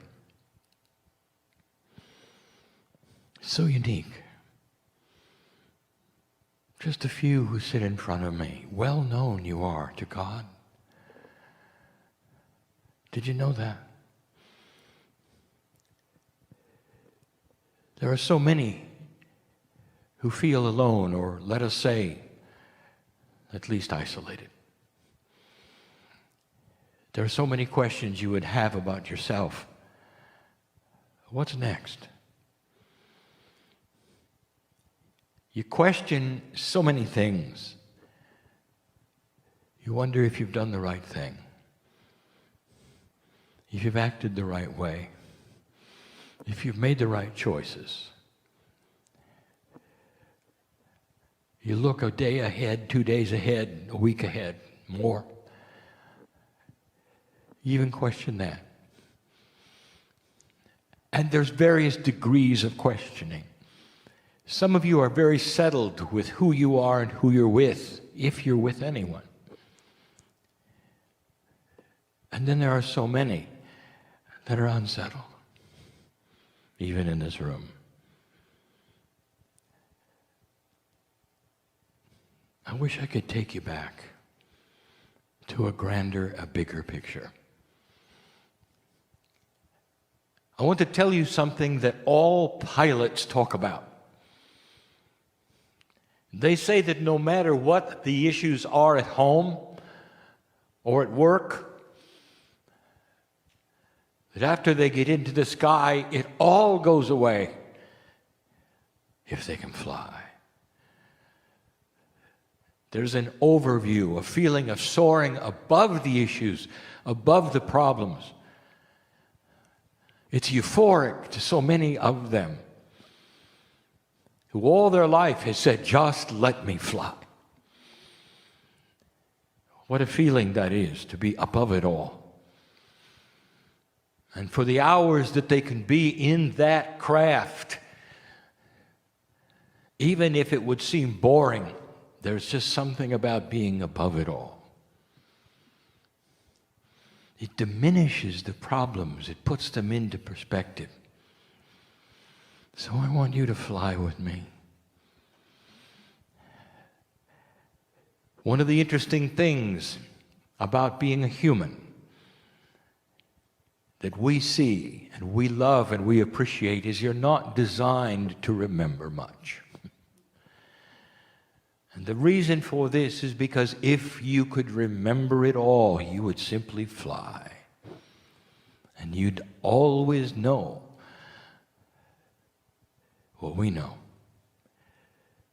And that is why you're not allowed to remember the Akash past that, perhaps, of a few lifetimes. And you're not allowed to remember what came before, and what became before that, and before that, and before that. But I want you to fly with me for a minute, and this is for all of you. Some of you will participate, and some of you will not. You are eternal. And there was a time, and I speak to the heart of your soul, before the earth was formed, when you were you, and you watched all of this progress, knowing what would take place, that civilization would eventually occur, life would happen. And we were all together. Some of you hear my voice. Although it's a human voice, you hear beyond that. And you hear the family that I am. Some of you have related to this family. You don't know why. You're attracted to this. And I'm about to tell you why. Because we fly together. Can you pretend? And in that pretending, the intuitiveness of you is going to catch a feeling of remembrance, of being with family that you would call creative source, looking at a bigger picture of a planet in development. Some of you come and go from other planets in development. But this was the formation, the times before you were ever on another planet, when the universe was hot, when the galaxies were just putting themselves together, when the field of asteroids was still active and would crash into those planets, including yours, because it was young. Before they were sorted out, dissipated, gravity had done its thing. Before the moon became the moon. And we were there. Before time was time.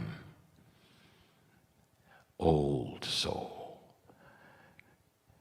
And in that you knew, in this beautiful form of love that you were, that there'd come a day when you would walk the dirt of this planet and you wouldn't remember. And that'd be all right with you. And the reason it's all right with you is because it's passing. In other words, no matter what happened on the planet, you would return to this form of being forever. Everything you're going through right this minute, human being, is so small compared to who you really are. And if you can fly with me for a moment, you will fly above everything that is you today. Everything you have right now in front of you that is frustrating,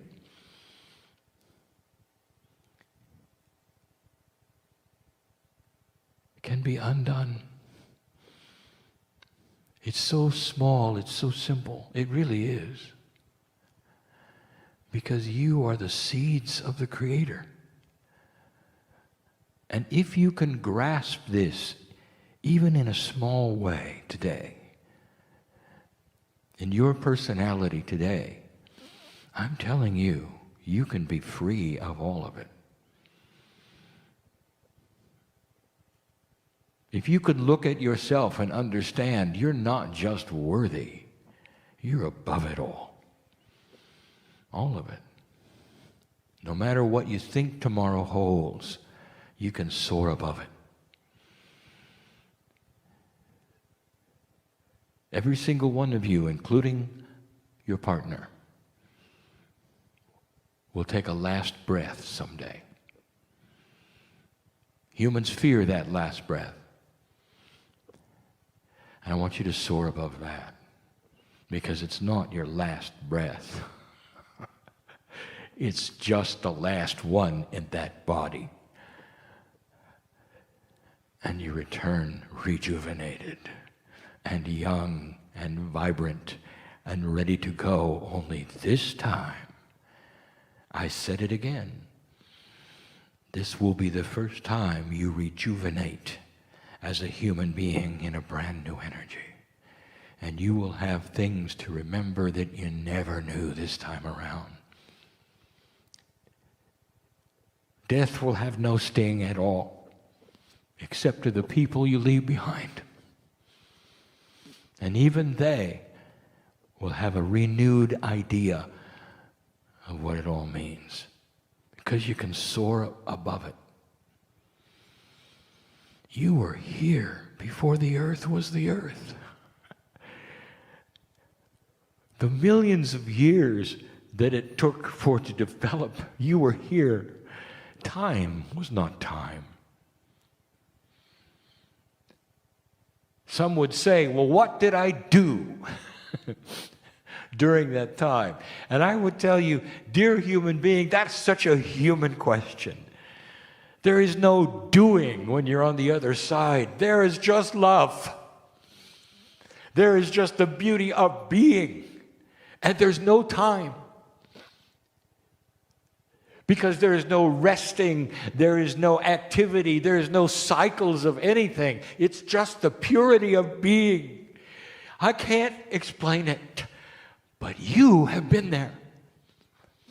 And there's part of the remembering I'm asking you to be and do just a little bit where you soar above everything that you are today.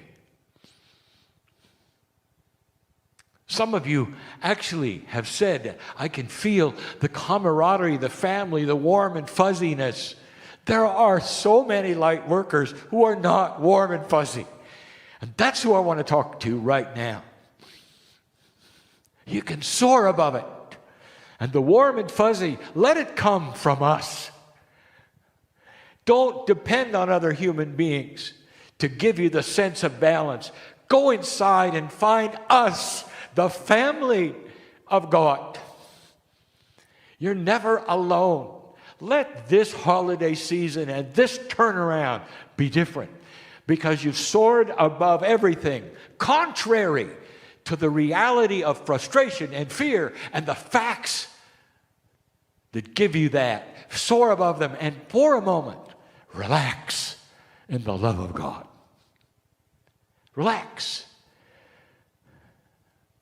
I want you to feel it, because that's the real you, not the humanism that is pasted upon you for a few years at a time, lifetime after lifetime after lifetime. It's going to be the end of fear and frustration and suffering. Humans are beginning to evolve into mastery. And the things that you are walking through now and have walked through in the past will slowly dissipate. And you're going to have a whole new kind of existence, even as a human being. The future is brighter than you've been told. Now, there are some potentials in 2017. And I want to warn you that some of them carry energies of fear. And they may be a surprise to you. In fact, they may put you on your heels. And you may actually question yourself. You may question your spirituality. These are wild cards yet to come. And the reason they exist is to put a stick in everything and stir it. And it's going to be in many kinds of forms. And when it takes place, I want you to remember this channel. I want you to fly above it. And I want you to smile and say, here it is. Just what Kryon said. Just what Kryon said. Then I want you to lean back and flow with it. Dear ones, your path on this planet is so important at this point in time.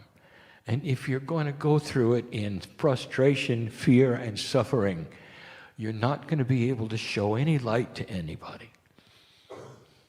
And the whole purpose of your existence at this moment, old soul, is to show others balance even when times are bad. And balance when times are good. In other words, you will have a consistency of a spiritual countenance that people will see. You'll be able to laugh when others cannot.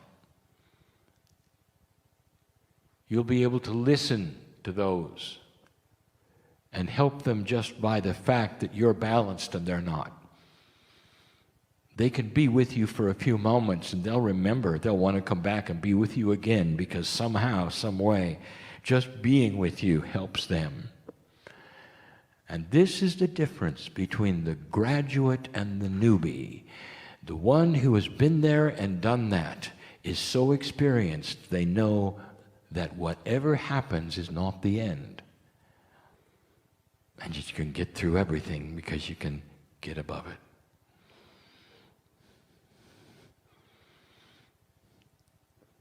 What is it that you don't want to hear, dear ones?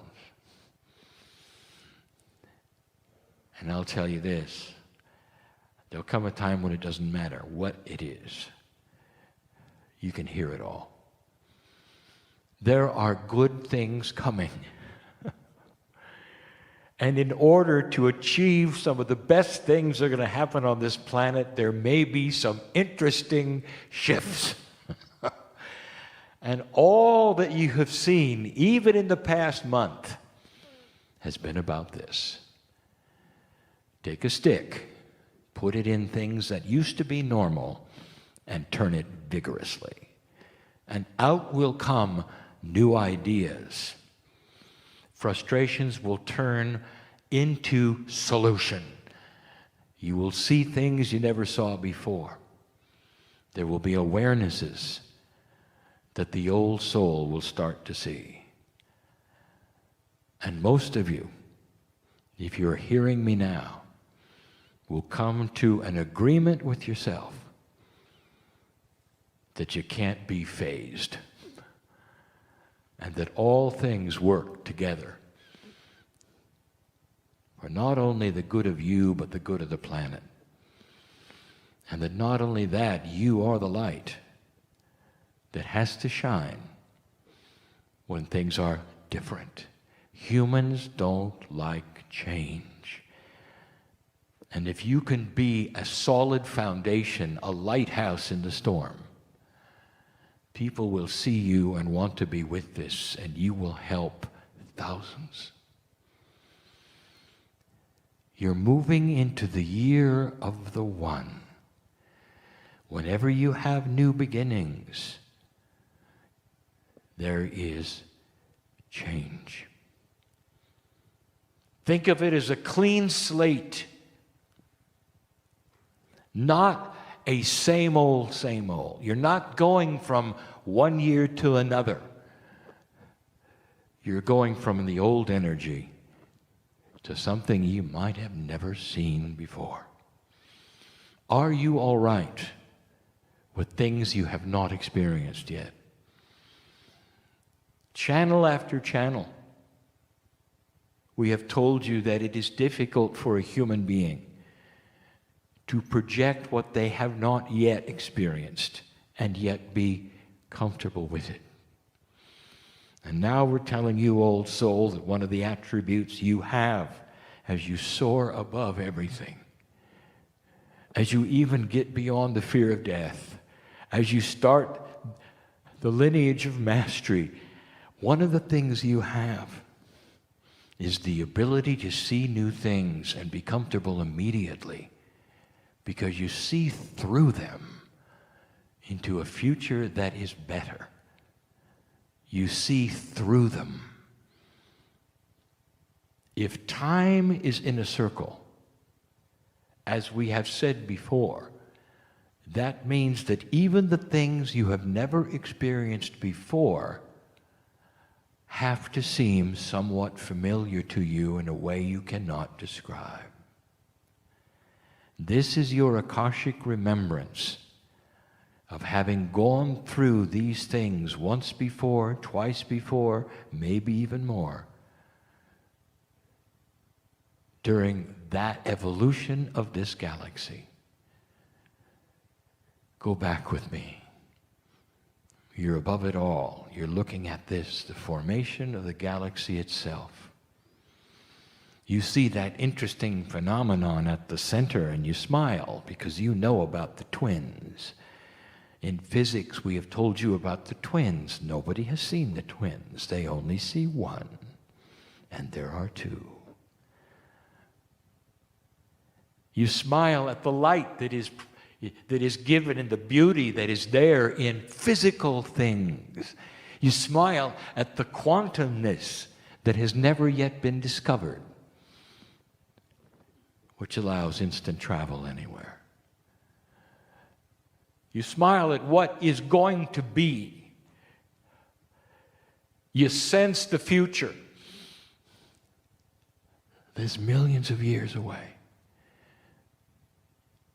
And then you remember the last universe you were in, where you did it before. Is it possible, old soul, that in that foreverness that you are, that this whole galactic experience is just a tick in time? Boop. And that you'll do it again. And the entire reason why you're doing it is to lift the vibration of God itself. Every single time a world goes into graduation with free choice, you increase that which is the Creator's energy. God is God because of what you've done. It's so difficult to explain to you the reason for life, the reason for existence. What is it all about? You won't understand that. But if I told you all of it enhances the creative source that you are part of, is it all right if you don't know the rest of the story? You are part of the light that is increasing on the planet. What you go through, the planet knows about. Who you are, we know about. I speak to those listening now, and I say, get above it and feel us right now. And know that you are above it all, and that all things will be all right. If you are suffering right now from sorrow, for whatever reason, I want you to know that this is known by God, and the sorrow that you have can be diminished and dissolved by the love of God. fear and sorrow and suffering goes away with light. It really does. And you got light. You just got to give above it all.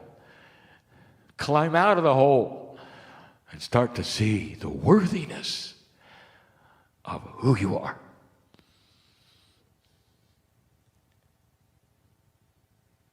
You're back in your bodies. You're in 3D. The meeting is about to be over. You're going to climb in your vehicle and go wherever you go. And to you, it may seem like it's really different than being in the channeling. And the invitation is this: a foot in both worlds. You can be driving your car and also be with God at the same time. You can be above it all and be in 3D at the same time. The new human being is going to have that experience. You walk in a reality that's every day. You do errands, you eat, you drive, you sleep. But you're not consumed with the issues. The issues, you're above it all. You deal with them, you solve them, you work the puzzle in total and complete peace because you know who you are, who you've been, and who you'll be. Can you grasp that as you move into the year of the one? That's the message. Human evolution is at hand, and it starts with the old soul. You've been there and done that, and you're moving into a place that is not uncertain because you've been there before, but boy, will it be different. Smile through it, because it doesn't have to be an issue or a problem. A beautiful wind is blowing. The wind of change, the wind of love, the wind of awakening and realization, the wind of peace. And some of you will feel it very soon, and you can relax in the arms of who you are. You can be encompassed and circled by the God inside you. You can be alone and be with us and be together with all the other human parts of God. That's family, and that's who you are. This is Kryon. All of these years before the shift, I really couldn't tell you these things that I say now, because the shift was only a potential, and we realized it together. And now the new information really starts to begin. Give above it all. Start to find out and feel the reality of a higher awareness of what is really inside you. That's enough for now. And so it is. Hi, everybody. Thanks for watching this. I wanted to tell you this is a little time sensitive. Greetings, dear ones. I'm Kryon of Magnetic Service.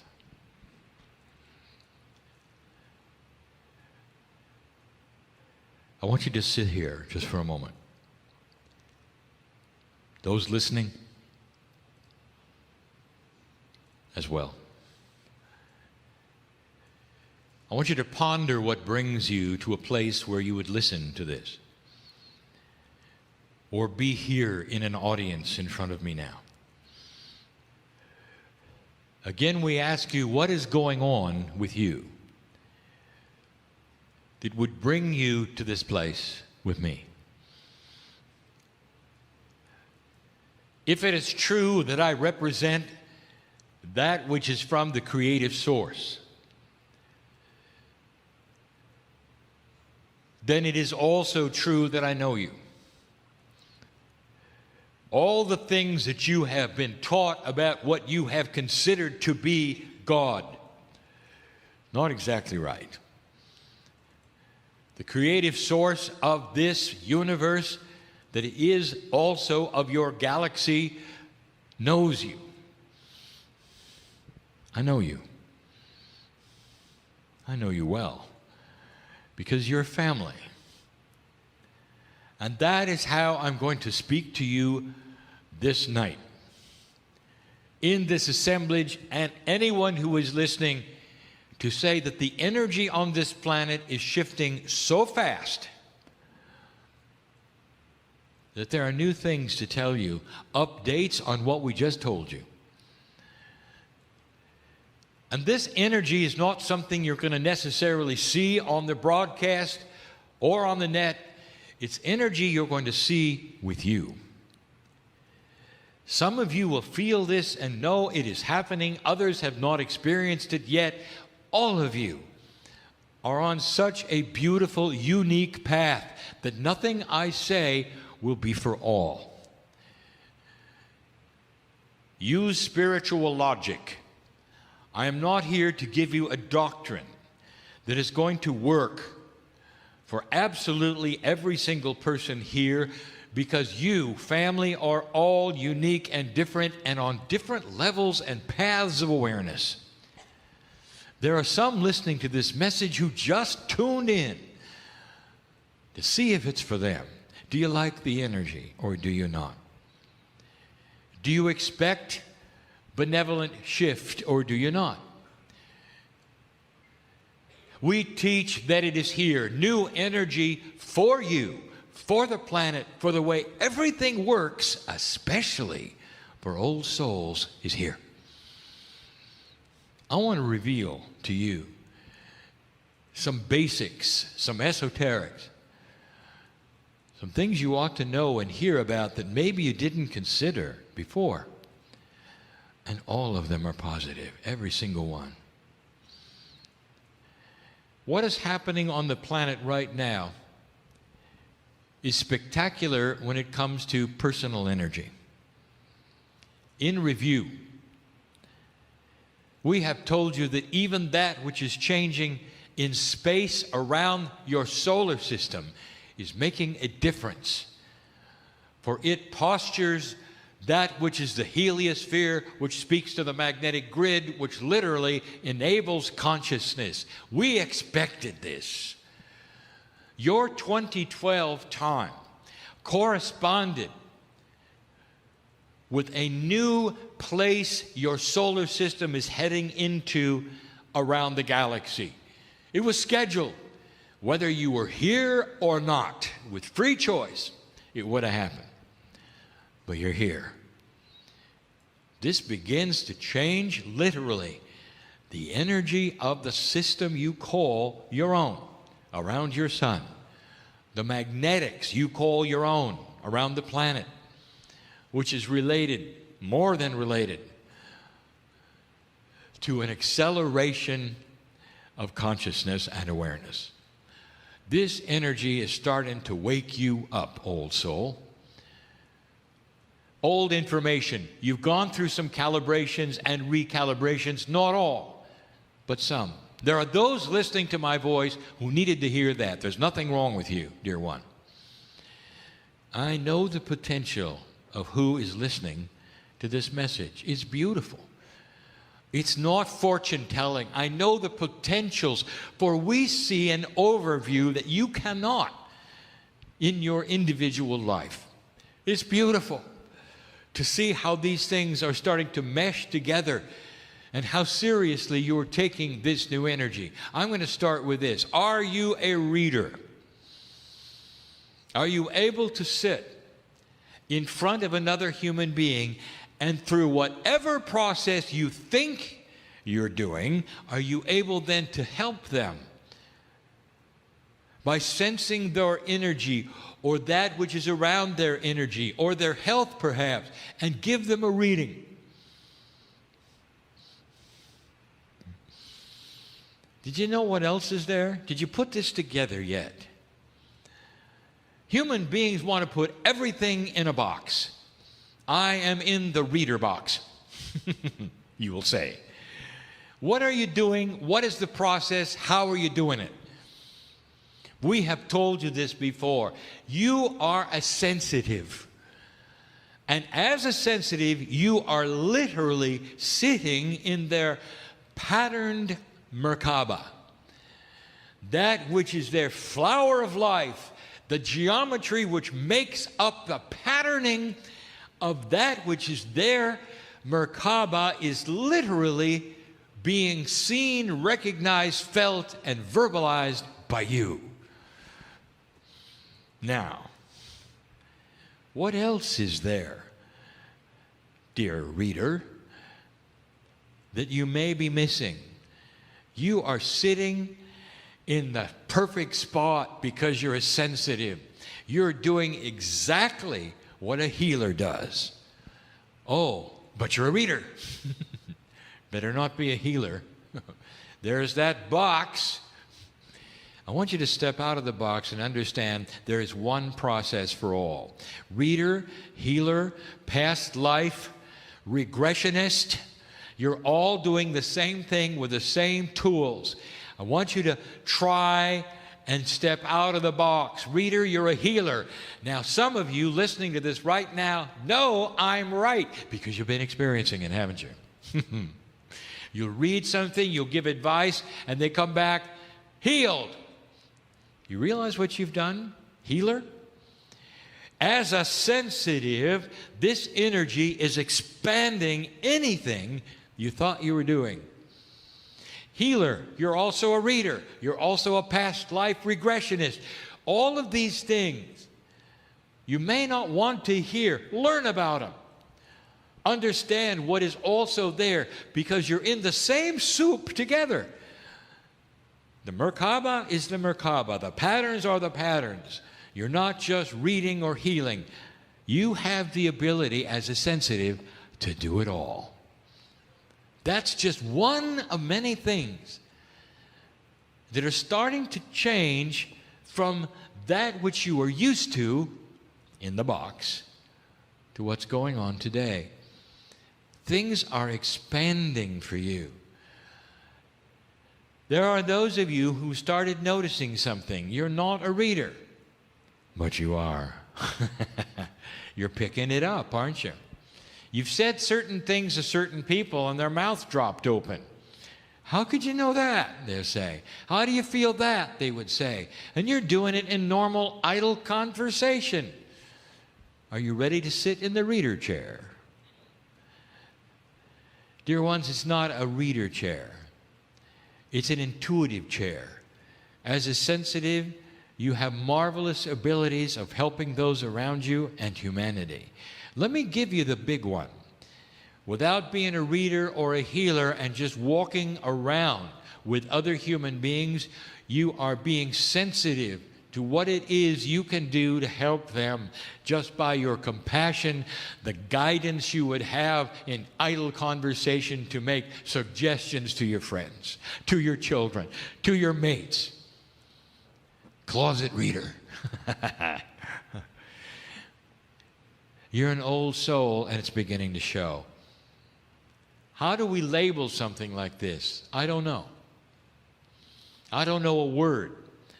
It's never happened before. An acceleration of cooperation from the other side of the veil to you. We said something extremely controversial. It was in a city you called Austin. We started talking about clearing. We made the statement that that which you have done for centuries as light workers has started to shift. We told you you don't have to do manual physical clearing anymore. When you walk into a room, it is not necessary to tone or to smudge or to meditate in order to clear the energy of the room. This is controversial because the room has seen many dark things. It has seen all manner of dark human consciousness, you may be walking into it for the first time, and your very intuitive cells are saying, clear this room, so I will not step into the dark. And what we're saying to you right now, dear light worker, you're carrying a beacon of light that the dark will never penetrate, period. It's new. You walk into the room carrying your light, and the dark runs from you. You clear it by your presence. How do you like that? Now I would like to alter that. It's not going to work, light worker, if you're going to carry crutches with you, just in case you don't have enough light. Now, do not misinterpret this. There are some of you who carry with you either psychologically or physically help so you won't get in trouble. Your favorite guardian angel, your favorite crystal, always with you so you won't get in trouble. By those actions, which are very common, very understandable, very logical in an old energy, by those actions, you're telling your own cells, your own psyche, even your higher self, you don't trust your light. My light's pretty good, but I got my angel. You know, I got my crystal too. I dare you to get rid of both of them. I dare you. They integrate into you, dear ones. I want you to hold a ceremony. This is what's going to make you feel so much better. I want you to hold a ceremony of integration where you will integrate that which is your favorite anything into your own energy. If you're a healer and you just love Saint Germain, for instance, I want you to integrate this saint's powerful energy of violet flame into you. Your favorite crystal, you may have even named it. I know who's here. I want you to integrate it and stop carrying it. You're telling your body you're done with crutches because all that you needed before is in you. And you will step into these places more powerful than you've ever been before. Look at the common spiritual sense of what I'm saying. You've graduated, dear one. You now have the energy you ask for in an energy that supports that energy you ask for. Act like it. Claim it. Take it. And the dark will run from you. That's number 2.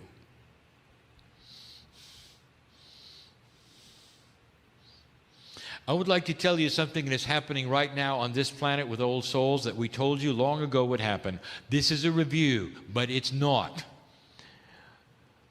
The review would be that it's on its way. The update is that it's here. Years ago, we told you that there would come a day when the same remedy or process could be presented to many people, and only a few would get healed. They'd have the same biology, perhaps even the same gender, the same thing wrong with them, the same process, and only a few would be healed. This comes from years ago, a channeling about the future potential that you would have of healing yourself, and it's here. I spoke of this before many times. Many times. But it's never been as profound as it is today. Again, I present to you that the consciousness of belief is needed for what you have as the next step in your life of self-healing, self-awareness, affirmation. Anything you are trying to accomplish right now, even synchronicity, you have got to align yourself with pure intent and believe it before it'll happen. I will continue on this subject and this review over and over in future channels so that many can hear it who are not hearing this one. The first step that you can take as you leave this room is cognizing what has happened. Believe it or not. The body picks up on this belief as an absolute. It's going to happen. It knows it's going to happen. As you start talking to innate, as you start perhaps decoding the cells, as you work with your own psyche, as you do your own affirmations, perhaps, or the processes that you have learned, the energy work that you've studied, or perhaps even sitting in front of a healer. If you have doubt, don't go. You're wasting your time. It's that profound, dear ones. Belief is the key. You must have it in this energy to move to these things and these new tools that we've talked about now for 26 years. Is this clear? This is consciousness, is it not? We have spoke of this in the past many times. It's not about actions. It's not how many times you do something. It's about your belief. Is it going to work or is it not? Sometimes this takes time. And over a period of time, belief solidifies into truth. The man who sits in the chair did not start out with 100% belief. It was more like 2. And every time he sat in the chair, he was given a cause and effect relationship that tweaked his interest as an engineer and problem solver. That was it. That's not a belief in things beyond. That's curiosity. And that became belief. The more he did it, the more he saw the results of it. And the more he saw the results of it, he believed in the cause and effect relationship. He got to see it every time, 100%. He cognized it. Something's going to happen when I sit in the chair. That was step 1. That took 2 years. Then it started to happen over and over. He started to get messages. There was things he could not know delivered to him. He started to cognize that. In other words, accept it as his truth. Over a period of long experience, it comes to what you see today. When he sits in the chair, he knows, I'm going to be here. He knows it's going to be channel time. He looks forward to it. It's absolute and will be because of the love of spirit that he has taken in as his truth. What have you taken in as your truth? Possibility? Could be? Sounds nice? I know who's here. I know who's listening. This is a joy for me, for I'm able to tickle that which is your curiosity. To look at yourself, to know yourself, and to think to yourself, well, maybe I should be a little more positive about my truth. And it's going to make a difference. You see, I see potentials. I see the healings that have not happened yet. I get giddy in my chair for seeing the joy of some of you who don't know what's coming. Beautiful, positive, coming your way. I want you to feel it, dear ones.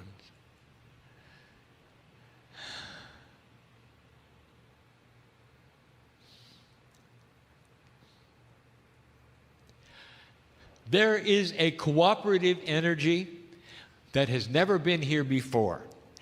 There is a reason why it's here. There's science behind it. We have given it to you. Science that is not yet seen as science. This cooperative energy, I'm going to tell you, is so profound, it begs you to try things again that didn't work before. I'll say it again because that's on somebody's mind here. Trying things again that did not work before. Now, what fool would try something when they know it doesn't work? One who knows that the energy has shifted from fool to awareness. Now you know the timing. Now you know the wind is at your back. You're starting to understand intuition on how to do some things that you were in the dark before about. There is a cooperative energy for light workers in particular. Light workers have something that others do not, and it's old soul experience. The more experience you've had on the planet, it's like a well of energy that comes up and supports your logic spiritually. Someone new on the planet would not be able to do what you're doing, only because they haven't had the experience yet that you have. Every single past life gives you information that now is starting to stack up, and you are being drawn to understand it. You are feeling wiser by the year because of this. Your discernment is starting to change because of this. You're starting to use spiritual logic and come to new aha experiences because of this. Your age doesn't matter.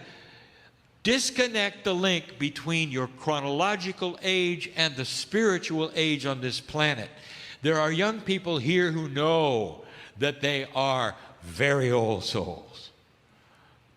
There are seniors here who also know they are as well. There is no linkage,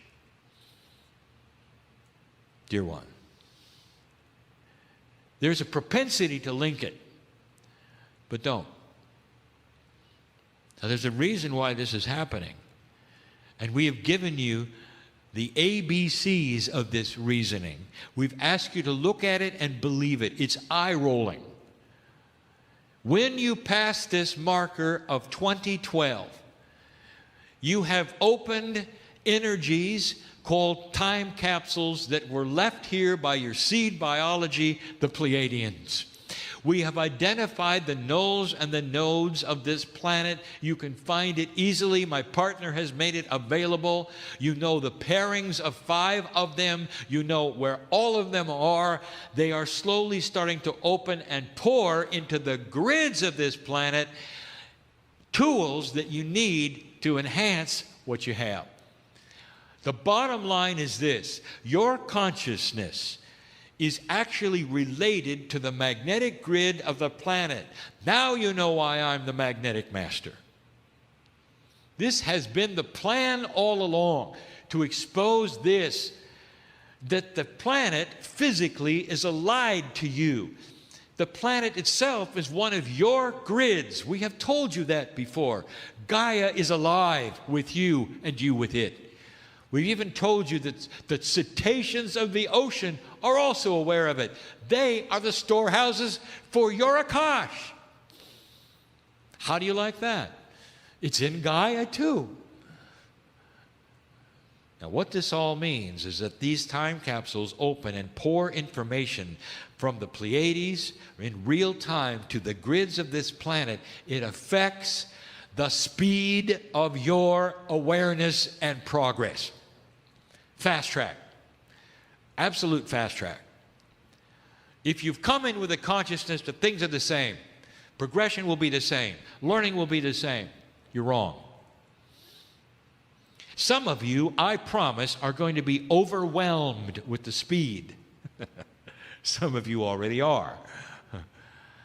Of this energy. I want you to be overwhelmed with tears. I want you to worry. There's nothing wrong with you. How much energy can you receive? You better put a stopper on it. You better tell Spirit how much you can take, because if you don't, we're just going to pour it at you. until you yell uncle. That's a colloquialism from my partner. I have no idea what it means.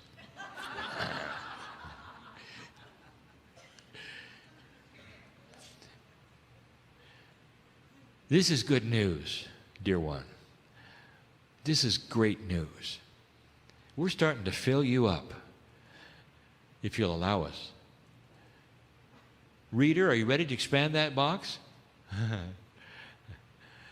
What else is there to expand? You've got some accomplishments you want to do. You've got some things you'd like to change. It's in the works because the wind is at your back. Finally, I would like to tell you about compassionate action one more time. One of the keys to becoming accelerated, more wise, and to understand more about what you can do next, which will enhance what you're here for, is that you would become more compassionate in your life. This is old information. We have given you then since 2012, compassionate action is the key. Become more like the masters were. But you still don't get it. Your compassion you're pouring out to a poor person, and you go home and hate a rich neighbor. I know who's here. I know who's listening. And you're comfortable with that, dear one? Selective compassion. You're comfortable with that? Is that what the masters of the planet did? Did they select who they were going to pour out their love to? Or did it matter to them? Every single human being is here for a reason with a puzzle. Every one of them. The ones you don't like, every one of them. The ones that are frustrating to you, every one of them. Can you look at them with a compassionate heart and see inside it?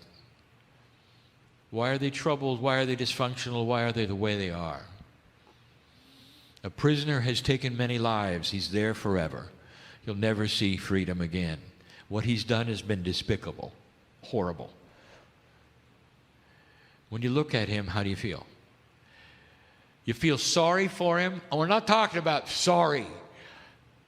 Can you look into him and see the compassion of his path and what he chose to do this time around, dysfunctional or not, and have compassion for his heart? He will never return it. He may be broken forever psychologically. He may never know you. What did the masters do? That's what they did. You look into the heart of those, no matter who they are, on the street or in your own family, and all you see is God. The face of God, just like with you, just like with you. And what they've done with it is their business, their process and their path. This kind of compassion is going to change your life. It's going to change the planet you walk on, and it's going to be the key to the success of the old soul. That's compassionate action. It's an update. Things we've never said before in this way, for you to hear again and again and again. Old souls, you're biased. You're used to the way things were. For lifetimes. It comes with the territory of being an old soul. Your Akash actually biases you with the way it used to be. Everything that comes forward in your Akash is old energy you. And yet you have to use it. We want you to use it. But we want you to shift it into the new energy you. All of this is doable. Many of you already are. That's the message. I told you to be positive. It is. Dear ones, we sit here and we see potentials based upon this wind at your back that you've never experienced before and you're about to experience with pure intent and compassion. Hi, everybody. Thanks for watching this. I wanted to tell you this is a little time sensitive. Greetings, dear ones. I'm Kryon of Magnetic Service. My partner steps aside, but he's still connected. We have said it before, it is not a takeover. Channeling is not a takeover. Channeling is a meld with permission, an agreement with the consciousness of a human being with his own higher self. An agreement that is not hard to make as long as the box he is in of belief and tradition allows it. And if you have been taught that this is not appropriate, it's difficult to channel. It requires that training and practice where it becomes comfortable. For my partner, it's more than comfortable. For he has admitted to wanting to just stay here and not come back. It's a beautiful place where the human being can sit and be for the few moments where the information is delivered. He becomes a translator. He takes my information and linearizes it and he puts it in his own language. It's a process. The filters that the human being have, which are then developed by the box of his tradition and upbringing, have to be cleared. And then the message will become succinct, as complete as possible, and delivered in a way that makes sense. And that is why I'm giving him 2 times on this one. Dear ones, as you listen to these things this night, they may not all make sense. And so that is why we give the option to listen to them later, perhaps even for them to be transcribed. So that there would be a time when you could sit with them and ponder them.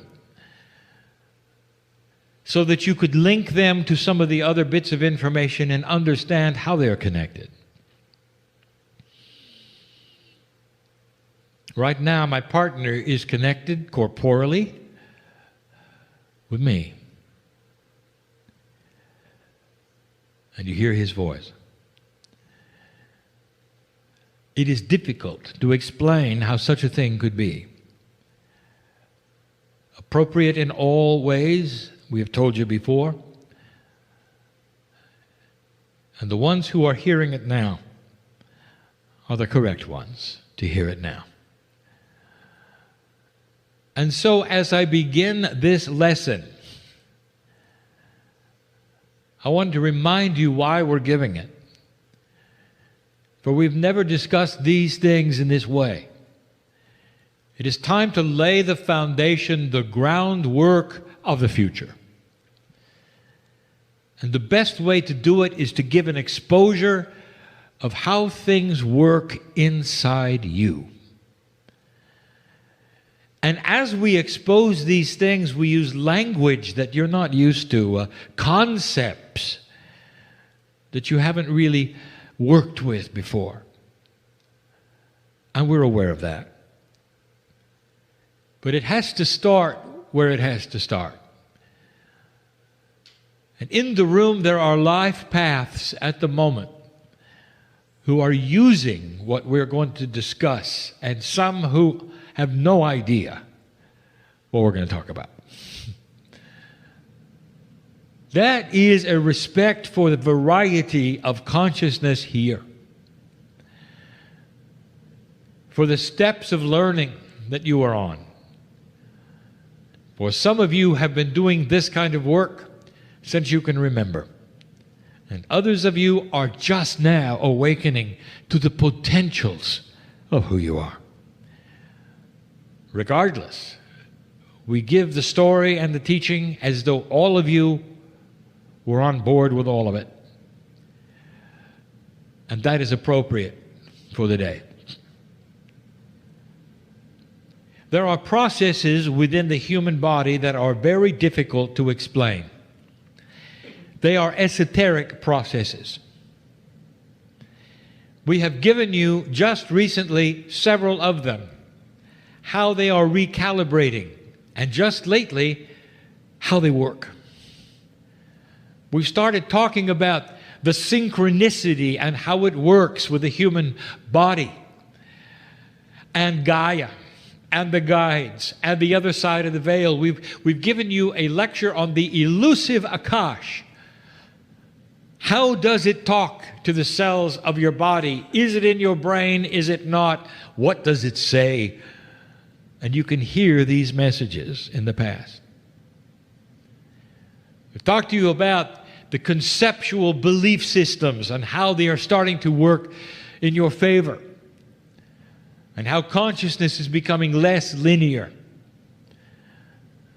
All of these things would seem to be concepts that are high-minded, but some of you are using them right now. There is one in particular which we have saved till now,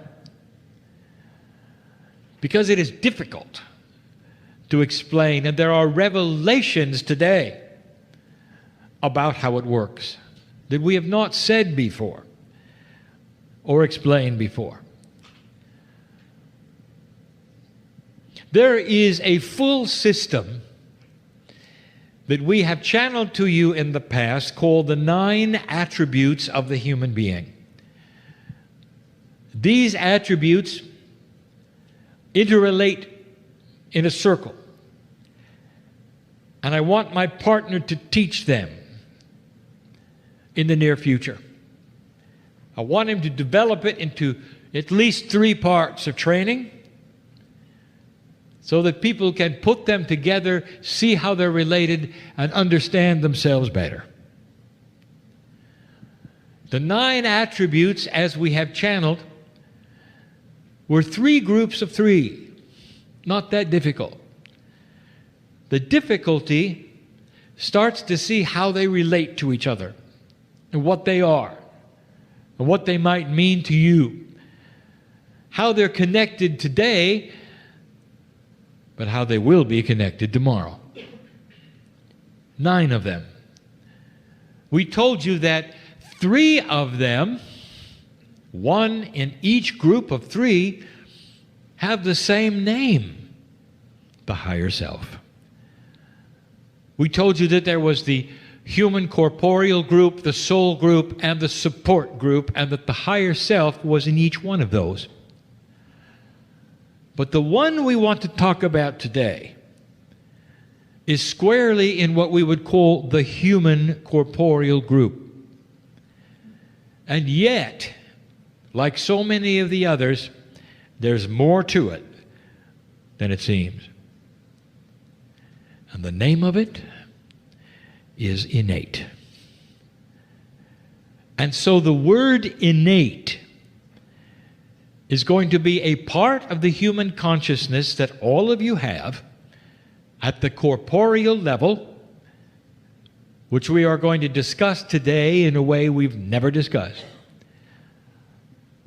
Telling you only a little bit about it, but enough, hopefully, to tweak your interest and to make you understand that there's more to you than what you think. Innate.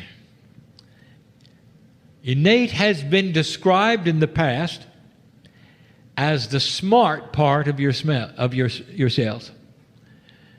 The smart part. Now that might indicate that there's a non-smart part. But let us say it's a more ignorant part. And believe it or not, that ignorant part is your brain. Now the brain perceives many things, and it's a calculator to the max. It's the best memory instrument on the earth today. Everything that you've experienced is in there. It tempers how you behave, what you do, how you act, what you believe, what you think. But let me tell you where it falls short. It doesn't know anything about what's going on in your body. You can intellectualize for a very long time, and yet you will never find out from the brain how your cells are doing. Do you have an allergy to something you have not experienced yet? Perhaps. To a food that you have never tasted. To a chemical you have not seen. How would you know? The innate knows. The innate is the smart corporeal body. It knows everything about everything. It actually is as smart as your brain, but in a different way. So what you do to find out if you're allergic to something is to place that something in your hand and muscle test. And that is called kinesiology. A big word for something very simple. And in the muscle testing, you are using the body's chemistry to give you a yes or no signal about something it knows and you do not. Muscle testing. So in the process of that procedure, do you understand you have acknowledged that there's a part of your body system that knows more than your brain? Oh, it knows a lot more than what you're allergic to, my friend. It is so tuned in to your DNA. It is part of your process. It is part of your evolvement. It's more than even that. Innate. Innate handshakes with your higher self at all the three levels we discussed, and that is difficult for us to describe.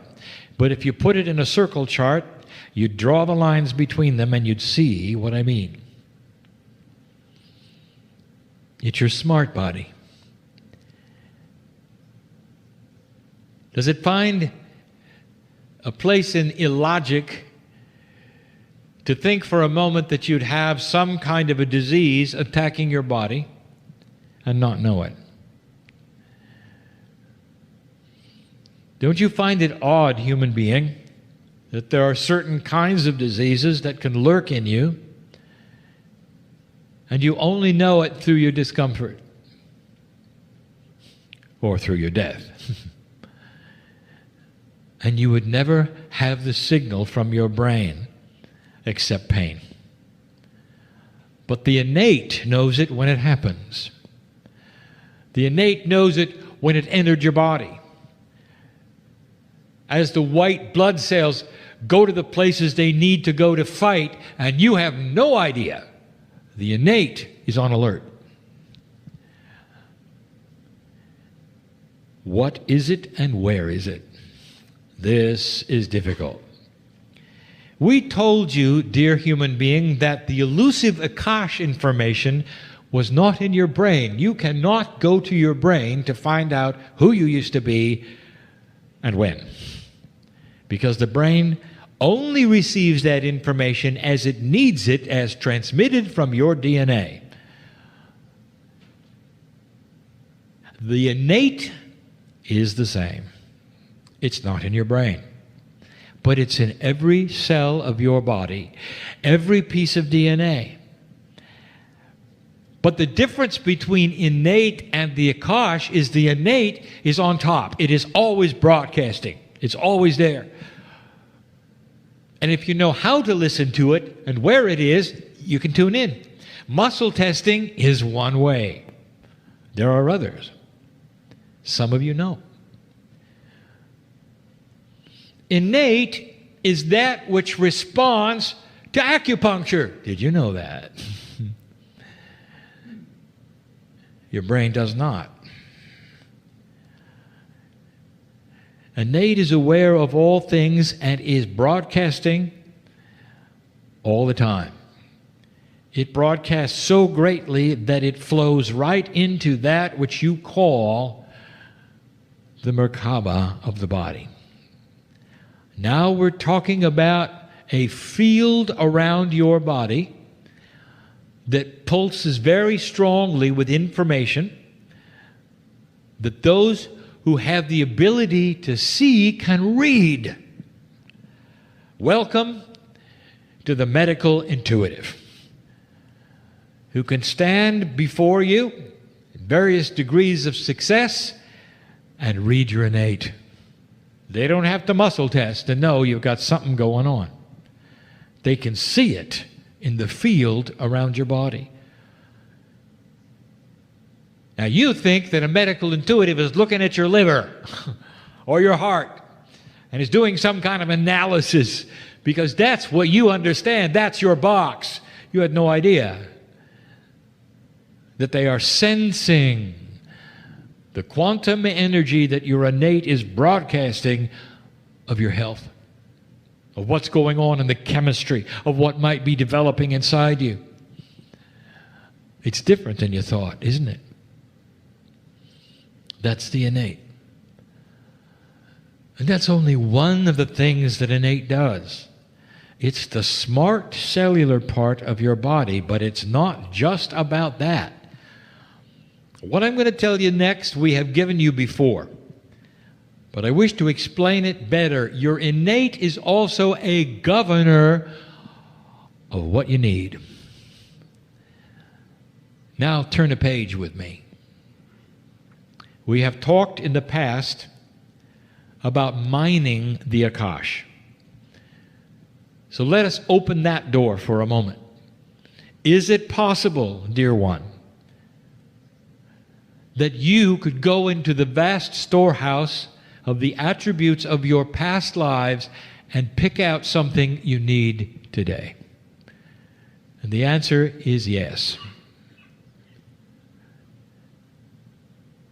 And the way it's done has to pass muster and permission of the innate. Because the innate smart body knows what you need. It is then the governor, the filter of what you can pull out of your Akash and use. And it will say no to frivolous things and say yes to the things that will allow you to cure yourself of disease, live longer, and increase the percentage of efficiency of your DNA. It doesn't care how you look like you do. It cares about your health. If you want to go into your Akash and pull out something that you need for survival, it's right there with you. If you want to make clearer skin, it isn't. If you see what I mean. It's the governor for mining the Akash. By the way, the Akash is supremely mineable. You have earned what you've lived, dear ones, and it's not in there that far. It's not deep. It all lays in a soup that is available all the time for you. If you have a disease in your body right now, dear one, and you want to mine the Akash in the way that you only would know how, only your consciousness in practice and maturity can work on a problem that is yours only, to mine who you are and who you were, and to bring forward that which would cure it. The innate is responsible for spontaneous remission. For the innate can go in and pull out the things in the Akash and place them into your cellular structure. That's how smart it is. Did you ever sit in a meeting and something is said or a feeling can happen and you get chills? What are they? You would say they are chills of validation. Guess where they came from? The innate. The innate is signaling you truth, not your brain. Dear ones, your brain will get in the way. It's the brain that has the box of belief. It's the brain that has who you are based on experience and memory. It is the innate that knows the truth. One of the attributes of the future human being, and we have given you this before, is to build a bridge between your human consciousness and your innate. It is one of the three things in the cellular part of the 9 attributes, the human energies part, that a bridge can be built so that you don't have to muscle test, so that you can become your own medical intuitive about your own cellular structure. Doesn't that make sense? So when something invades your body that is not appropriate and proper, that your brain would never tell you and that your innate knows about, when the bridge is complete, your intuition will say, there's something different.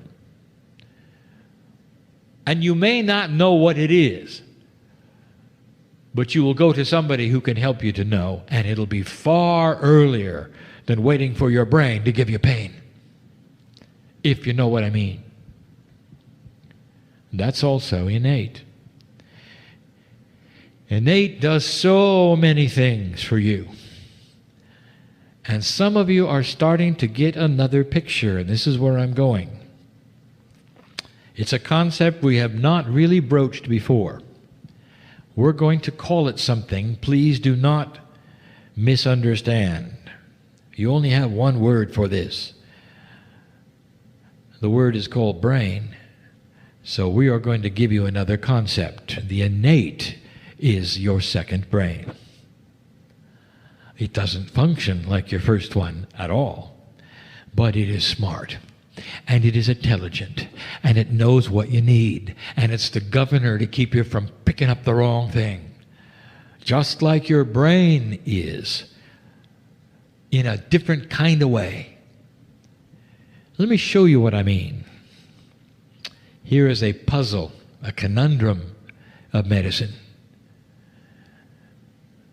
When an accident happens and it severs your spinal cord and leaves you with no feeling or operations from the waist down, there's some interesting things that continue to function. One of them is your heart. Another is digestion. There are others also that function. The organs of the body, many of them, continue to work even though you are told that your brain, your central nervous system, is the one that sends the signals to make them work. And suddenly, the conduit where the signals are sent is broken. So what keeps them going? When you have a heart that depends upon signals from the brain on a regular basis, and the brain is disconnected, and it's still going, how do you think that works? And now I'll tell you, because the innate takes over. It's always there. And the organs will function. Even reproduction happens. The heart keeps going. Digestion, it's a second heart. It's a second liver, you might say. Innate is a second brain. And these are the things that sometimes medicine has puzzled over, and I just gave you the answer. There is another intelligence in your body that is smarter about cellular things than your brain is. So now I want to wrap this all up. What are you supposed to do with this information? I want you to get in touch with innate. the heart connection, dear ones. The higher self and the innate and human consciousness are the three human energies that need to meld. Human consciousness, higher self, and innate. When DNA starts to work at a higher efficiency, there are bridges that start to be built between these things.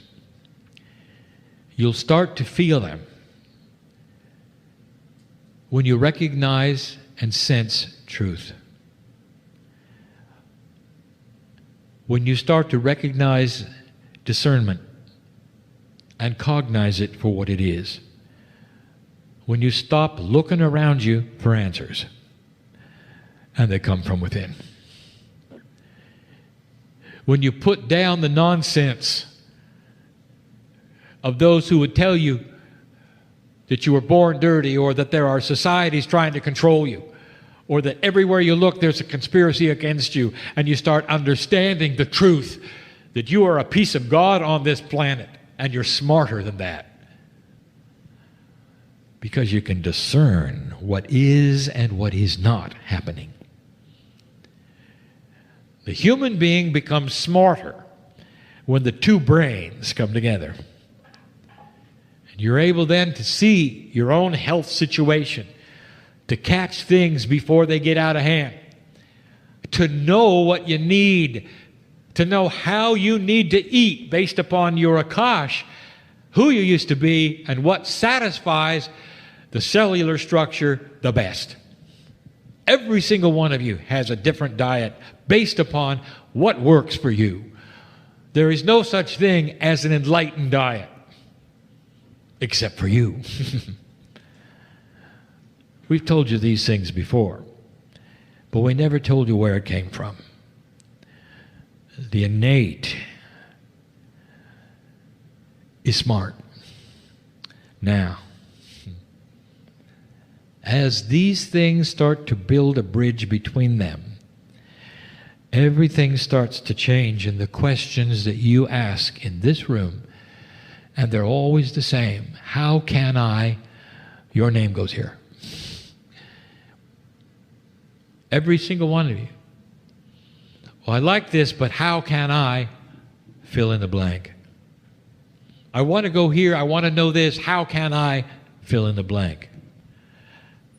And the day is coming when you never have to ask. Any more than today when you would ask, how do I get from A to B? You don't stop somebody on the street and ask them how to walk. You don't ask somebody how to get in your car or where it's going. That is you with you, and you got it figured out. But when it comes to esoteric things, you don't. And you feel you're in the dark. And there's missing pieces. When these things start to meld, the missing pieces will start to fill in, and you're going to be a lot smarter about you.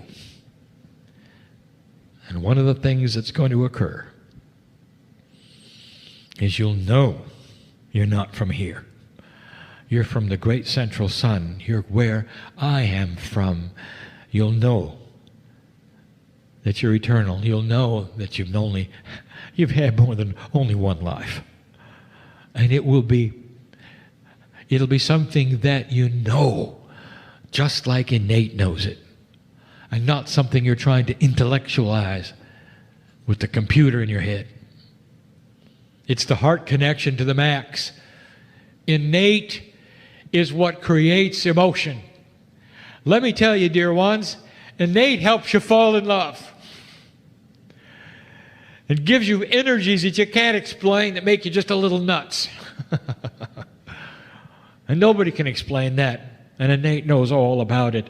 It changes every cell of your body. It's able to ring true. There's nothing like it. Can you see how innate will serve you? And how it shakes hands with the higher self and knows about God in you. And this has been our story. for this day about something in you you may have not known the extent of it, what it is, how it works, how important it is. And it's you with you. It's not an entity inside you, dear ones. It's you, the smart part of yourselves. And so it is. Hi, everybody. Thanks for watching this. I wanted to tell you this is a little time sensitive. Greetings, dear ones. I am Kryon of Magnetic Service. We have greetings for those also who are multidimensional, very real. We have greetings for Alcazar. We have greetings for the sacredness and the geometry that is here. Now, dear ones, I have just given you something you should look at. For here I am, a multi-dimensional voice, that's hard to believe, giving greetings to two other multi-dimensional entities, that's hard to believe. And all of this in the face of a changing energy on the planet, which is also hard to believe. The paradigm shift that we bring to you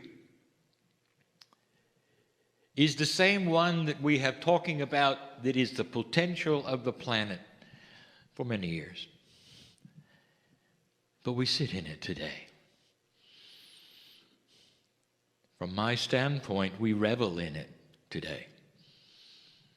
Dear ones, dear old souls, this was not guaranteed.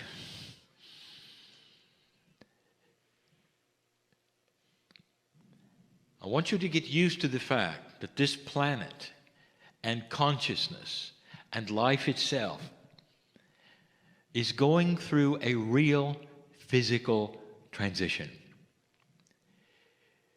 The transition that you may think it's going through is that which you believe as an esoteric believer. It's very, very easy for one who has spent many years in esoteric belief to see, feel, sense energy shift. And so many of you are aware.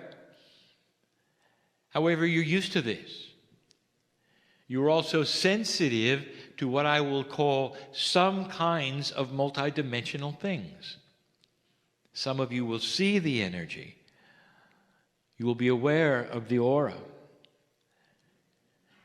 But I'm talking about the earth. I'm not talking about just the old souls. This planet is going through a physical, multi-dimensional shift. We prepared you for it. Kryon is the magnetic master for the first thing that I did with a grid group. From the moment I got here to 2002 was to move the grid of the planet. Now your magnetic grid is measurable with your compass.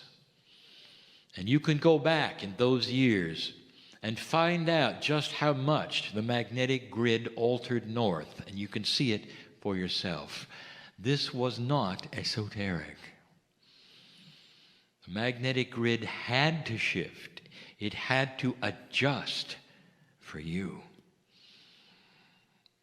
It is difficult for me to even begin to talk to you about what another dimensional shift might bring you. We have told you that you've never had one before, ever. You have lived in an energy, literally, that had one kind of paradigm that never moved. It has become then your staple, the way things are, human nature. Everything is based around the reality you're in. As you begin to shift, consciousness will react. We told you that. We also gave you information about the actual area of space that your solar system is moving into. Astronomers are looking at coming out of the bubble. Go find this. You can. For all of existence of your life on the planet has been in some kind of a cosmic bubble, a protection of a kind of radiation that's coming. The radiation is not that which will affect you adversely. It's going to interface with the magnetic grid's new alignment and affect the DNA, creating an advancement in time, a fast track to your evolution. We told you that. You can go check whether it's coming or not. The whole entire planet is going to be subjected to a potential paradigm shift. Now, here's where it gets good. Potential. What do I mean? When I came to you 25 years ago, I said there was a potential shift coming based upon the probabilities of where you were and what you were doing. I say the same thing today. The snowball is rolling. It's hard to stop it from collecting more snow and getting bigger. That is the consciousness of the planet. A slow process that weeds out the dark and the light, that takes into account the reactions of all consciousness to the new energy. Imagine if you were invested in dark and evil. Imagine that for a moment. And imagine that this investment was fine as long as nothing changed. You could control what you're used to controlling. All of the darkness would still be yours. And suddenly, there's a little too much light. Something is starting to shift and change. What would you do? And the answer, you would go on a raging campaign of fear in order to keep things the way they were. Does this sound like something you might see? You see, the planet is changing. Not just old souls, not just light workers. If you want to know specifics, ask the indigenous. For their prophecies were all about now. Now, this is news we've been giving you for some time, but I've just compiled it into a few minutes. Dare I say, it's beautiful. The fact that it is happening at all is beautiful. You passed the marker, more than passed marker. You did it with flying colors. It wasn't even close. You didn't need a confrontation. You didn't need a war. You didn't need to reduce the population by millions of people in order to wake up. You did it by yourself. And when the precession of equinoxes arrived, the consciousness of the planet was actually higher than I predicted. And if you want to see that, you can go back and you can look at my first communication with you, which you call Kryon Book 1, where I gave you some of the potentials which included a mass death experience on the planet which may wake you up, and you didn't need it. You didn't need it.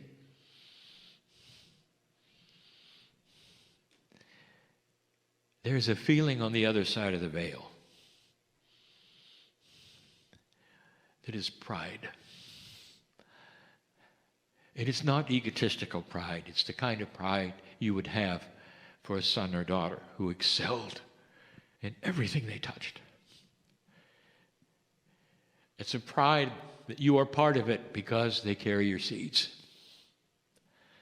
And that's where we are today.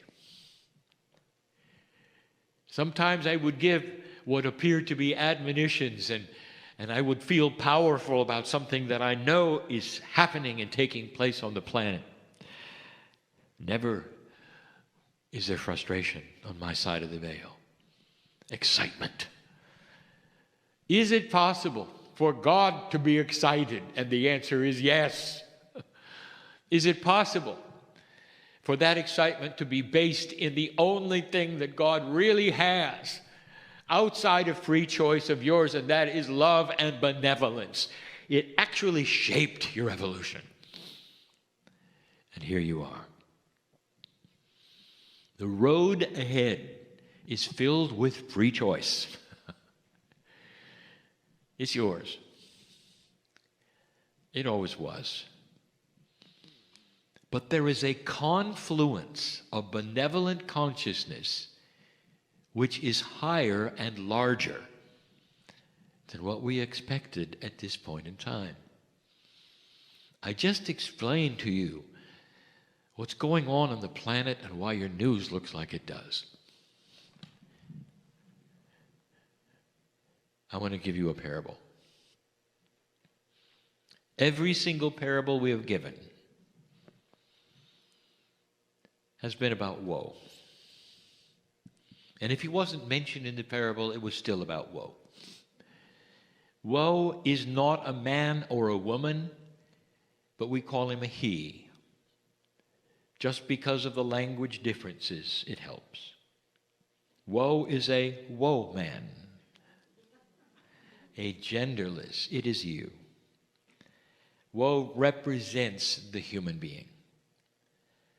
Parables are given because they are puzzles and mean other things.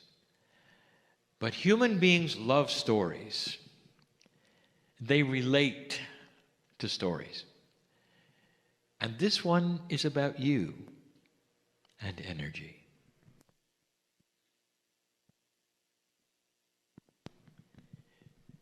In this particular story, woe is an old soul and a light worker. And he lives in the year 2015. The story of woe is similar, perhaps, to what you might experience. Maybe a little different, because you're all different.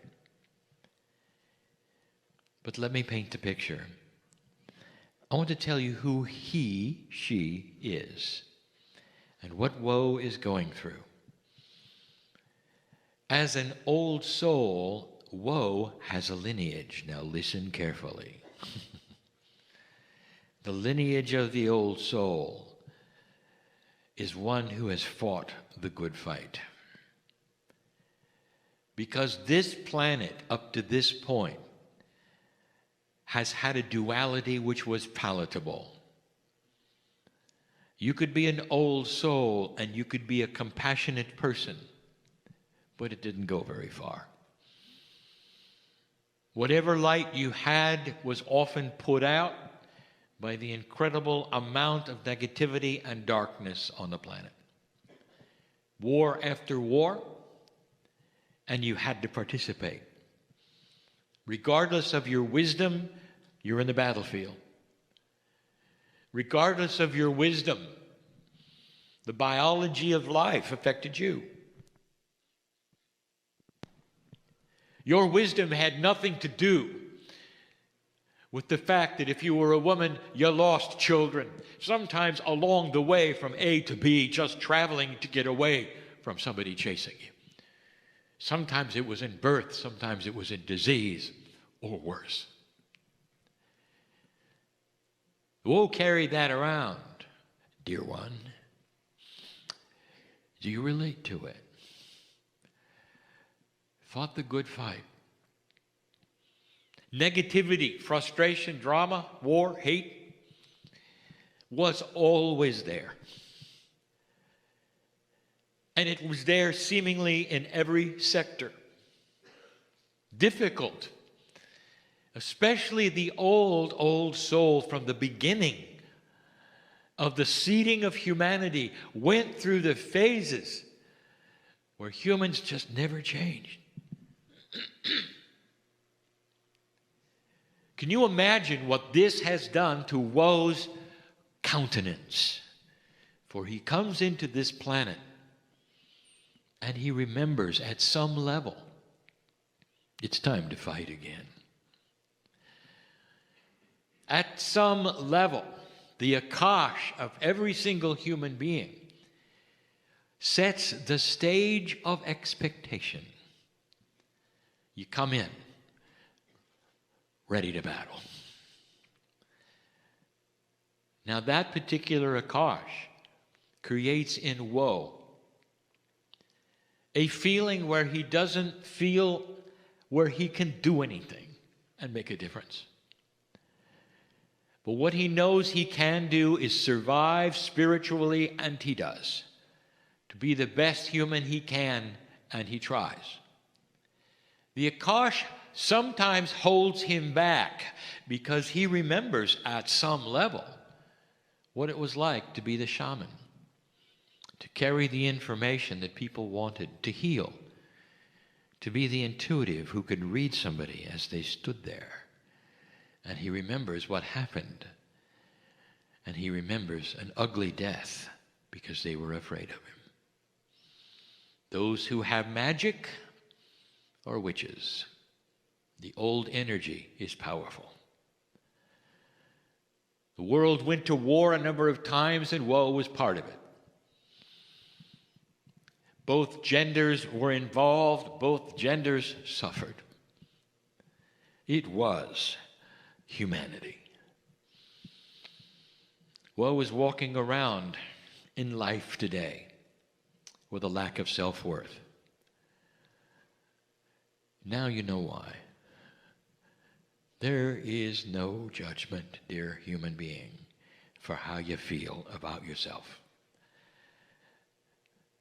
But there is amazement at what you can't see. Woe is like you. Life for woe is just hanging on. All around him, he has to watch and be careful where he goes, what he says, what he does, all his life. But it's okay. Woe knows how to develop self-balance and compassion. He walks life as a happy individual because he has God inside. It's all he needs. But he's still careful. When woe goes to work, he did not select the people around him. You realize that. But you had to work with them. He had to work with them. There are those he likes more than others. There are those that are frustrating to him. Quite often, those who would be above him in a pay grade are the most frustrating. He tries to go around them, meaning, don't listen, don't be where they are. Sometimes it works, sometimes it doesn't. He holds it together, but he hears the negativity that they have. He sees others around in distress because of it. Woe tries to cheer them up or battle the energy the best he can. He's used to it, you see. He's a light worker. Woe lives alone. Now, this is a trait of woe. He found himself living alone because it was easier. Because if he didn't, there was always drama and frustration. He had a cat. And to make things worse, the cat didn't like him. Imagine having an animal that you're compassionate about that doesn't really like you. You would come home and the cat would pout because he had gone. When it was time for the cat to eat, he knew it because the cat would come up and bite him. But woe loved animals, and it was all the cat had. Woe knew that the cat's life was dependent on him. Despite this, he was still cheerful. He named his cat Cat. Hello, cat. How are you? I love you, even if you don't love me. This was Woe's life. It was not a bad life. Actually, he liked it because he was at home with the battles. These were easy battles. There was no war to fight now. He didn't have to join. There was no mass death. There were no plagues anymore. That's odd, isn't it? At a time when there was a fraction of the number of people on the planet, where there was no air travel to carry contagion, there were no plagues, none at all.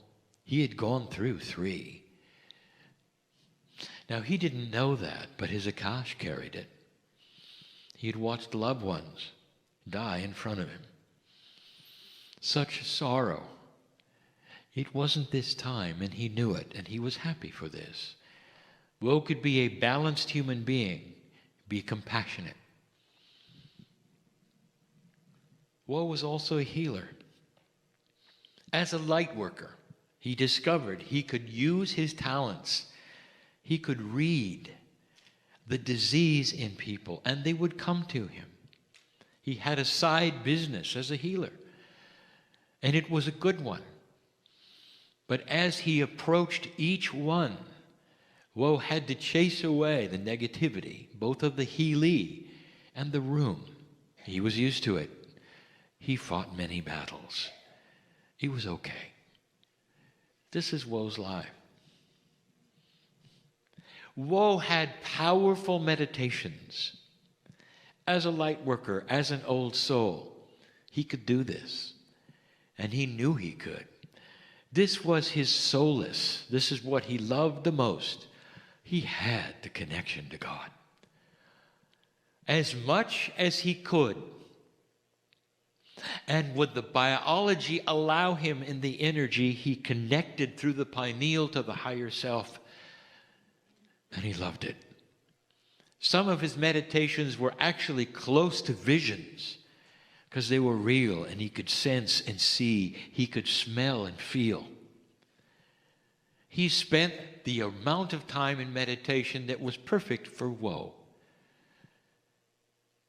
He had heard stories that you should meditate a certain amount of time a day, and he realized this was not true for him.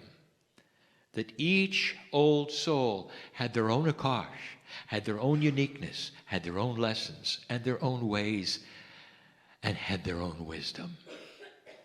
He meditated only the amount of time that he needed to balance. But it's what happened in his meditation that I want to tell you about. For almost every single one of them for over 3 years had featured a door. A door. He saw the door metaphorically. He knew what it meant.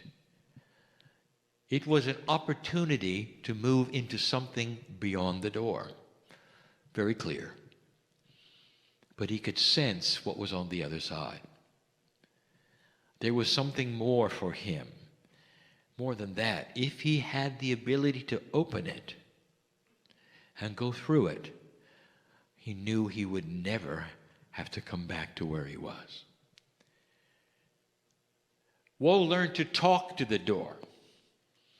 And he knew that the door had a personality, an angelic ability, because it was multidimensional. It could give him information if he wanted. He thought perhaps that the door represented a final lifetime, perhaps even an appropriate death. When it was time, he would walk through it and never have to come back to the planet. He weighed all of these things in his mind. He didn't know what the door was about until he was able to start talking to it. In the vision, he was limited in what he could ask and the answers that could happen, because he knew that he was in a space that was sacred. It didn't work the same way in 3D. The questions he asked were literally that which did not come out of his mouth, but his innate also was involved. That which his consciousness was also involved. He would say to the door, "Who are you?" And the feeling he got, not the voice, because he never heard a voice, he got his messages through his intuition, right into his brain as though there were a voice. And the voice was always too beautiful for words. The voice was genderless. The voice was whatever he wanted to hear. It was the most beautiful sound he could imagine. And he said, "Who are you?" And the voice said, "Whoa, I am your future."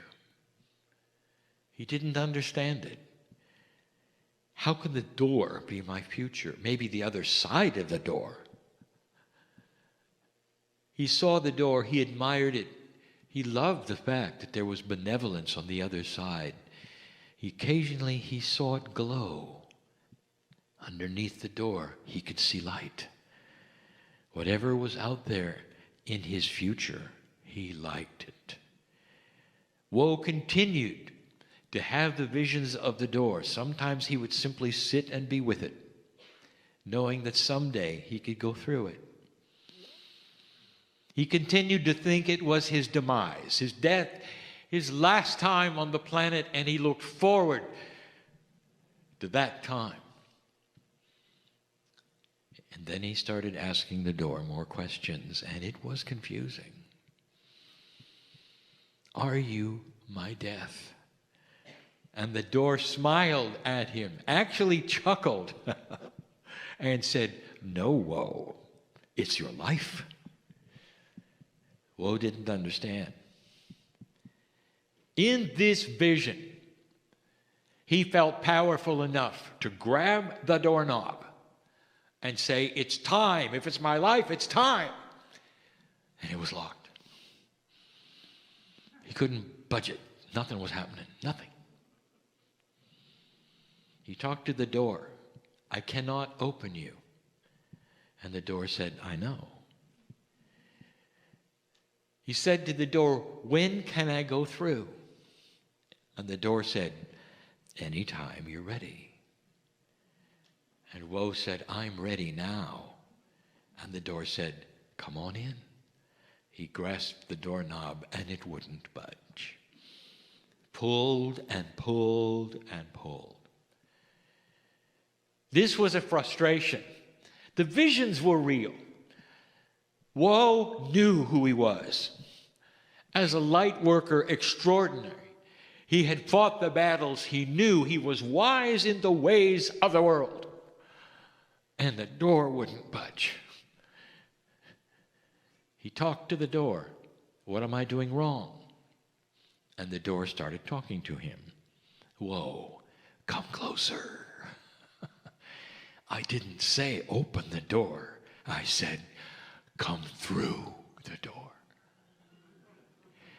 And Woe started to realize what the door was telling him.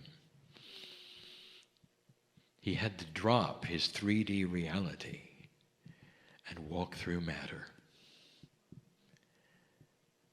And he did. Woe literally walked through the door. And in that instant, he got it. Nothing he had ever learned in the old energy was going to work. You can pull on the door. It'll never open. Let me tell you what Woe discovered on the other side, because it shocked him. He wasn't in another world. He was in his world, in another dimension. A dimension that was not anything he could count or describe, but one where suddenly his self-worth was skyrocketing to a degree where the akash that he had had dropped away. It was simply gone because the old energy has nothing to do with who he is today. Woe was becoming slightly multidimensional. He went to work and he looked at his boss, the source of frustration, the one he wanted to run from so he didn't get any bad instructions. And all he saw was a human that he was compassionate about. He wondered about that person's life. He felt sorry that they were frustrated and in drama and egotistical. And what he did next would shock and surprise you. He wanted to be closer to the boss because he found that nothing the boss did bothered him at all. He could sit and listen to the things that used to frustrate him and put his stomach in knots, and he wasn't affected. I want to tell you what happened eventually so you'll understand the dynamic. You see, his boss did not get the reaction he used to. No one was fearful in that body of woe anymore. In fact, eventually, the boss asked woe what the change was because he liked it. Woe's dimensionality had affected somebody else who was not even interested in changing dimensions. This is a process you're not used to. Everywhere woe started to walk, things became easier. The old energy of battle and fighting, he realized, was a caveman survival instinct, and he was beyond it. He didn't meet darkness where he went because it ran from him. Woe carried a light that was so impressively bright, metaphorically, to that which is darkness, hatred, frustration, and drama, that it literally left the building when he arrived.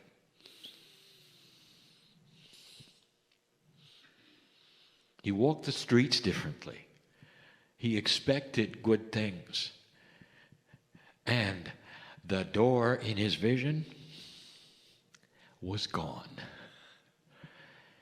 When he seemingly tried metaphorically to turn around to see where the door had gone, there was none. He couldn't go back. He couldn't go back. Woe went home, and there was Cat. Cat took one look at Woe and rubbed against his leg. He started purring. That's all it took, dear ones. The animals know first. Then even the plants and the rocks. The whole planet knows when you become a little different. And from that moment on, there were no more bites, just purrs and rubbing. What's for dinner? I'm going to close and ask you, what's for dinner? Are you going to leave here differently or the same? Does this parable make sense to you? If you don't understand the hows and the whys, the timing, the actions, if you're at a loss for the practical meanings, I will say this: you're not alone. I just gave you the overall perspective. In order to go through the door, every single one of you will have a different kind of way. This is honoring to your Akash, to your individuality. But listen, if you didn't get it, if you want to go through the door, your actual cellular body will start to shift and change.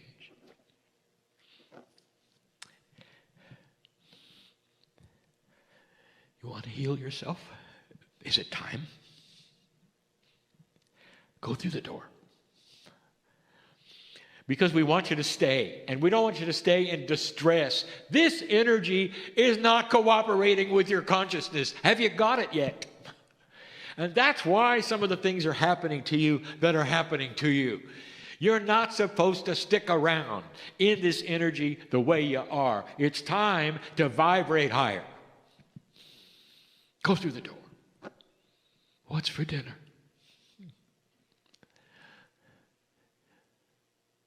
I am in love with humanity for what you're about to do. That's you. I know you. Hi, everybody. Thanks for watching this. I wanted to tell you this is a little time sensitive. Greetings, dear ones. I'm Kryon of Magnetic Service. There is so much sacredness here. And the sacredness is generated by the intent of those in the chairs. Anytime a human being will gather with another human being and say, I'm here for one reason, I want to know more. I've heard some wild stories of perhaps things that are beyond my understanding that might change my life, might enhance those things that I would love to enhance. That's why I'm in a chair. And this creates a field in itself. Perhaps there are those of you who could feel that and have felt that and did feel that this morning when you walked in the room. Because of the numbers that are here, there is a field that is generated with intent that is so sacred and so beautiful. And it's seen. Oh, it's seen.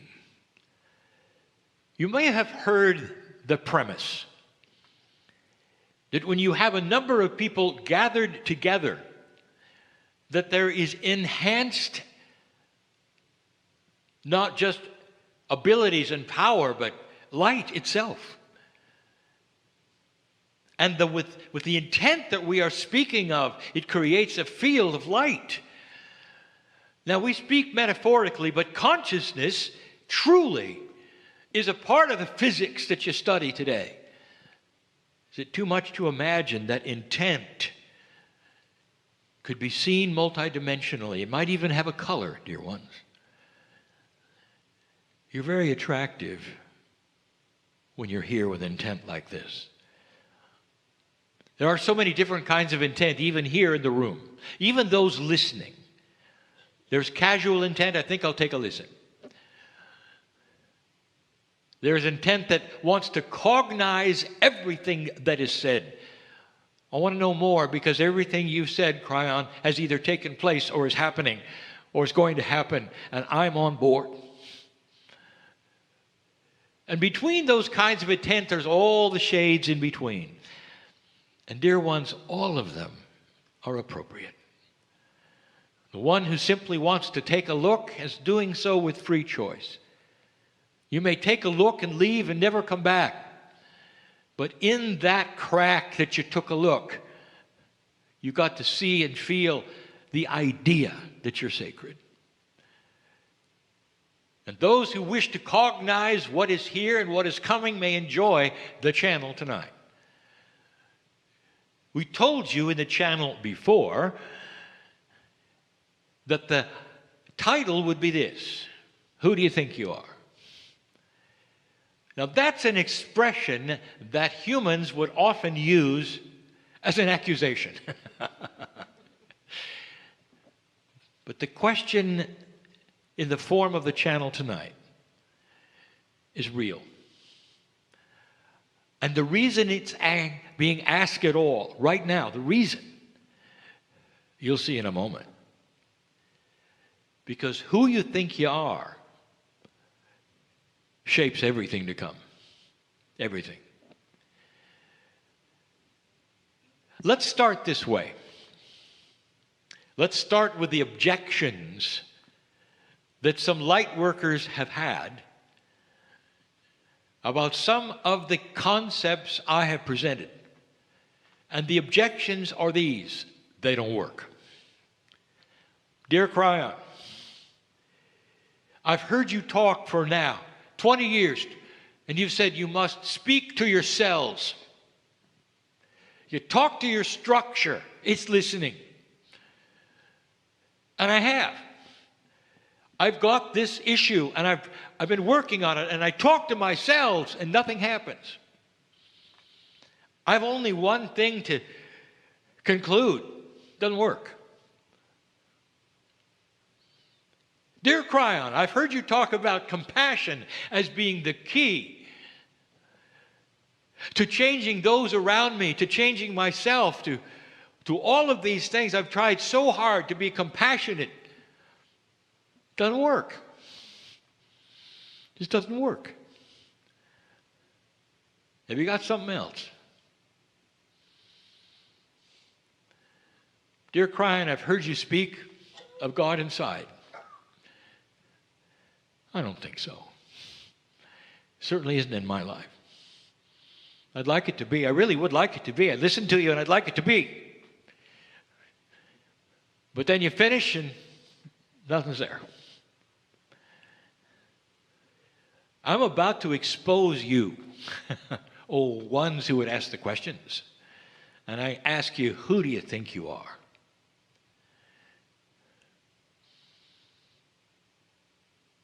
If you had to draw a list of who you think you are, what's it look like, dear human being? And I will start the list for you. And it's fraught with bias, misunderstanding, disbelief, ignorance, and more. And you don't know it. You don't even know it. It goes like this. Who do you think you are? Okay, I'm male, I'm female, I'm so many years old. Stop. You are, really. That's how old you are. I see you wrote that down in big letters. That's how old you are. So let's discuss age for a moment. What comes with the statement, how old you are? And I'll tell you, a tremendous bias. Right away, you are acting out how old you're supposed to be based upon information that was given to you about others that age. You realize that, don't you? So however old you are, first of all, you're older than you used to be, and you don't like that. That's a bias in itself. Aging is a bias. If you don't like it, it's a bias.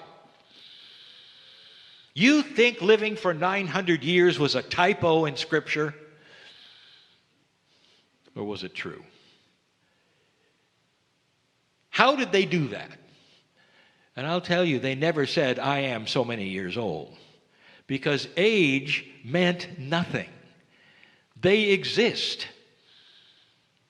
In a body, year after year, that will age, if you even want to use the word, on its own schedule.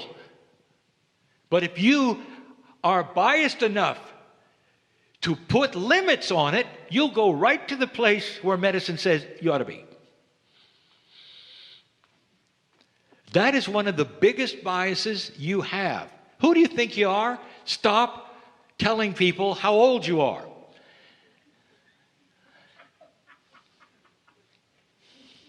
Do you realize what this carries with it?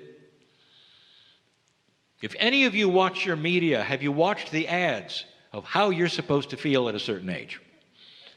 And what drugs you're supposed to take at a certain age because of how you're supposed to feel at a certain age? It's programming. You are programmed to age poorly. And I just said it.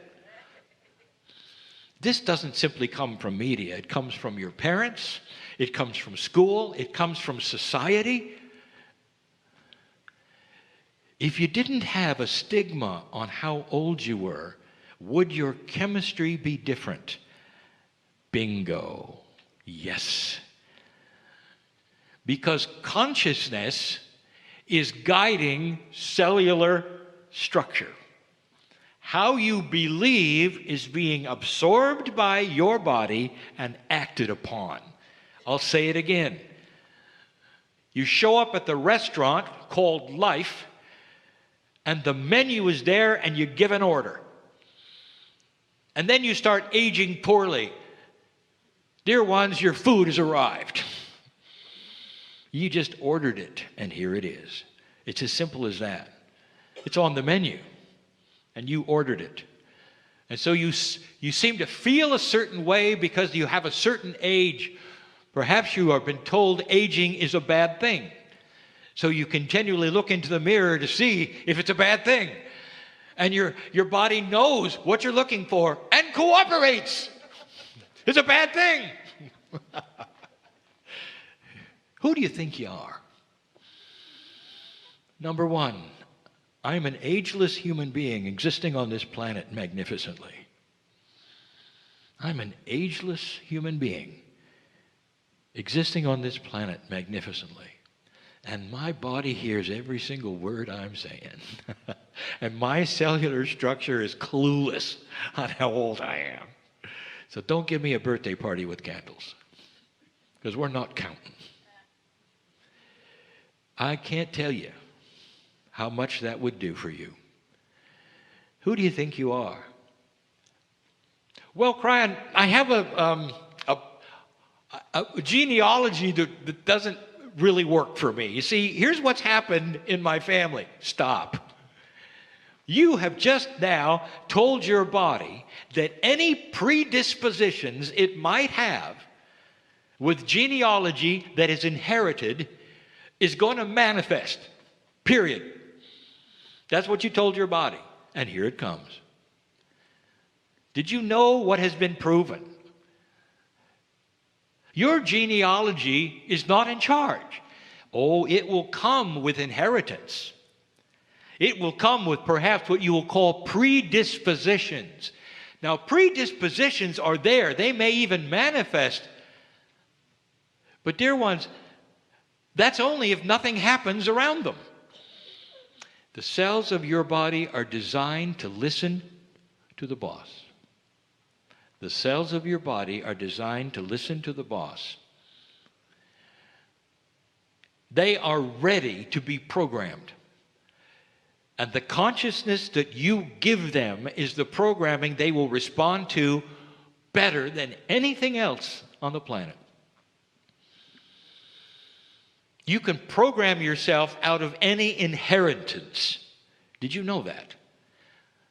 Just like you can program your age, and the amount that you age is programmable. The amount of energy you have is programmable. And the programming to your cells comes from that which we call intent. There it is again. Consciousness, intent, can program a human being so that they can last longer, not be attracted to disease, come through life in a way that is spectacular in its peacefulness and its beauty and its elegance, instead of having to suffer through it. Number 3, you don't know what's happened to me, Kryon. No, but you just told your body that whatever has happened is just awful. And that just means that whatever happens is going to age you, and it's going to make you a victim. You programmed yourself to be a victim. And if you didn't, others have. And it just depends upon who you listen to about who is God, what the relationship is, or whether you were born dirty or magnificent. Programmed to suffer. Who do you think you are? Well, so far, you're aging badly, your genealogy is horrible, and you're a victim. Who do you think you are? That's who you think you are. I could go on and on. But here's what I want to show you. If that's who you are, how do you think that one thing that you're going to change is then going to correct everything? So the ones who say, well, that doesn't work, Kryon, give me something better, have already decided who they are. And they're used to a system that is linear. You may call it allopathic, it's not the right word. A system that is linear says this: no matter who you are, no matter what you've suffered, no matter what your genealogy, if you take a pill, it will help. Doesn't matter who you are, what you've done, it's going to help. And of course, you may have to take it again and again, but you get help. That's not this way. It's not the way it works, dear ones. Not with spirituality. The truth is this: how you think you are and what you believe you are is the precursor to all of the things I teach working. Did I say that correctly? You've got to change your belief before any of these things are going to come to fruition in your life. If you're going to talk to yourselves, you can't give me a list that says, here's who I am. Now I'm going to talk to myself and it's going to change everything. You've got to start at the beginning. And the beauty of this teaching is this: once you start to cognize the fact that you are magnificent in the eyes of God, of nature, you belong here, everything starts to snap in place.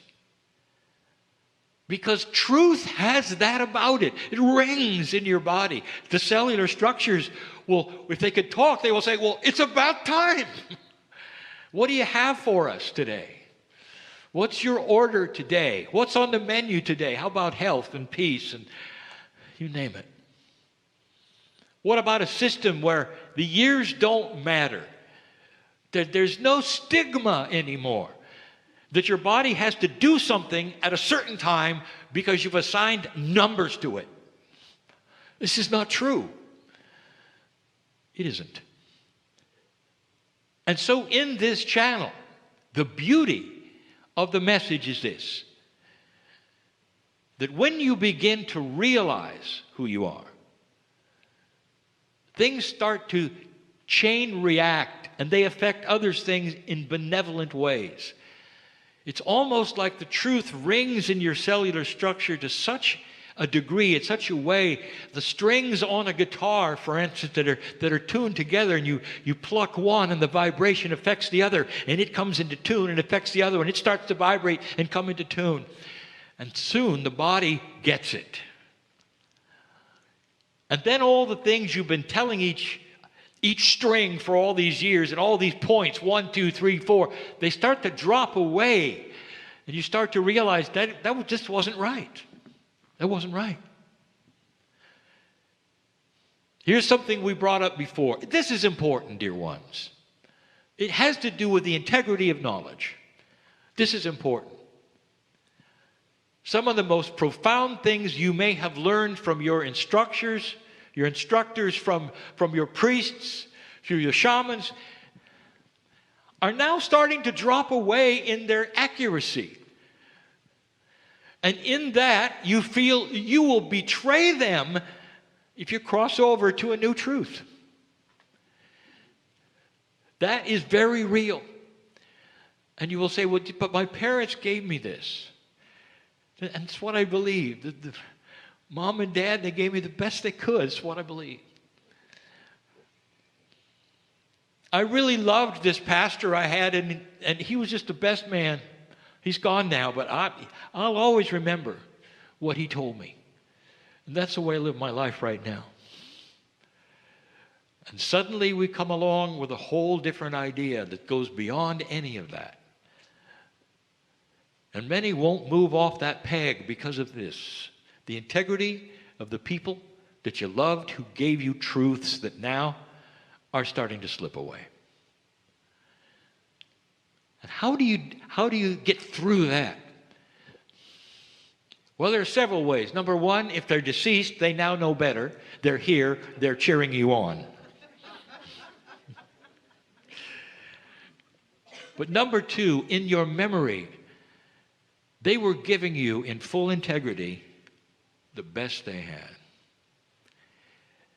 The best they had. And there's nothing wrong with that. If they had what you know today, do you think that they would give that to you? They would.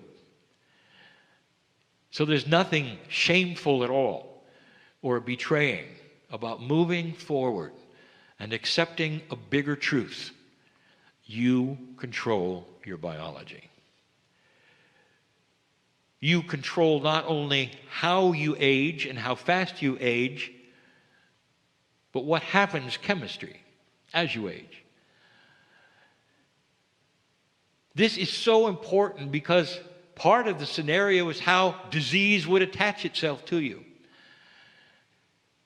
I've told you before that as human consciousness starts to evolve to a higher level, it will change the entire body. Because all of your cells are receptors and listening for instructions. And a higher consciousness will give higher kinds of instructions. And in that, eventually, there will be a body that will not accept disease because it's smarter than it used to be. You all understand that you have something called the smart body. And again, I'm going to give you the example of how consciousness works, like homeopathy. You accept homeopathy. Interesting, isn't it, that the fact that this country doesn't have much homeopathy is political. And it's not what you think. It doesn't really have to do with your medicine. It has to do with what happened with the English. When you became Americans and won that war, by the way, you did, you threw away everything European. You threw away their accent, you threw away their medicine, you threw away their religion. You didn't want anything to do with the Church of England, on and on. And part of that was homeopathy. And today when you go to Europe, it's everywhere. And here, it's nowhere. Let's talk about that. Not the fact that it's anywhere you want to find it, dear ones, in your country, you can find it. But the idea of it, it's a conceptual idea that works with the body. Again, we tell you this. Listen to this and understand the logic. A tincture is a design of a minuscule chemical that would send a signal to the body of what the one using the tincture is asking for in healing or peace. Not limited only to chemistry. And the science will look at the tincture and say it's too small for a chemical reaction anywhere, anytime. It's simply too small. Therefore, it cannot do anything chemically. And they're right. They're right. And yet it works. So here is the answer to why it works and the truth about it, which will tie right into the theme of who do you think you are? A tincture under the tongue is an instruction set that's designed that under the tongue, sublingually, the body receives and acts on. Did you get that?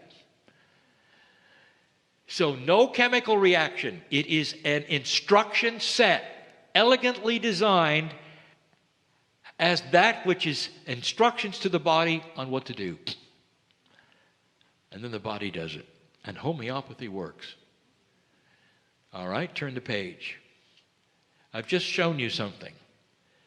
I've just shown you proof. The body is listening. The cells want instructions. And you can do it several ways. And one of them, proven, is homeopathy. And the other one is with consciousness. What about consciousness elegantly designed through words that you would say or thoughts that you would generate when you answer the questions, who do you think you are?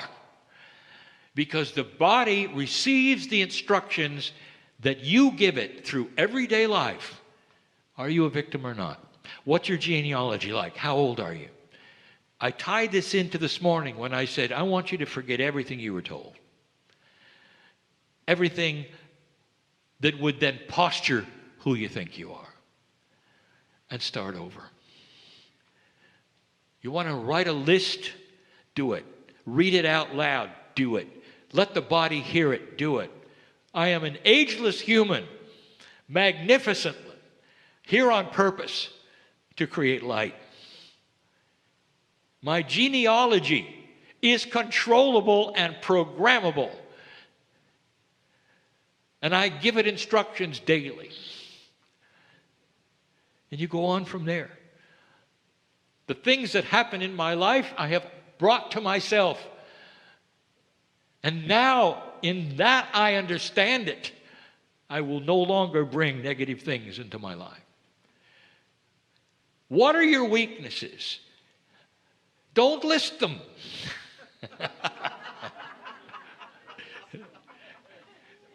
I am afraid of this or that. And instead, you will say the opposite. These are things that used to bother me, which I have conquered. And your body hears it and sees it. And they are simple things. They're habits that you can cure instantly. As easy as my partner did with being seasick all of his life. And in one session, he was no longer. Dear ones, this is the power you have. And it's not simply about ridding yourself of some awful disease. It's everyday life. One of the attributes you might say, I get angry easily. If you said that and you think that's you, you will get angry easily. I have buttons that people press when they talk about religion and politics. My mother bothers me. I have trouble with my family. And the body hears it all. That's who I am. Who do you think you are? That's who I am. And you think you can come to a meeting and hear something about how to correct this or that and try it and it's going to work? It isn't. Until you start knowing who you are. Coming along with the program shouldn't shock you. Truth is beautiful. You're none of those things you thought you were. The idea of having trouble with this person or that person is reprogrammable. Honestly, I want you to try it. We've said this over and over. To walk into the cauldron of drama that used to bother you with a new attitude and watch what happens when you tell your body, these things are not going to bother me or hurt me. I'm going to have peace and I'm going to see God in those people. That's what I'm going to do. And it takes practice, doesn't it? But it works. Have any of you noticed that when you start doing that, the people that bother you leave? Because they're not getting the reaction anymore. If they can't leave because they're related, they stop bothering you. Because they're not getting the reaction anymore. You've disconnected the button. And so you can stand there and start erasing the things on your list. This person bothers me. I can't do this. I can't do that. And pretty soon you see you have a clean slate of magnificence. And you start to realize, I'm in control. I really am in control. And then you can start talking to yourselves, and then you can start doing the things that we have told you about over and over that work, and they work, and they work. But you can't just walk in as a victim with diseases, knowing their genealogy is awful, aging badly, and expect to plug in these things and have a miracle. Is that offensive to you? Or does it make sense? The biggest one, I said 4 times already. I am born magnificent. I'm here on purpose. I'm here for a reason. I can manufacture light. If there are enough like me on this planet, we'll all manufacture light. And the whole planet is going to change. What about that? Maybe you came here today to hear that. Who do you think you are?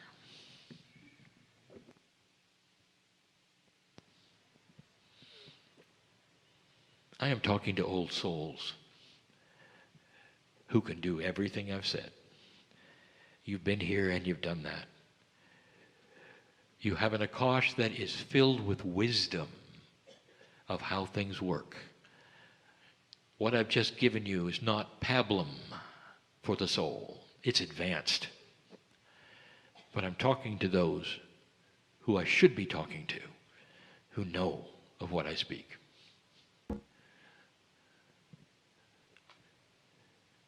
I'm in Kryon in love with humanity. And so it is.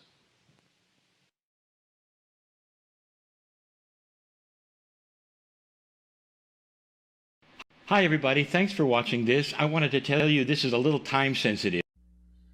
Greetings, dear ones. I'm Kryon of Magnetic Service. And once again, my partner steps aside. We described it before, a process that honors the human being. A process which requires that the human being remain where he is and shares the experience so he will feel it and know it. But he removes himself from the three-dimensional portal of the pineal. For in the moments that this takes place, it is not a gland. It is a meta-dimensional, multi-dimensional, beyond-dimensional portal. And it allows that which is the creative source inside you to expand. It is channeling. It is available. Always has been. In this new energy, however, it is available for the new information, the new thought, in new processes which are coming your way. And before we begin the message, and anything that is going to be taught in any combination, I just want to take a moment. What is your perception of what's going on here? Is it possible that there is an intelligent source in your universe, in your galaxy, that has helped put together what you see here? Is it possible that there is a plan that is benevolent to the human being because the human being is part of that creative source? Is it possible that you're never alone? And we've said those words for many years. Is it possible that the family is a little different than you think? Maybe it's even larger than you think. Is it possible that the message I'm about to give you is accurate, true, and real from a source that we claim to be not from this body of this human being? It took him a long time to understand that there was no trick here. It took him a long time because the box he came out of said there would be. That the box said there are consequences for what you're doing. That God doesn't talk to humans this way. That it could be a trick. And that the darkness of the planet wishes to invade your soul. And he learned quickly that every single time he opened this gland and the pineal became the portal for the higher self, he got the love of God. That's all he got. And it's pure. The purest thing he has ever experienced. It is always the same. It has never tainted itself. It has never biased itself. It has never told a human to do something out of integrity. It is always congratulatory. More than benevolent. It's family. Never changing. 23 years. That's the way it should be, dear ones. And if you need some kind of proof that this is real, maybe, just maybe, you would open that part of your heart that you have the ability to open and say, I would like to feel something. I would like perhaps some validation within my cells that this is correct, and you would begin then to feel the chills that you can only get when you know the truth is being revealed. And the truth is, I know you. I know your lives. I know what you're going through. Oh, soul, you are known to me. We have done so much together. You have not seen my face or my name. I'm with you all the time. And when I say I mean the entourage, which is in that, which you would count them to be trillions, knowing who you are, standing with you in the hardest times you have, through the tears, through the sorrow, and celebrating in those moments where you choose to toast victory. And sometimes the victory is health, and sometimes the victory is solutions over problems you had for a lifetime. We know you are. You're never alone. There is a system that my partner has taught about for years. It's a system we have mentioned in countless channels. But we've never really dedicated a channel to this system in the way we're doing today. That includes the new energy of today, because this is a system most of you don't even know how to use. Some of you use it all the time. You just don't know what you're doing. It's not intuitive. It's going to be the truth about synchronicity, and we'll subtitle it The Demise of the Bell-Shaped Curve. When something happens to you that is good, your friends around you will say, what a lucky person you are. What are the chances that this would have happened to you?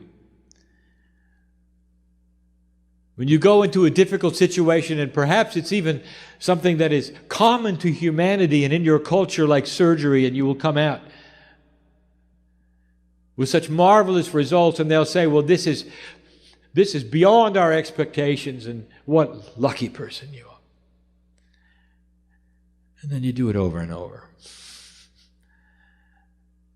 Or you go someplace and you meet just the right person who knows somebody else who just has the right information, and you end up with exactly what you wanted. What are the chances, they'll say, of this taking place? What a lucky person you are. Because humans do not see the structure of synchronicity. They see a structure of planning, forward-looking. And that is the only way you can achieve things. And in that puzzle, they even will mention positive thought. But that still is planning in a linear fashion so that you will arrive at a goal. And no matter what kind of process you have studied that will get you from A to B, there's got to be a goal. And in some of those, you will take the goal and you will paste it upon the refrigerator so you'll see it every day. And this is a linear human being. What if I told you there is a process that is not linear, that has no goal at all? Not one in linearity, but one in conceptualism. A conceptual goal that says, dear God, put me in the right place. I don't know where it is. Dear God, when you do it, make it comfortable for me. Let me see the sense of it. Make it easy. And bring me the right situations to take me there. How about that? And if you told that to someone off the street, they would say, you must be New Age. For it is not logical. For you sit in a place where you're expecting God to do everything. No, you're not. And that is the subject of today. No, you're not.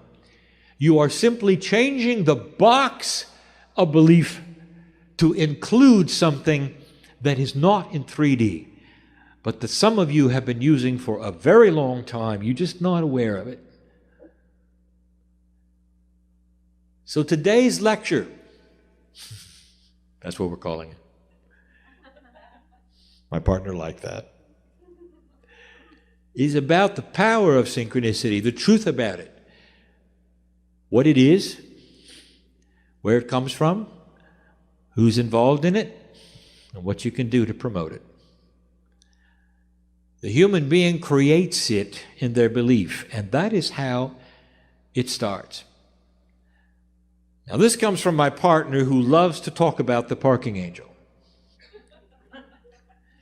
Because this is the example he uses, so we'll do the same thing.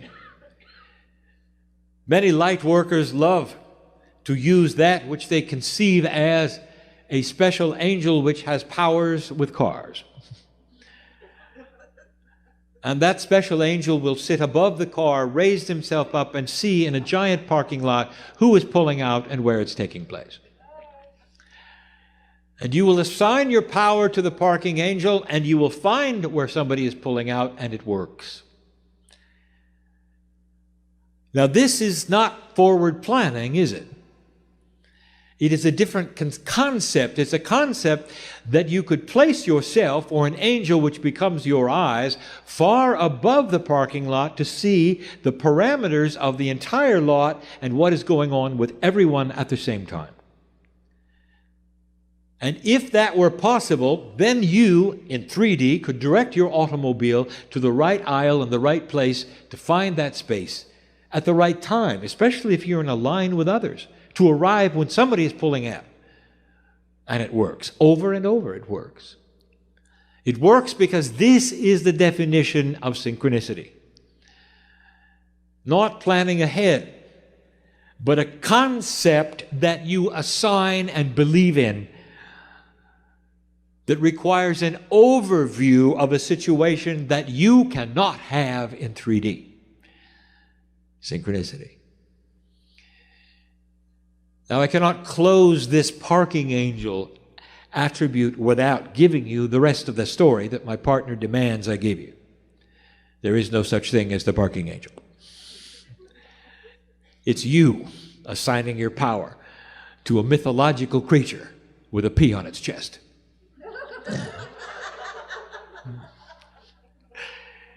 And humans are very good at this. They don't believe they can do it, but they believe angelic powers can do it. Therefore, they assign their power away. It's you doing it, dear one. It's you doing it. You just don't believe it. So here we are with the example. It's the same one we've given over and over, my partner has given, that I've encouraged him to give because it is the one that so many of you understand. Now let us put that in a larger capacity. The scale of life and living. Here you find yourself in a situation where you wish to move forward into an area you don't know about. All you want to do is park. And when you park, that is a metaphor for putting the vehicle of the human being in a place that is appropriate for your life, wherever that would be. It gets you there so you can move on with what you came for. That is the metaphor. Humans have an idea where that would be. It's normal for you to build goals. I want to write a book. I want to create a healing center. I have this. I want to have that. It is absolutely normal. The first question I have to ask you is, are you okay if it is not what you think? Is it okay if it's better? Is it okay if it matches the Akash you came for? And the talents you have that perhaps you're not even aware of? Here's how it works. This is the how in 3D. You come to a meeting like this and you meet somebody for the first time. You didn't come with them. You meet them in a place in the back or in the bathroom. And you get to talking and you find out you have common interests. And then anything can happen. They have information you need. Or you have something they need. And you leave with a connection you didn't expect. And the connection leads to something else. For they know people that you don't know. Vice versa. You would call them, meet with them, if you wish. And here comes something that you didn't expect. You find yourself working in an area you didn't expect to work in, that fulfills a lot of the things that you wanted. Sometimes you come with no expectations at all, and you meet a partner of life. This happens over and over because you decided to come to where family is. Over and over, human beings have resigned themselves to being alone because nobody believes what they do. And they'll come to a meeting of like minds and find somebody that does. Life's changes, romance, synchronicity. They didn't plan it. You see the difference? The human who steps out of the door on a way to this meeting, what do? I'm getting ahead of myself. What do? It's going to be a good meeting. Let's give it energy. Let's show up. Let's have a good time. Let's leave. Or, dear Spirit, if I'm supposed to meet somebody, then let me have the wherewithal to at least look for it. Do you see the difference here? One is planning. One is expecting concepts that you cannot define. Concepts you cannot define, which would guide your life into a place you didn't expect. I am sitting in a room with old souls, and at least a quarter of you know exactly what I'm talking about. You're here because of it. Somebody showed you something that turned you around. It made you look, didn't it? It didn't give you a doctrine, did it? It made you look. Can you put a price on that? It made you look into a place that said, am I divinely built? Could my biology have something bigger in it? Something called innate, which is intelligent and knows who I am and works with me when I ask it to. A consciousness within a consciousness. It would hook me up with synchronicity. Way beyond average. Way beyond the bell-shaped curve. So I just gave you the scenario that can happen over and over in meetings like this, in small gatherings, in large gatherings.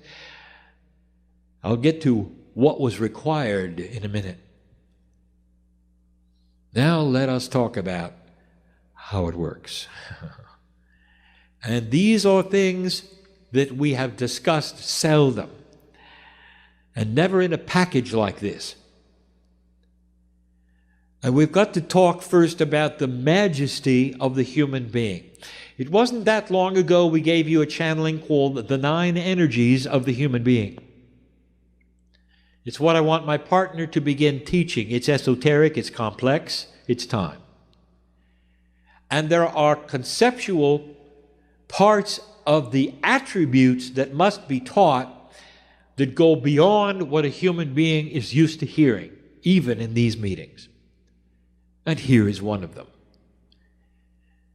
If it's true, dear one, that you are a part of the creative source, do you then logically understand that your soul, if you wish to call it that, is enormous and only a piece of it is inside your biology? If all of it were there, you'd vanish. You'd turn into light itself, more than the power of the masters of humans. You'd have that which Elijah and Elisha saw together and experienced. Vaporization of cellular structure because the power of God cannot live in a human being at full strength. Do you understand?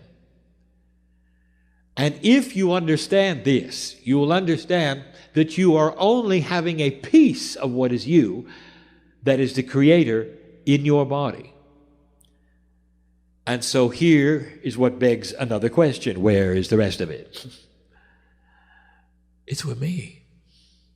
It's on the other side of the veil as part of the creative source. It never left. Now here is what is difficult in your box. You carry around a corporeal identity which is singular. We have said this before, and you're really not. You are part of a group which is God.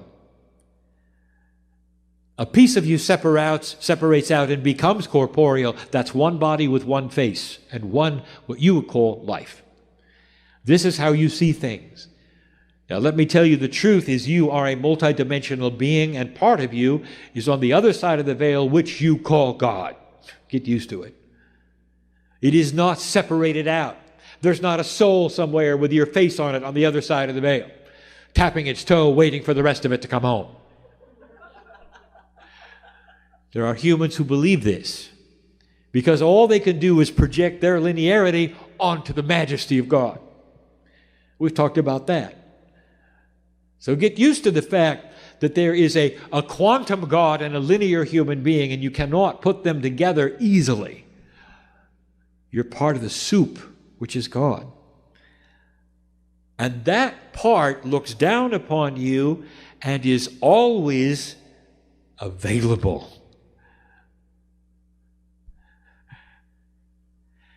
Always available.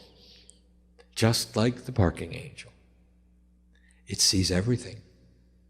Imagine a piece of you. Let's put it in your 3D. It's a spy in the sky. It looks at everything all the time. It knows who you are, everything about you, because it's part of you. It broadcasts information to you which you receive through intuitive thought. Are you here? Are you understanding? It gets you to get up and go places, if you're listening. And here is what you need to know. Every single human being on the planet has it. Because every single human being is a part of the whole. You understand that? What happens, however, if there's a broadcast and 90% of the people don't have a radio? They don't get it. The broadcast is still there with their name on it. They don't have a radio because they don't believe it. Then here comes you. Some of you got your radio a long time ago, and some of you are just getting it now. You're believing it exists. The radio is the pineal gland that opens up into a multidimensional portal and tunes right in to that which is you. And that is hard for a human being to understand. And it guides you left and right. It knows who you are. It's benevolent. It's part of God. It's part of me. It's hard to explain. It's why it feels so good, dear ones. You ever wonder why it felt so good? It's you. It's beautiful. It's beautiful. If you're part of the creative source and you are quantum and multidimensional, it means that God has your face on it. And will never lead you into a place for other reasons other than benevolent and beautiful. And that's the system. Now let's come back to where were you when you decided to come to this meeting, and what was it about? Some of you are sitting here today and you didn't know about the meeting until the last minute. I want to tell you, you're tuned in. Your radio's working. Because the intuitiveness spoke to you enough for you to look someplace, do something, go somewhere, and find out this was happening. Now I'm going to ask a magic question. Don't feel too bad, but who haven't you met in the room? And that is a big one. You can't meet everyone, can you? Now we're getting into the process of synchronicity. And the process is guided through intuitive thought, through what you call the innate intelligence of the body to be in the right place at the right time and talk to the right people. And you can't plan ahead for that, can you? You have got to be tuned to it. Some of you have. You've discovered things today here that will make a change in your life. You met others. It's what it's about. So when the human being says to you, you must be New Age, you just believe these things are going to happen. No, you don't believe that at all. You're going to work for it. You're going to fine-tune intuitive thought, listen to it as much as you can, that puts you in the right place at the right time. Dispelling the notion that a New Age person just sits at home doing nothing, waiting for God to speak to them. That is not the way it works. You stand up and you move around. You may go places that don't have anything for you at all. You just had to learn to use the intuition. Was it right? Was it not right? What does it feel like when it's right? What does it feel like when it's not right? Put that together. Pretty soon, like any other muscle in the body, it starts to work better for you. Innate works with you to fine-tune it. Then you can look around the room and say, yes, no, no, no, yes, yes, yes. And know who you're supposed to talk to, perhaps who you're supposed to meet. Understand the family is one. But there are those within the family that have got something for you. They'll vibrate different because they do. You'll see it in their eyes. That is intuition at its best. But wait till you see it returned. When you look at somebody and they look back, and you can say, hello, old friend, it's good to see you. And you might hug for a moment or shake hands, depending upon the culture, and know that you've just met a best friend again. And they may have something, may not. It just may be for a moment, so you could intermingle in a quantum way and acknowledge the fact that you are old souls. And that's good enough. The hardest thing for humans is what I'm going to say next. The process is different than you think. We have established first, it's not linear. That it is a conceptual attribute that you cannot plan on, and the timing is not known, and you cannot post a goal on your refrigerator. So it requires the human being in faith with no clock. That's number one. We've established that the information comes from that which is a lot of you on the other side of the veil, because you cannot hold all the mastery that you have in the corporeal body. And you are part of the creative source and always will be. Part of you is on my side of the veil. It's the part that talks to you intuitively that says, go left, go right, stand up, sit down, go over there and meet that person. Now the next one, it's hard.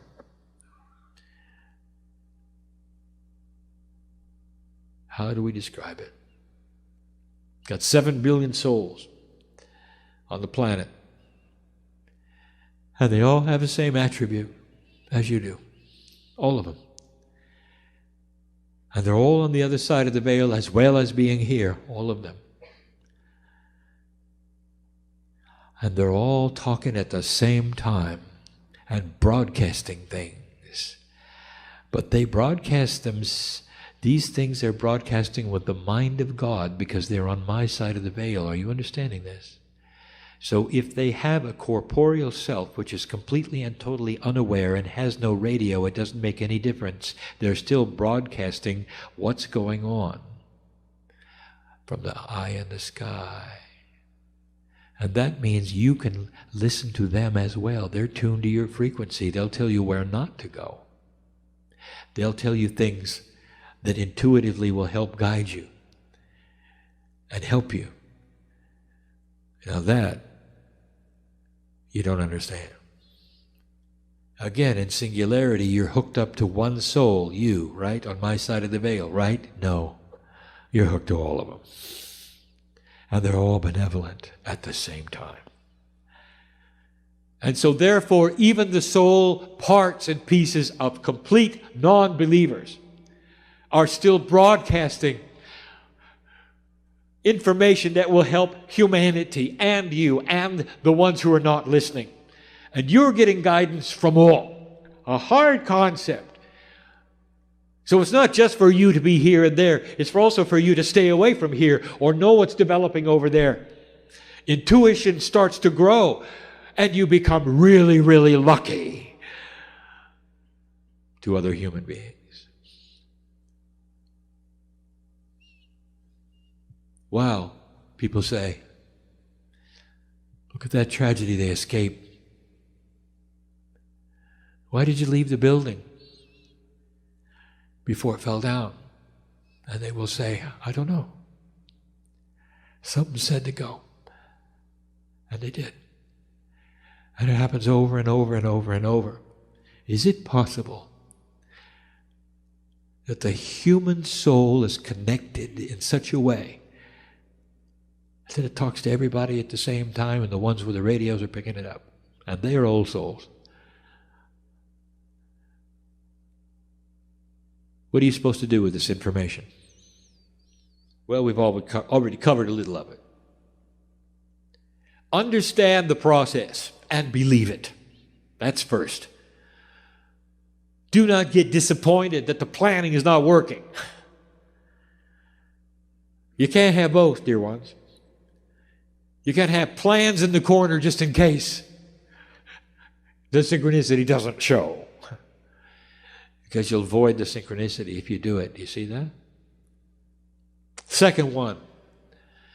Understand that synchronicity may take you to a place you didn't plan on. Is it okay? And the old soul will sit in the chair will say, yes, it's okay, anything. Really? Really? Because humans like it their way. You get pushed and pulled to uncomfortable situations and places. Can you honor where you are and say, it is well with me. This is where I know I'm supposed to be here because this is where synchronicity placed me. And you can feel the love of God surge through your brain and your heart and all the cells of your body when you say that. Thank you, God, you say, for putting me in the right place at the right time. Let me tell you something. Your goal will never be accomplished. Is that okay? You'll always be in motion. Always.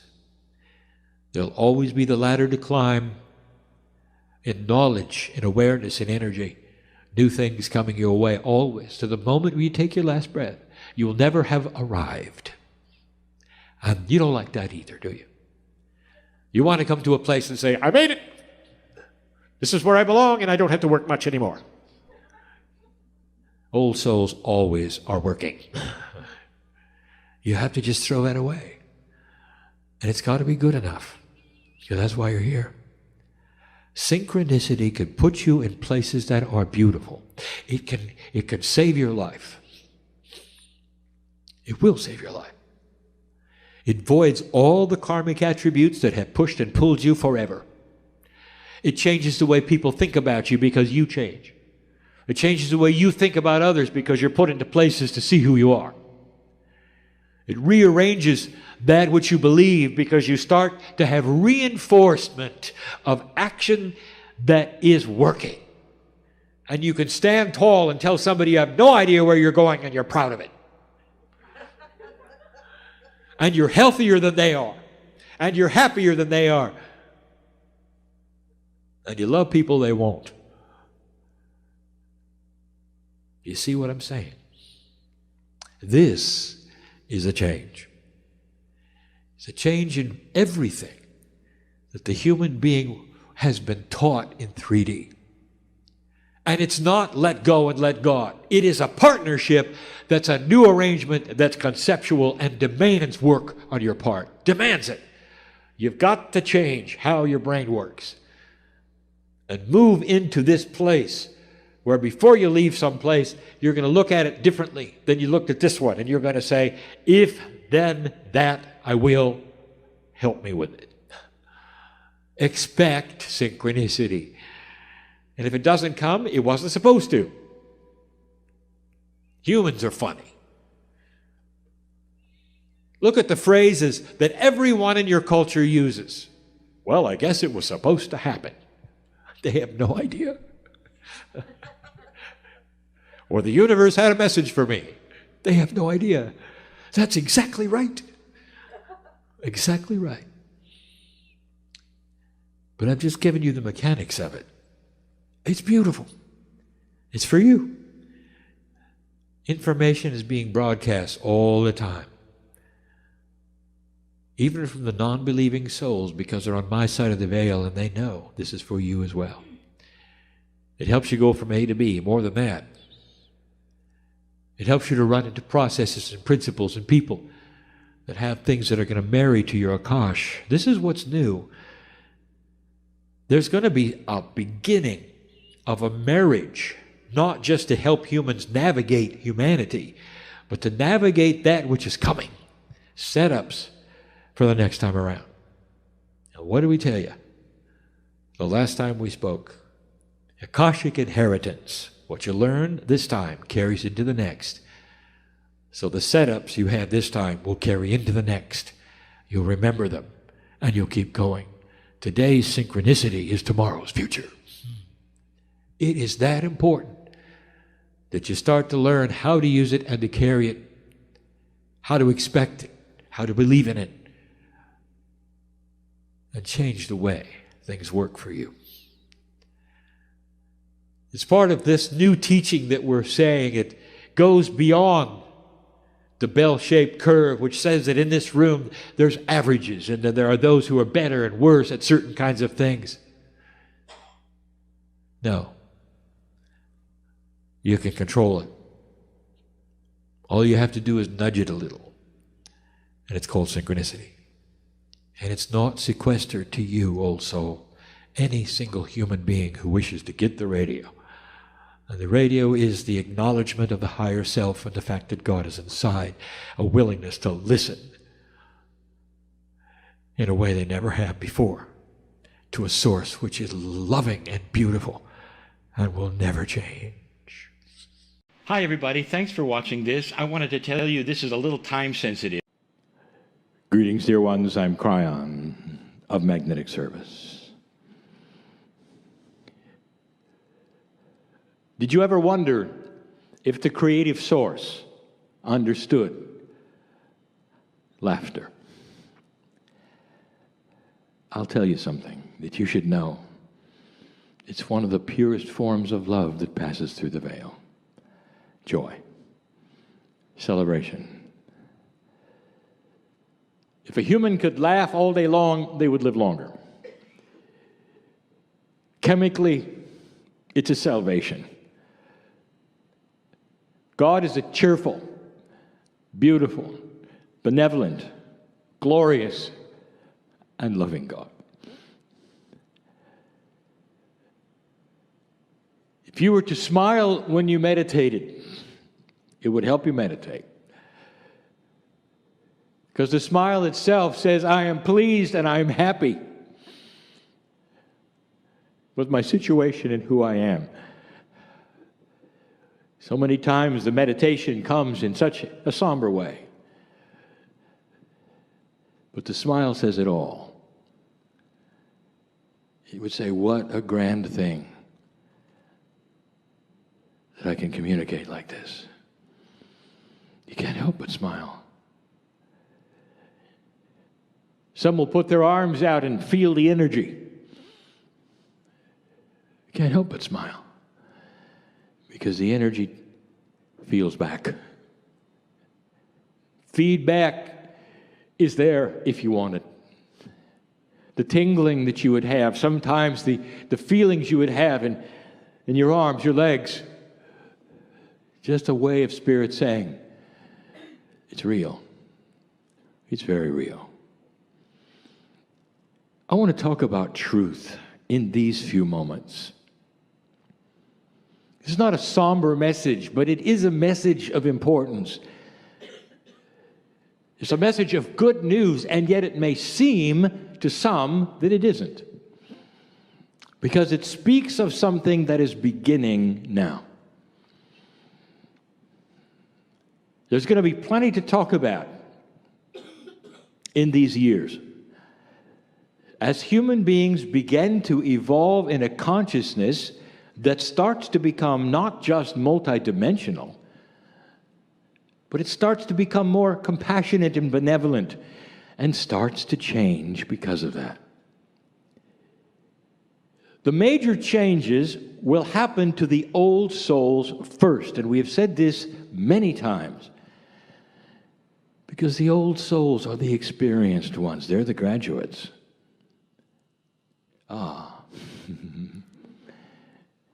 The old souls are the ones who know. They're the ones who feel it first. It makes sense that whatever is going to happen on the planet that is spectacularly different in the way of consciousness would start with those who were trained as shamans in the past. Dear ones, you sit here interested in metaphysics, in esoterics.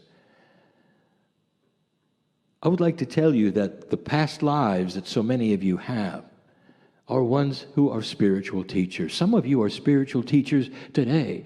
The lineage continues. Those of you who are not still feel that you know it. That at some level, you've been there and you've done that. Even if you are not one that would go along with all of the metaphysical things, there's something inside that you're comfortable with because there's no threat here.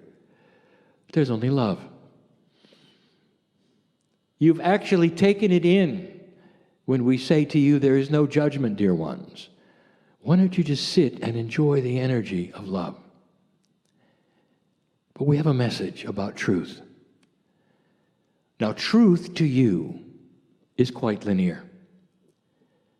And you might say, what is the truth on the earth? Tell us. We'd like to tell you, dear, that spiritually, dear ones, spiritually, you all know and participate in the truth. There's no question. The basic reality is that there is one creative source that you call God. But this God is a friendly God and one who loves humanity. Almost all the belief systems will look at God and love together. And will call upon the love of God for this and that and this and that. There is an acknowledgement that's the truth. When you say, what is truth? More than 85% of the planet is involved in the one truth. And then you say, well, why are there so many differences? Why is there so much argument and strife? Why is there even hatred? And I will tell you, that is human. That's not the truth. The truth is one God that loves you. How you deal with it, the surroundings, the minutiae, what you have decided are the rules, is human. Completely and totally. There's a good reason why every belief system is convinced that they're right. Because the miracles of God happen in every single one of their midst. If you have a synagogue, if you have a church, whatever it is you have, healings have occurred. The love of God is felt. Miracles have happened. It doesn't matter what it is. An ashram, God is there. Because the loving God that created you and all the other humans are wherever you gather. And miracles are not then proprietary to one belief. It is interesting, they don't get together much, or they'd see it. But because they have miracles in their midst, they say, you see, we have the truth, and the others don't. But the main truth is the one God. Humans choose then the machinations around it, the rules around it, the doctrines around it, the scriptures around it, the costumes, the protocol, the buildings. That's human truth. That's not spiritual truth. So you might say, well, what is there left then, since you've identified truth? Now it gets personal. There is a truth coming, dear ones, and it involves a little battle. We told you years ago that there would be numerous battles on this planet between light and dark. Now you're seeing one right now, and we have told you many times that past 2012, literally, the dark side will be fighting for its very existence. We've told you before that whereas in the past, dark and light were not equal, you were battling the dark constantly. You had to clear the rooms. You had to use all of this energy. That is now past because you passed this marker.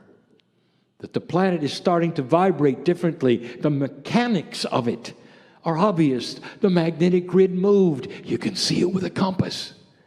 And it moved so that your consciousness could start growing. Now there is more light than ever before. We've given you the ABCs of this and how to deal with it. But there is something else. What I want to tell you is that there is a battle coming. And it's not the one you expect. Let me ask you something. Do you know what duality is, really? And if you think you know, let me ask you this question. If there is a light-dark balance change on the planet, do you believe at some moment it might then affect duality? The answer has to be yes. For duality is the actual, literally, the personification of the light-dark balance within an individual. Duality is defined as the battle between the corporeal self and the higher self. It is the balance that you then obtain. And in the past, you had to work on it. But suddenly, I'll tell you what's going on.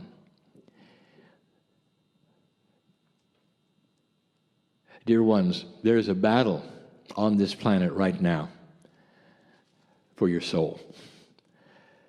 And it is not what you think. It's where your soul is going to go in vibration. Duality is starting to change. And as it does, there's no more fence sitting. It starts to become black and white. Gone are the days when you can come to a meeting like this, where you participate in the joy and the celebration of all things that are beautiful, that are spiritual, that are metaphysical. And you walk out of here and you do just the opposite. And that has always been in the way of it. For people would report to buildings, wear special clothes, do whatever they do, sing the songs, and go out and live any way they want. It is almost like they had an appointment in the box that would erase everything else they did, not understanding that that's not the way duality works in an elegant human being. The battle is going to be, where are you going to vibrate? You cannot then sit on the fence anymore. It's a personal choice. And the personal choice goes like this. Where does your consciousness settle when you're not meditating? Does it settle in joy? Does it settle in fear? Does it settle in a complaining attitude? Does it settle in a self-worth issue where you're not worth it? Where you come for just a moment or two and you'll feel the beauty and the joy of God and you leave the room and you'll say, back to the old grind, I'm not worth it. Dear old soul, anyone who's listening to this, many of you are feeling this right this minute. And I'll tell you something. The joy factor that you used to have, perhaps before 2012, is being beat up right now. And it's being beat up by you. That duality which you have carried around all of your life, it's not darkness. It is simply the duality between the corporeal self and the higher self. And it had a balance that you expected before now, and suddenly it looks at you and say, what are you going to decide? Which one is it? You cannot sit in the middle with your arms stretched and balance the two. You're going to have to choose. The battle for that soul that we speak of is, where is your soul going to vibrate when you're not meditating? I'll say it again.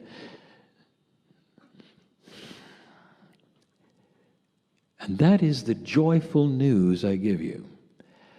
Because many old souls are starting to realize that the self-worth issue that they've felt forever is coming to a head. Are you going to wallow in this much longer? You know who I'm talking to. Are you going to wallow in this much longer? Or are you going to relax and let the beauty of your higher self take over? Why are you balancing it? Why are you so concerned about making it work a certain way? Why don't you just relax? You have got something around you called the field. And we have given you 2 channels so far on that. It is a physics extreme. It is something that wants to harmonize everything around you. Many have called it different names. We call it physics with an attitude. If left alone, this field would resonate with you, the love of God. If left alone, but you don't, because you're always fighting. You have come out of an energy of survival and you can't let it go. And you don't even know you're doing it. I'll say it again. When you leave the room, what is your natural consciousness balance? Are you sorry for yourself? Is there a victim in there? Are you going to complain about the meeting? Or did you see the joy that is yours and the beauty of God when you were here and let it go inside? Where will it settle when you leave? And dear ones, this is the only question you should be asking yourself right now. Not what was taught. Oh, it might have been interesting.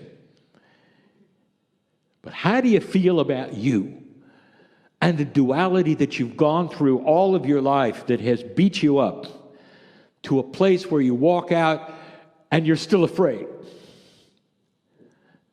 The joyful news is that all you have to do is release all that was that is negative. If you want to do a situation that is practicing it, you use affirmations. I've told my partner there is no greater time for you to make up your own and start using them. To let your body hear what you want it to hear. Positive affirmations of joy and love, and not victimization, not a self-worth issue, not a wishing you were better. You are better. How is it that you can sit in such love and question yourself? How can you be loved so much by God and say, no, there's no right? You have free choice. If the love of God is so special and so beautiful, enormous around you and wants to join in with you feeling better about yourself, why is it that you turn your back on it and say, no, not today? Why have you invested in this? And the answer is because you've done it for so long. It's a habit. This is a new energy. The battle is here. Duality is going to start melding in a way that you will not then have a situation where you have to make these choices, because light is winning. And the duality itself will start melding into a much lighter feel. That's part of the evolved spirit of humanity. The very dark and light faces you see in drama, it's going to start melding. Your natural self, when you leave the room, will be one that smiles, that's happy. You will see the irritations as simply passing irritations. They don't control your life. You don't have to pass them on to others. If you hear negative news, you will then take it in and dismiss it. You will see God in other people, in other situations. If you hear something that in the past was juicy gossip that you could hardly wait to pass on, instead, that normal self will look at it and say, God bless them and their issues, and send them energy and never pass it on.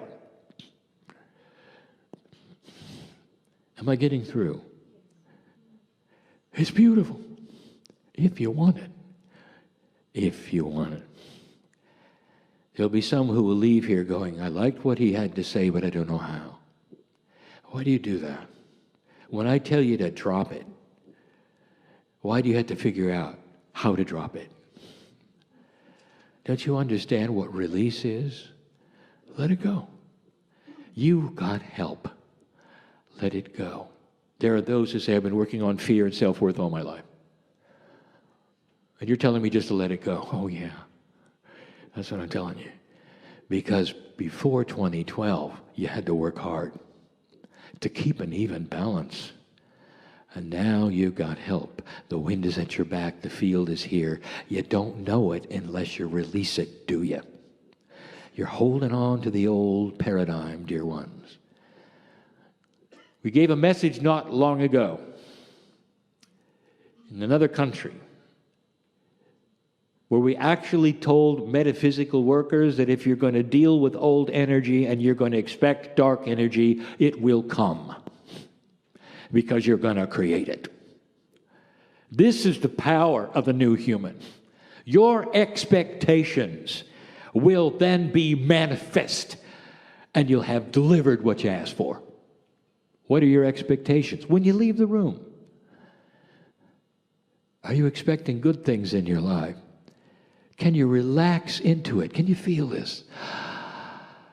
Relax. Can you feel the solutions are coming? Not the worry is there.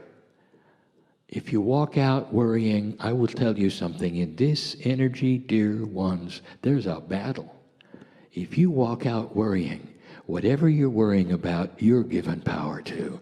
And that is what you're going to get. It's not that new, it's just more intense. Especially with the old soul.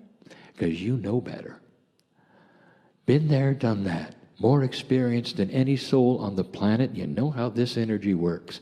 You know how the planet works. It's time to drop the old soul. New soul is what you want. Going from an old paradigm to a new is never easy. I want you to release it. Why don't you do it right now? Why don't we do it together? I know who's here. I know what has to be released if you want to go forward. Right now, just to yourself. Dear Spirit, I release inappropriate things because of my magnificence is so good.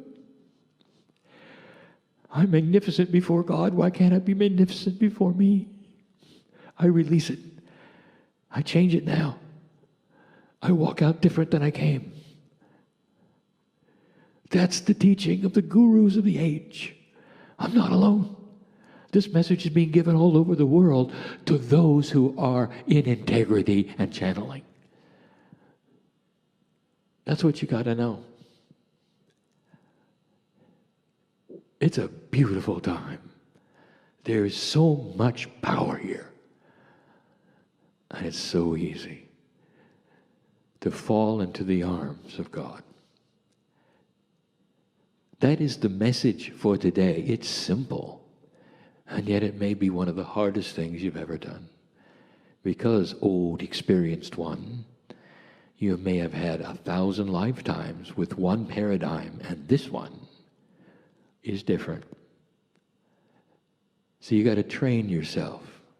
The affirmations, the sureties, the love. Catch yourself.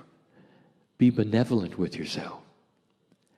If it's an old energy paradigm and you catch it within yourself, acknowledge it for what it is and dismiss it. Your body is listening. Your consciousness is listening. More than that, if you give Spirit permission to work with you, you're going to be worked with. I want you to feel right now the love that is here. for humanity.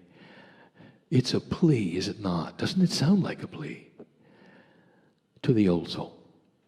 Listening to this, in this room, reading this later, it is a plea because you are the graduates and you can do it first. When you walk out different, I'll tell you, your vibration is felt by the dirt of the earth. Gaia knows you better. You know Gaia better. It starts a vibration change on the planet because of what you do here. When the duality starts to shift and you dismiss that old part that always was there, lack of self-worth, you change the planet itself. That's how powerful the old soul is. You carry the lineage of the planet in your Akash. Do you realize that? It's all there. All the lives you've ever lived. How many thousand individuals have you been? All of that lineage is there. And what you do right now is almost like time reverse. It changes all 1,000 lifetimes. Think about it. Profound. Beautiful. Spectacular. The new human. And so it is. Hi, everybody. Thanks for watching this. I wanted to tell you this is a little time sensitive. Greetings, dear ones. I'm Kryon of Magnetic Service. For those listening who are in Perth, Australia, beautiful area with a glistening ocean, clear, lovely. Upon Gaia itself, and pause in the wonder and the spectacular sights and views that are here.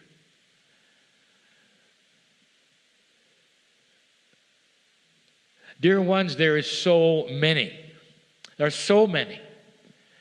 human beings who are asking the same questions. This is a time of changing energy. And as the energy starts to shift, reality itself is being questioned. Humans who have lived a certain way all of their lives are starting to look at themselves and saying, what do I feel that is different? We have spoken so many times about the shift, about the new consciousness which is coming and who it is who will make the difference on this planet. And the who it is are the ones who are listening to the words right now. There is a shift coming that is unexpected. Not frightening, just unexpected. And we've never really talked about it in this way before. So I'll just tell you, it is one thing called dimensional shift. And for you to understand any of this, I have to start at the beginning. I'm going to discuss dimensions. And you would say, well, that's not very spiritual. Really. We'll see.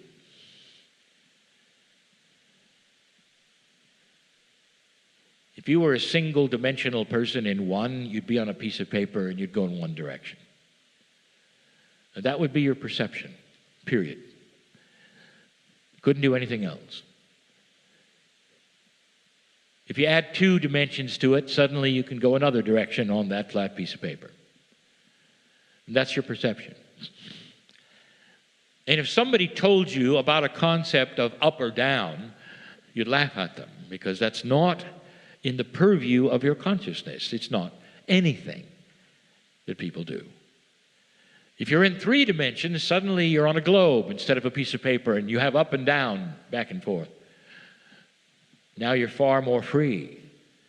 You look backwards into the 1 and the 2 and you say, well, that was silly and stupid to think I could only go in one direction in a piece of paper. Now I know better. Now I'm in 3. If you add the 4th, it's a little more esoteric, a little more brainy. It's about time. So the fourth dimension was one that lets you then start measuring things and know about the time it takes to do things. You have the concept of time. And there you are. And there is where you have been, and that's where, and I'll say it, you've been stuck. Now you'll say, wait a minute. We were born into four. This is what humans do. This is what is normal for humanity. We're in four dimensions. There are those who say, well, what's in the higher dimensions? You see, you cannot go there with your mind. Intellectual, you can't go there. You think you can, but no more than the one on the piece of paper could go into the globe. Can you go into 5, 6, 7, 8? Because you just don't even know what they are. You have no idea. How many dimensions is God in? You might ask. God, Spirit, creative source, whatever name you wish, for that where you came from. God is in all dimensions. All right? Follow my logic, because I have something to tell you. Scientists, and it hasn't been lately, have known now for over 2 decades that certain things around you are multidimensional, way beyond 4. And they're head scratchers. They don't understand them. But they started to discover, as they looked at atomic structure, that lo and behold, many, many dimensions were in every single atom.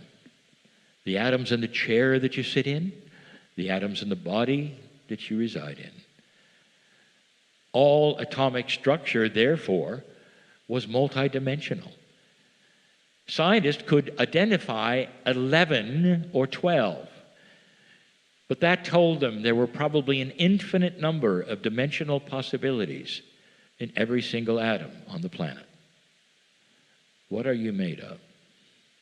And the answer is multidimensional atoms. Where is God? God is in every single dimension in all of them. Where are you? Number 4. How can that be? What is it then that would determine dimensional awareness? And what does it mean to be in a higher dimension? It's so interesting. You have to honor the concept of linearity. Humans are linear, multidimensional things are not. The only way that I can show this to you is to give you something very simple. How long is a piece of string? You will say, well, let me get out my measuring stick, and you will measure it, and you will tell me. How long does someone live? You will have the clock, and you will measure that. The concept of linearity is that every single thing, including life, must have a beginning and an end. That is linearity. And if you sit there and say, well, isn't that reality? I will tell you, no, it is not. That is your reality in 4 dimensions. Everything has to have a beginning and an end. So you start asking questions about yourself, your soul. Isn't it interesting that this planet, as an agreement of one God, that all humans will have a soul, whatever that means, and that the soul would continue even after the human dies. So there is the acknowledgement that a soul is apart from the 4 dimensions and seemingly goes and goes and goes, and yet no one is questioning what happened before you got here. How long is your soul? How old is your soul? In a linear fashion, there has to be a beginning and an end. What about that piece of string? Let's say we take that piece of string and we tie it together. Now it's a loop. How long is the string? The answer is you cannot measure it now because it's in a loop. So does that mean it's unmeasurable? No. So how long is the loop? And the answer is infinitely long. It's forever. Now, when you start to apply that to other things, perhaps that are living, including that which your soul, it starts to then twist your mind just a little. And you say, how does that really work? And the answer is, it works well. Your soul is forever. That which is in your body is part of that multidimensional atomic structure that it always was and always will be. And yet that's not how you see it, because that's just a little too strange. Is your soul inside your body or is it outside? And how big is it? All linear questions that cannot be answered in a linear way. Here's another example you may like or not. Let's say you have a wristband of some kind. And let's say that wristband can be removed. A pair of scissors will remove it. Let's say there's an ant crawling on the band. The ant is crawling on the outside, then maybe the ant will crawl on the inside. And so when you say, where are you, ant? It'll say on the outside or on the inside. You realize the ant really can't be on the inside and the outside at the same time, now could it? Take that band and cut it with scissors. Take it and twist it one half and tape it back together. And now when the ant crawls on that, it's called a Mobius strip. And the ant is on the outside and the inside, all at the same time. Dear ones, that is simply a simple Simon way of telling you that multidimensionality is something that you have a very difficulty understanding. Kryon, why are you telling this? I will tell you the next step. What is it that determines the dimension you're in? Did you ever ask that? If you walk around with full dimensionality in your atomic structure, what is it that keeps you in 4? Let me take you somewhere beautiful. In this society, one of the major prophets you would have, you call the Master of Love. The Master of Love walked this planet 2,000 years ago. And he was different. This human being was multidimensional. Wherever he walked, he would encounter those, perhaps, who were sick. And when he touched them, they weren't sick anymore. It's been told that the grass grew under his feet as he walked, and animals followed him. There's report after report that he had control over physics, that he could make things out of nothing and change things from one to another. In all of this beauty, a 4-dimensional human being had one reaction: fear. To them it was magic, and you know what happened eventually. You might be interested in the healing part, for we have not really discussed this much, but you should hear this. Are other things that are alive on the planet also having specific dimensionality? Yes. Funny you should ask. Would a virus have a dimensional perception? After all, it's alive. And the answer is yes. It's a 3D entity. It doesn't even know about time. In that way, it's stupid. It will infect a host and live on the host, not understanding that in time it will kill itself. Along comes a multidimensional human being, infusing a higher dimensional perception onto a diseased person, and the disease cannot exist in a higher dimension, and the disease dies. There are so many human beings who have for a moment slipped out of their four-dimensional pattern. Either in euphoria or in fear, they have gone past that four-dimension, and for a few moments their whole body rang with a multidimensional which is timeless, and the disease in them shattered because it could not stay in a high-dimensional place. Dear ones, there'll come a time when humanity moves past four dimensions and there will be no disease because it's a three-dimensional entity. What was it that determined four or beyond? And the answer is consciousness. Consciousness is the motivator, the ruler, the changer of dimensionality in humans.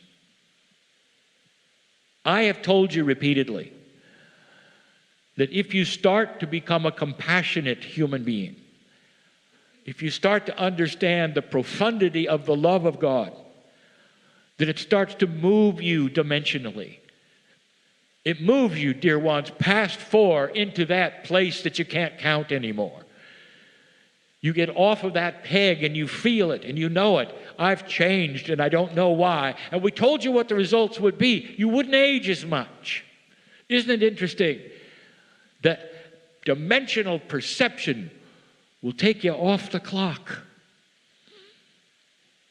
What scientist was it who told you that your fourth dimension, being time, is variable? It was Einstein. What would happen if you move into a dimensionality where there is no time, or the time is different? Your body then won't age. What human being do you know that was written about that you all have a name? Abraham. This man, he was talking to God.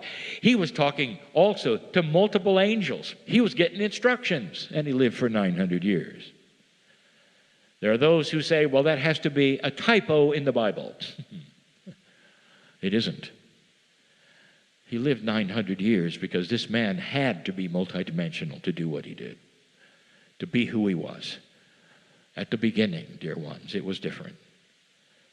So I want you to understand, what is it that changes dimensions within you? And it's your consciousness. The master of love, multidimensional, high consciousness, even controlled physics. That's what multiple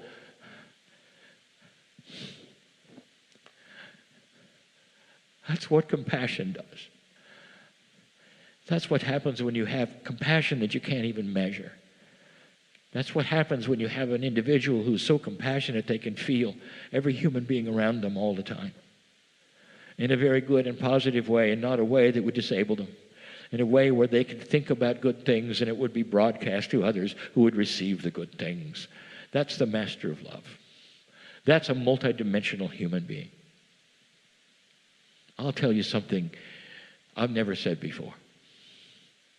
Right now on this planet, there are people who can make things out of nothing with their hands, with high consciousness in very special places. Right now on this planet, there are those who can sit in midair. You call it levitation and you laugh. They can do it.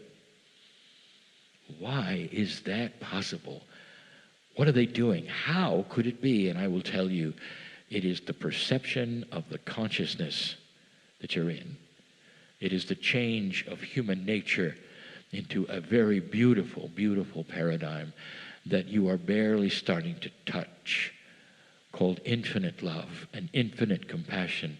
It's going to slow down your aging. It's going to make you a person that wakes up compassionate and doesn't worry about time.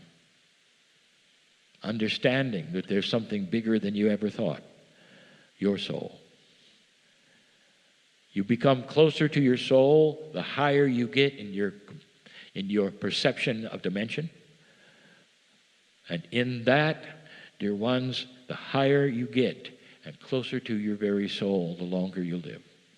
The less the disease will attach itself. The more people who will look at you and say, I don't know what you have, but I want it. They will see balance and they will see love. They will see caring. This is the new human. Be aware that dimensionality, you're moving into other dimensions, and I will not call it 5 or 6, because dimensionality becomes unlinear when you pass 4. And you'll stop asking the questions, how long is a string? You'll stop asking the questions, how big is something? How big is God?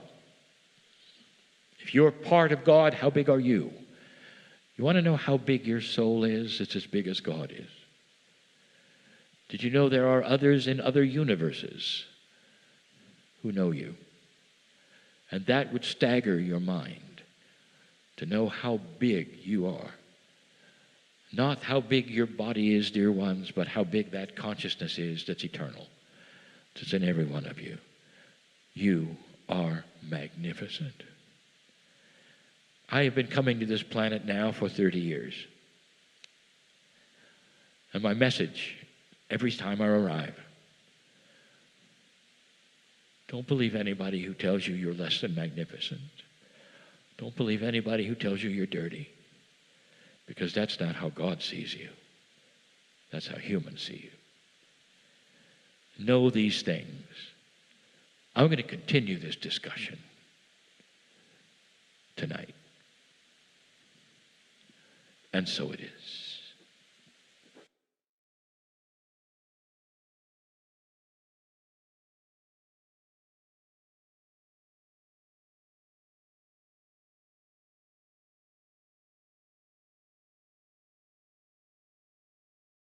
Hi, everybody. Thanks for watching this. I wanted to tell you this is a little time sensitive. Hi, everybody. Thanks for watching this. I wanted to tell you this is a little time sensitive. Greetings, dear ones. I'm Kryon of Magnetic Service.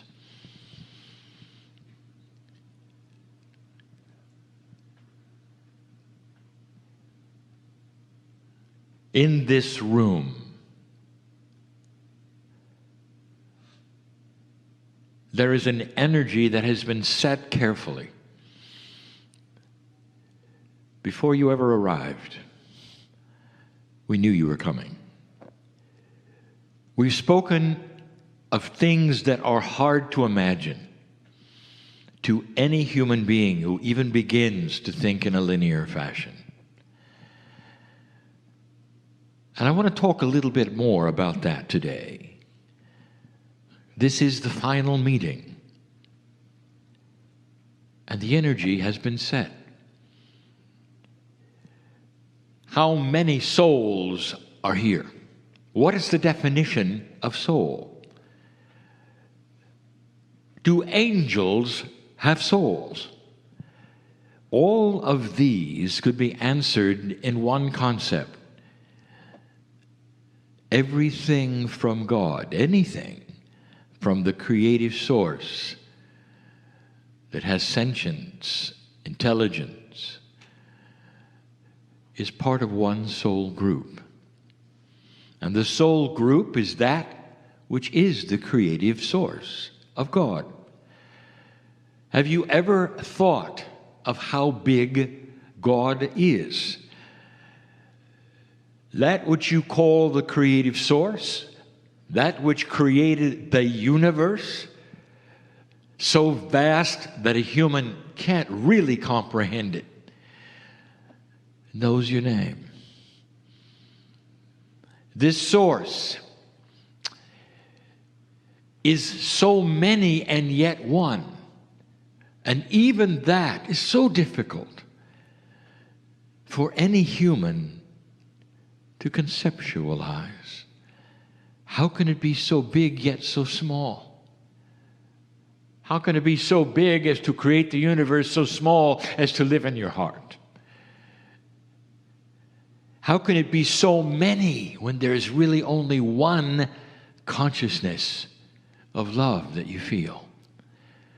It seems to be a dichotomy, but only when you begin to analyze it from what you think you know.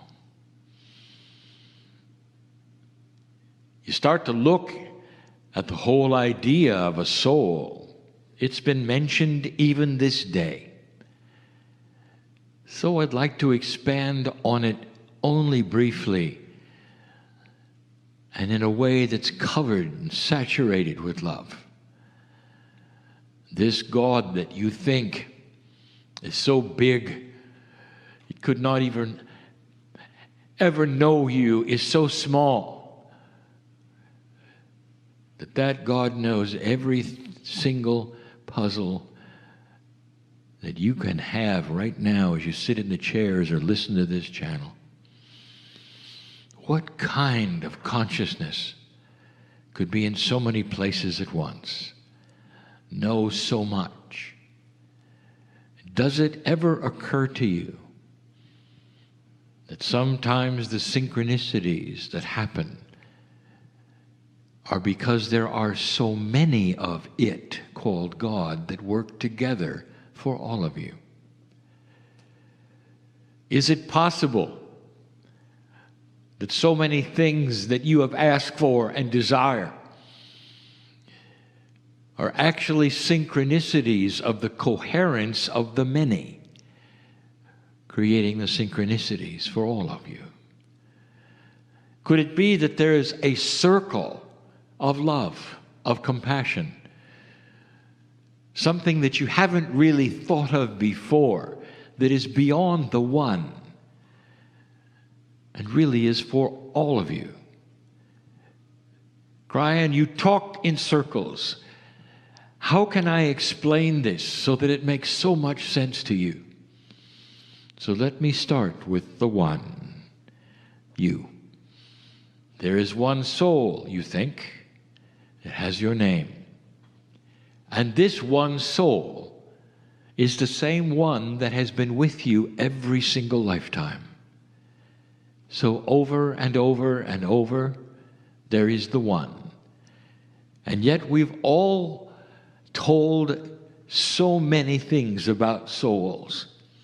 When I say we all have told, I mean the ones who channel for you and with you. The teachers all have told you that there is so much more than the one in your soul. Today, my partner asked the question, if you have a higher self, is that a separate soul? And you would say, no, it's part of my soul. And yet the higher self is also present on the other side of the veil. So how can it be in two places, in two-dimensional realities at the same time? And the answer is that your higher self then becomes a bridge. So you have the part of your soul which is corporeal and also innate and also etheric, that invades, if you want to use that term, your body. It invades it because it literally wants to conquer every single cell with the beauty of God, if you let it. Every single human, however, has free choice, a duality that then works between the worlds of dark and light. That is the soul that you know, the one that is inside you, but also the one that is higher, is connected to God. That means that there is a group going on even within you. We'll call it a soul group. Now, this soul group is then connected to a bigger group, which is on the other side of the veil, which you call God.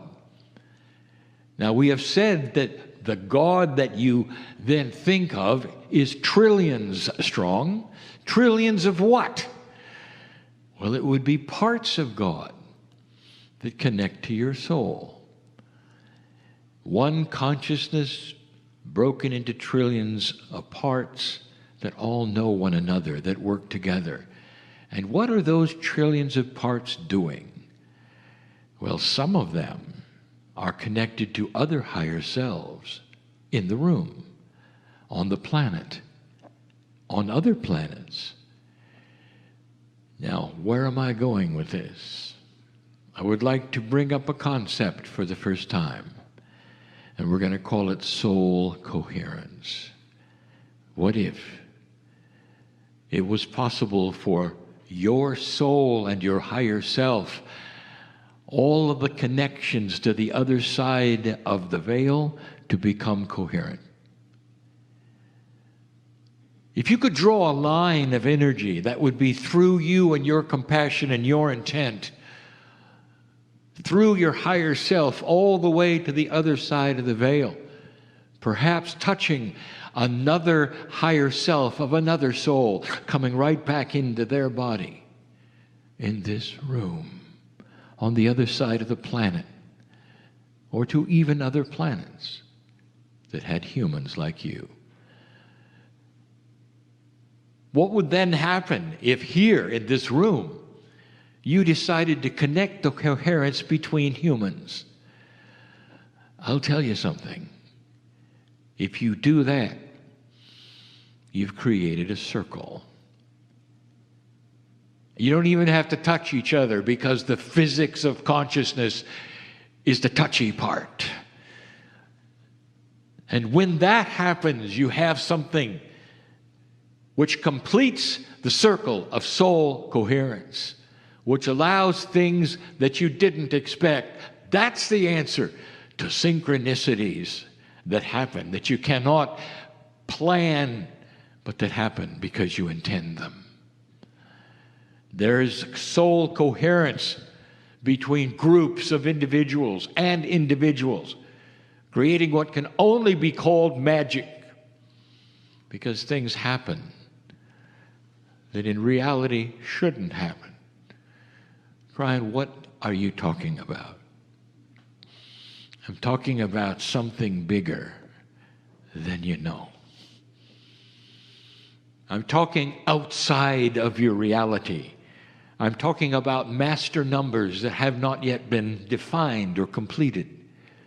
I'm talking about graduate consciousness that someday will know all about the physics of soul coherence and will understand for the first time that you are connected to the creative source of everything. It will blur the line between human and sacred. It will start to explain the unexplainable.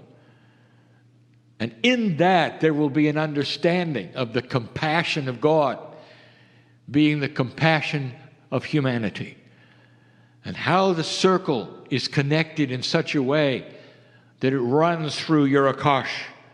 It runs through the things that are mysterious, and they all start snapping into place, into a coherence that will make total sense.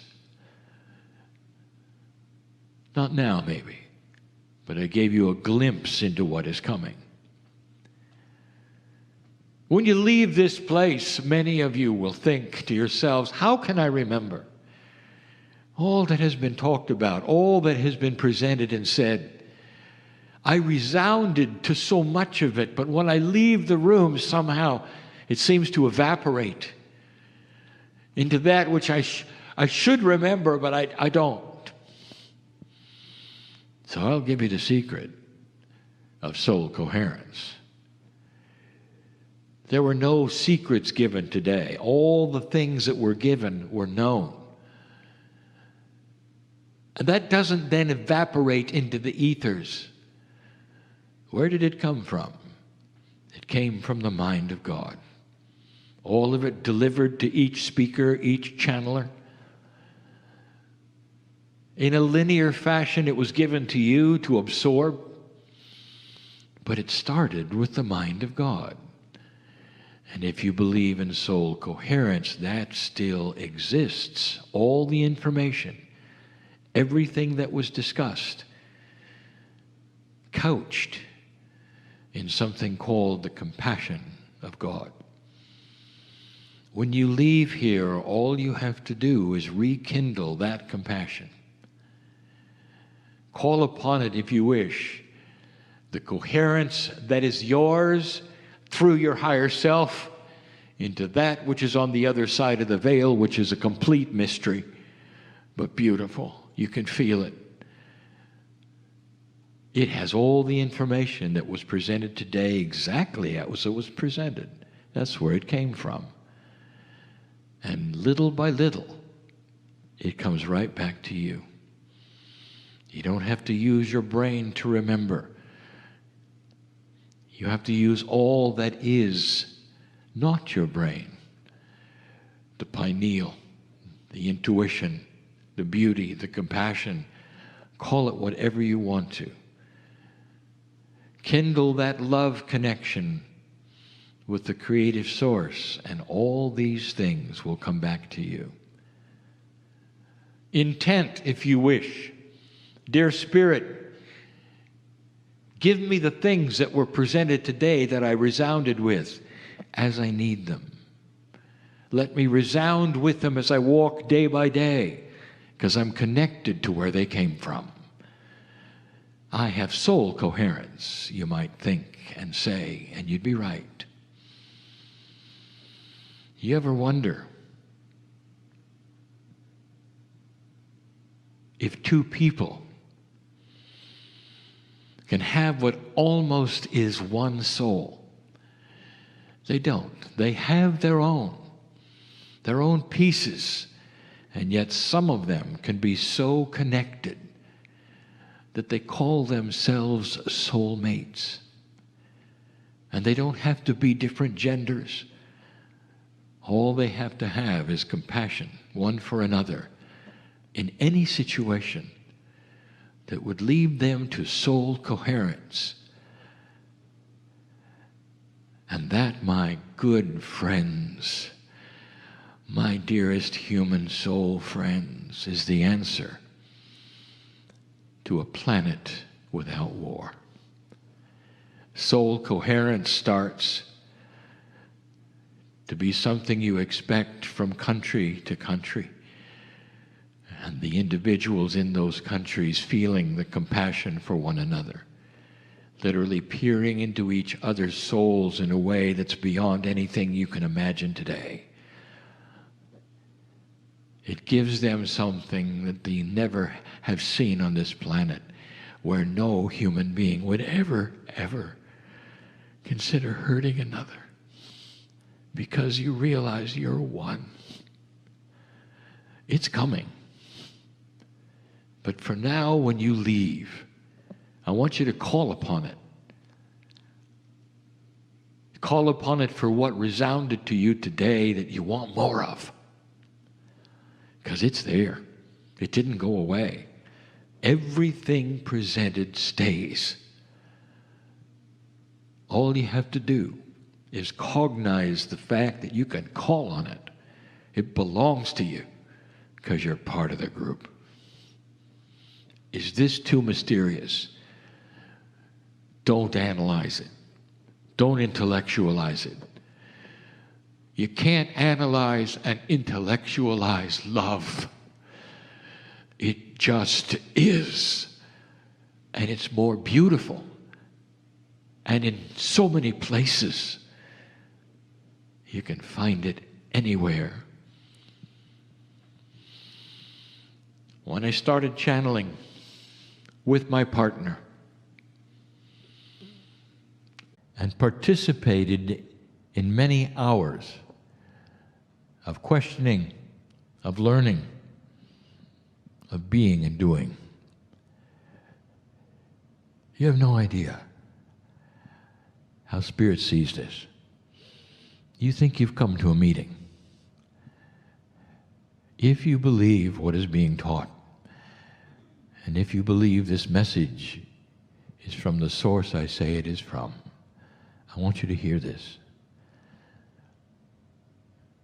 The intent of coming here, of being here, of working on yourself, of asking the questions, of saying what's going on, is like a bright light in the wilderness. The room is just filled with an entourage, and some of you can feel it. You know the rules, it's hands off. But can't you feel the applause, the cheering, the love? You have free choice, and free means we don't interfere. But dear ones, when you say, I want to do something and it involves your higher self and spiritual purpose, you allow us to step in. That's the free choice. And I want to talk about that. I want to talk about a couple of principles that we have spoken of many times, but we keep having to change the scenario. So you'll hear it again. You'll hear it in a language that may be different from the last time. You have to ask yourself at some level, some point, what happened today? What happened yesterday? If someone comes to you and said, well, what did you learn? What would you say?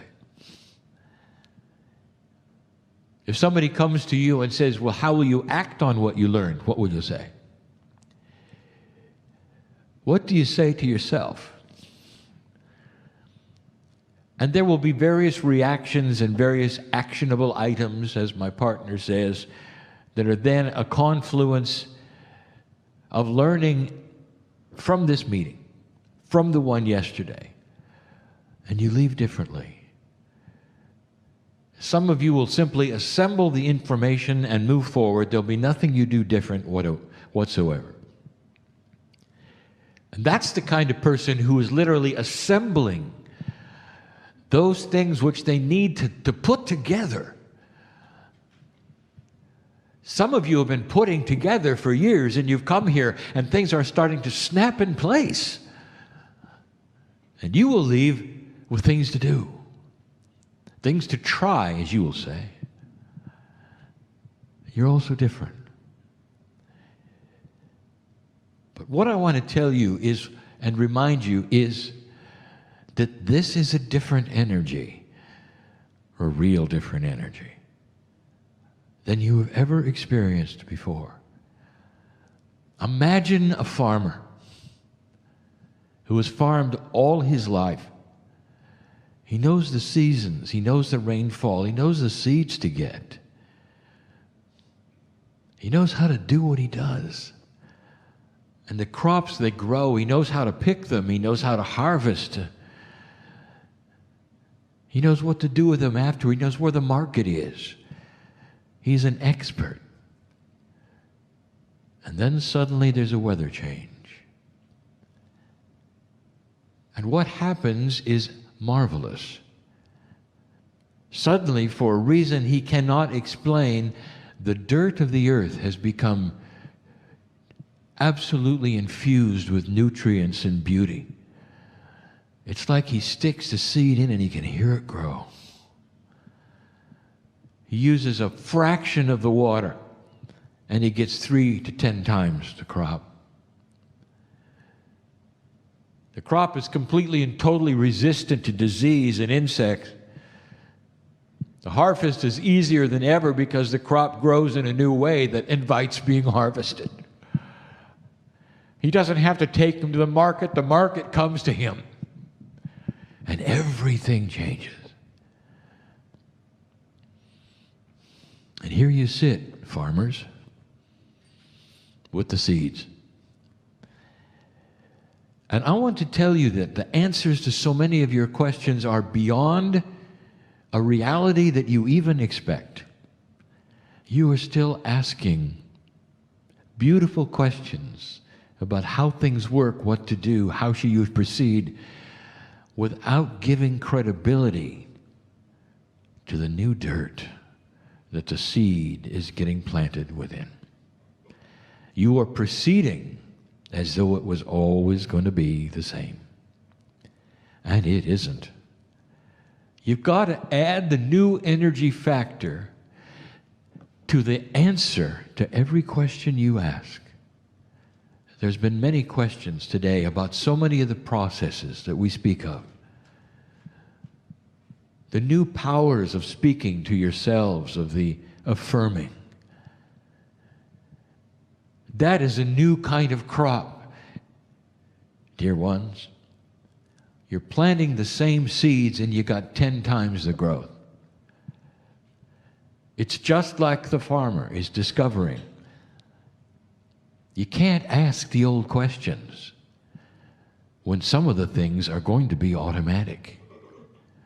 You can't proceed into the new energy by asking how many, how often, what will happen when. Because some of those things don't matter anymore. Because the very words that you say, they fall on fertile ground. They grow by themselves. And energy, literally, that supports you is here. And so you start to intellectualize what you expect, and answers don't mean what you think they should. Because they are not linear. And I want to give you an example, just one or two, so you know. Big question, what's next? Kryon, I have come to this, a meeting of light workers and old souls, and I've heard some channelings, and I've heard wonderful news and good advice and processes and procedures and answers, and I don't know what to do next. I know what I may try, but you know, it's confusing. I took as many notes as I could, but I can't even decipher them. Took pictures of the screen, but I don't know what order they should go in. I leave this place,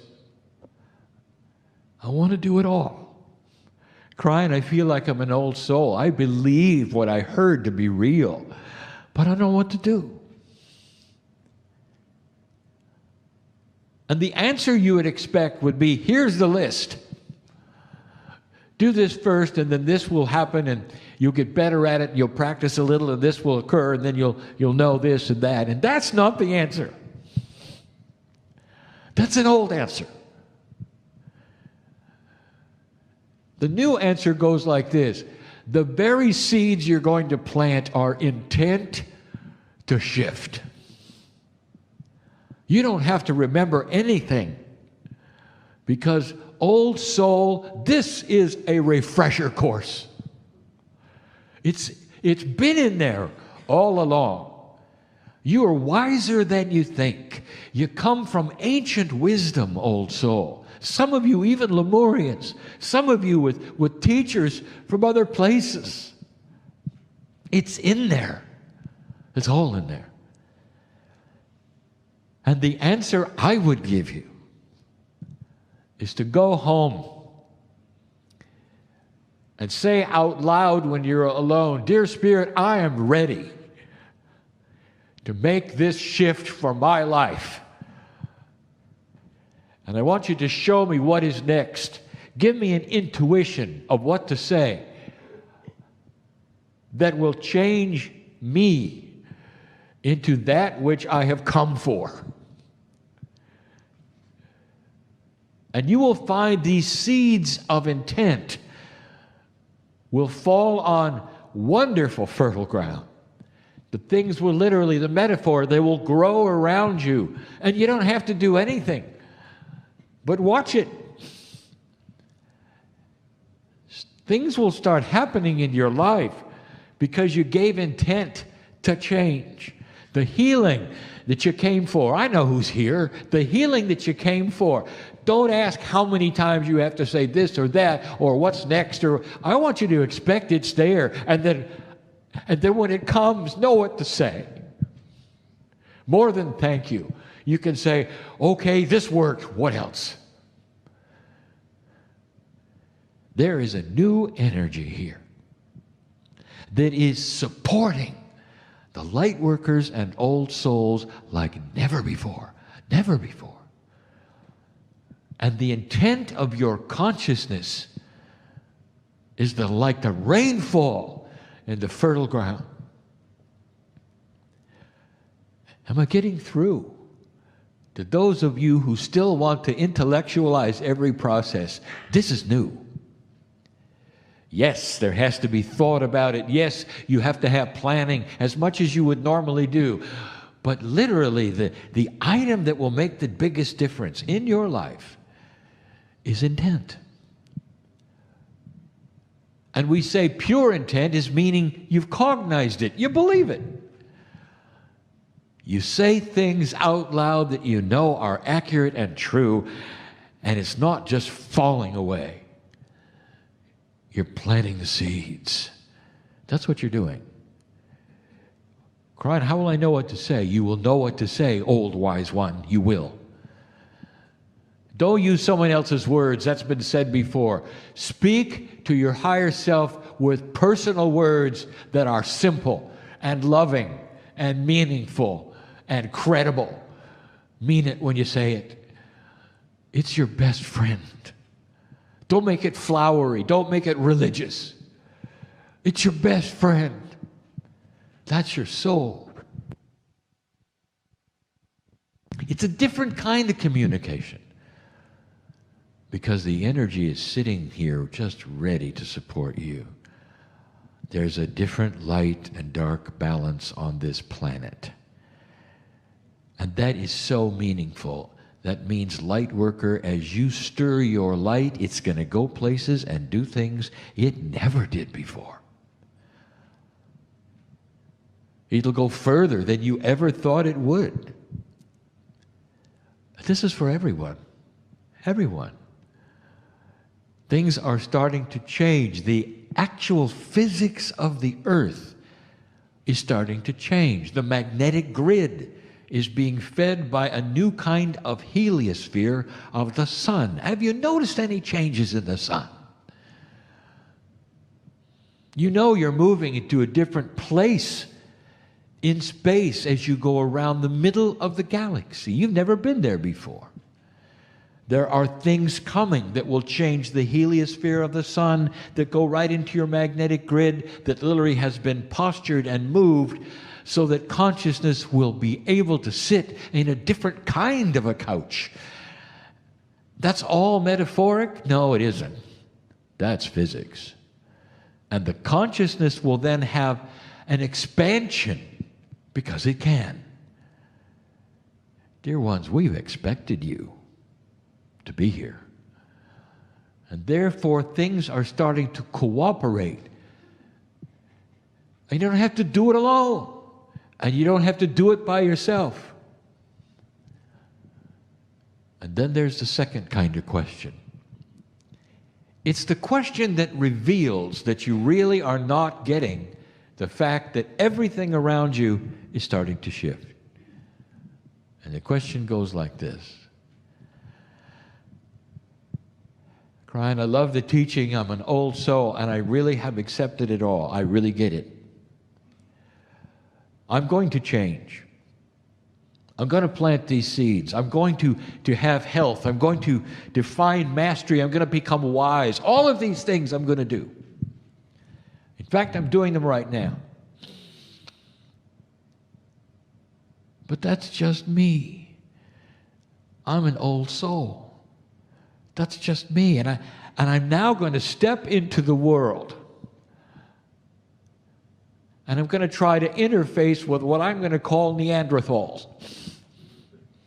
They're not like me. They didn't come to this group of lessons and things and channelings. They're not going to. What good does this do? What can I say to those around me who are such a low consciousness that they can't even recognize that they're low consciousness?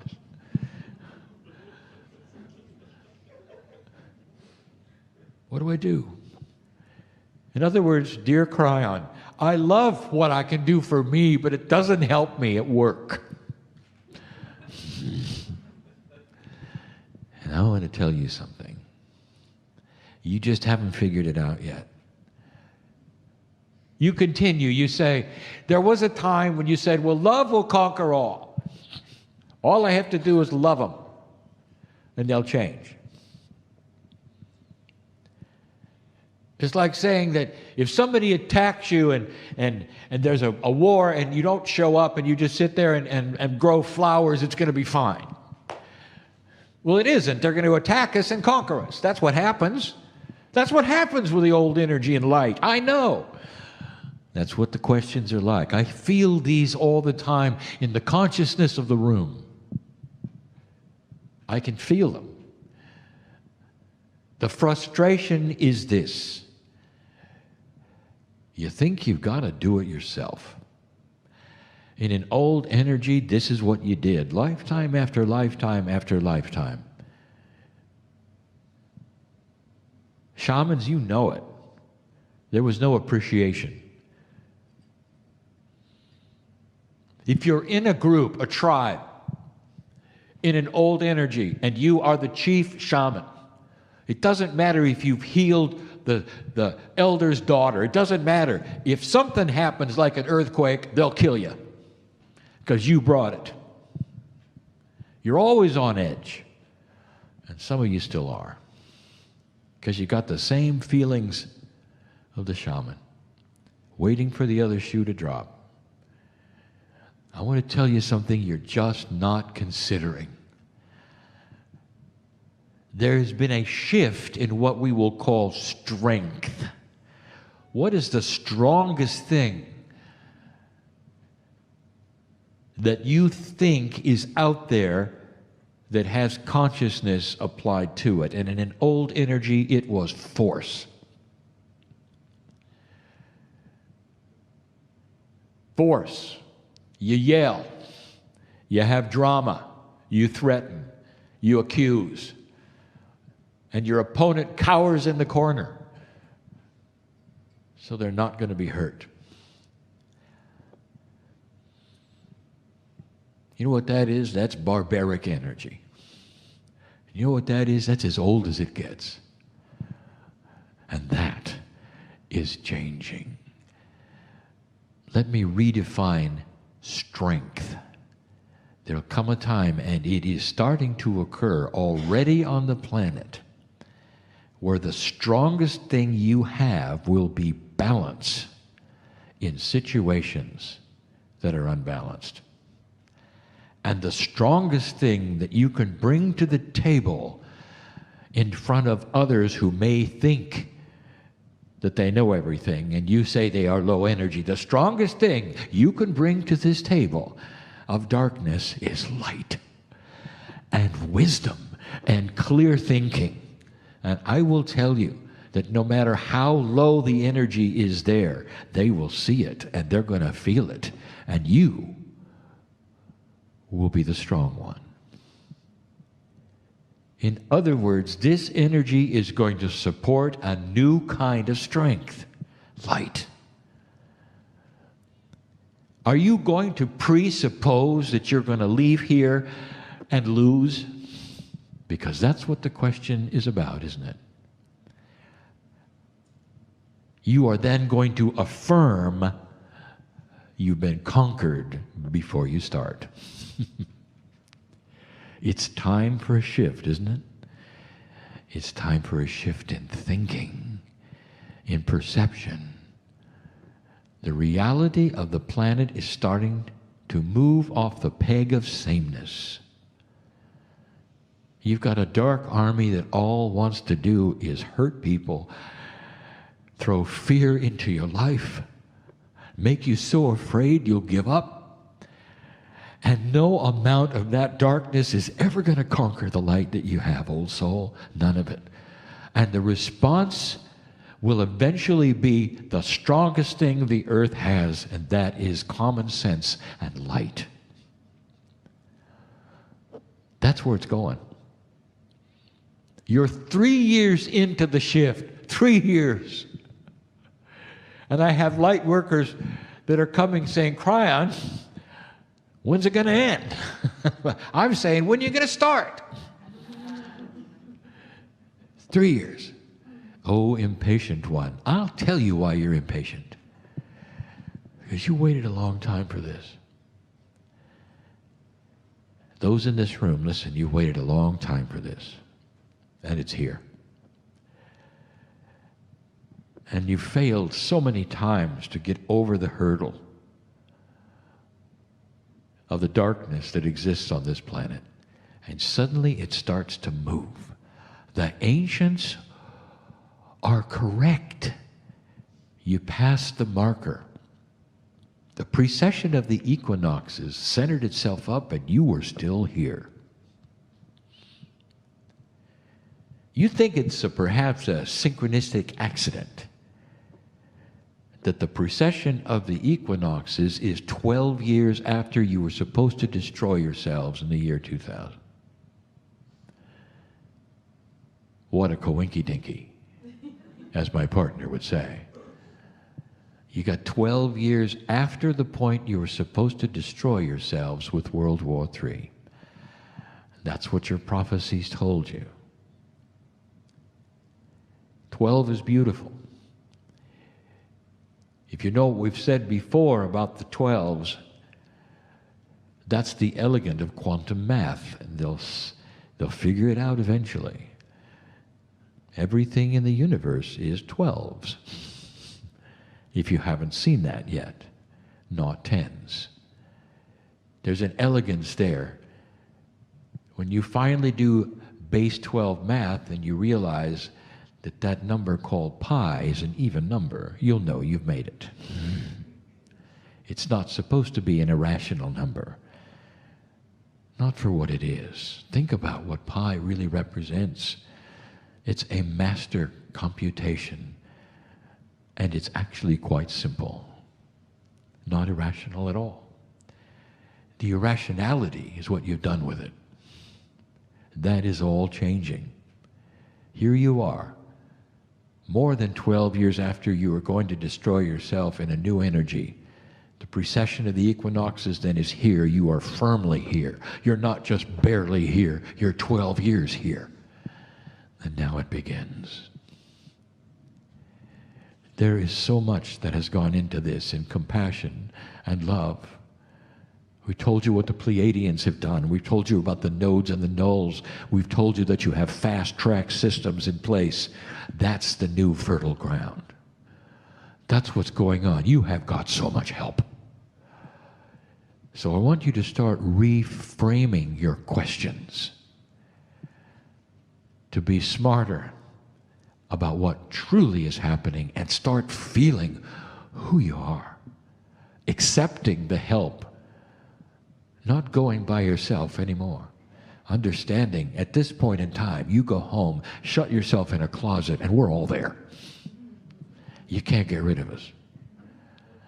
You give intent to start changing, and you've got an entourage of those who want to help wherever you walk, whatever you say, whatever you think, because you ask. Because you ask. That's different. Light is winning. It is going to take years for you to agree with me, because it does it slowly. Everything is up in the air. Everything right now. Have you noticed? How do you like your elections? Everything is up in the air. You've never had anything like this. The earth is ringing with issues. Stability. Yesterday is tomorrow's coup. Everything is changing. And there are still those who sit around and go, I don't see it. Because they are in denial, perhaps, or those who simply want the old energy to remain and remain and remain, because they did a really good job when it was easy, when it was simple, and when it was old, or even dark. Old souls, I'll tell you, you are the light of the world.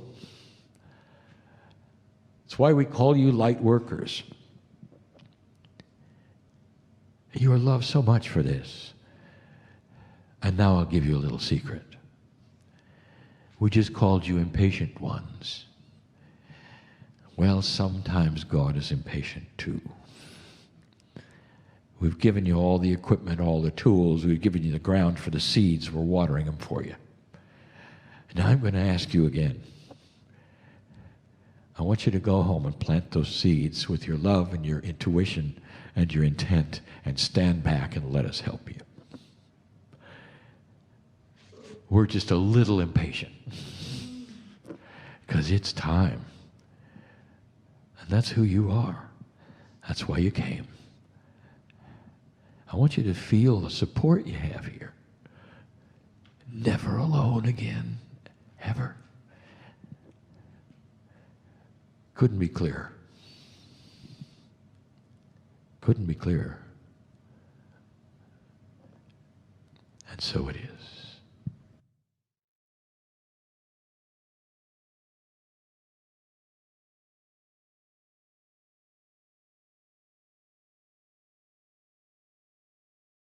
Hi, everybody. Thanks for watching this. I wanted to tell you this is a little time sensitive.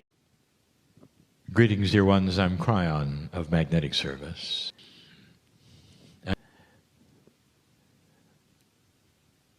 You've been in, and you've had a chance to discern energy.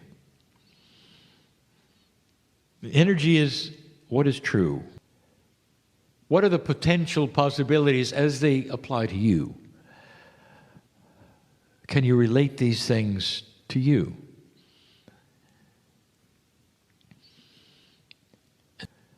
Will be individual. Those listening to this later in the universe, this, what you've gone through, who you are. Some of you, while you've had instead experiences of what I would call the past lives that put together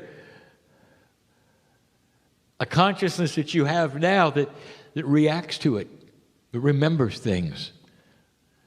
Or maybe not remember anything, but or things that you will or won't do. And it's a mystery to you. And so you are all absolutely unique. And yet in this, all humans, there are certain kinds of energies that will apply to all of you. What you do for all of you. I want to talk about some of these new tools. The channeling today is not filled with brand new concepts, but last year or so, and perhaps in a different, build a picture perhaps we really haven't built. This is the way the channeling goes, for it totally is teaching. And whether you are, these things must make sense. Things will start to fall together, connecting the dots where you will see a bigger picture of what is really going on. We have told you what's going on. And for the past years, we have asked you to please being open to the change. The change is everywhere, but it's going to start to affect the oldest souls first. Now let's talk about that. Because the old souls are wiser longer. So the old soul is not privileged, just had more experience. And the experience that an old soul has is quite often that way. Not only do you know how things work, you have come to spiritual decisions lifetimes ago. And you wake them. If I haven't told you before, there's one or two things that pass through this veil from lifetime to lifetime that you do inherit. Whereas you may not remember anything else. There are some. The countenance you've learned spiritually to a lower level spiritually in order to learn something. Now listen. Plenty of time learning things over, not really. Spiritually, you will remember your shaman. Now, you may not act with old souls who don't simply want to come out.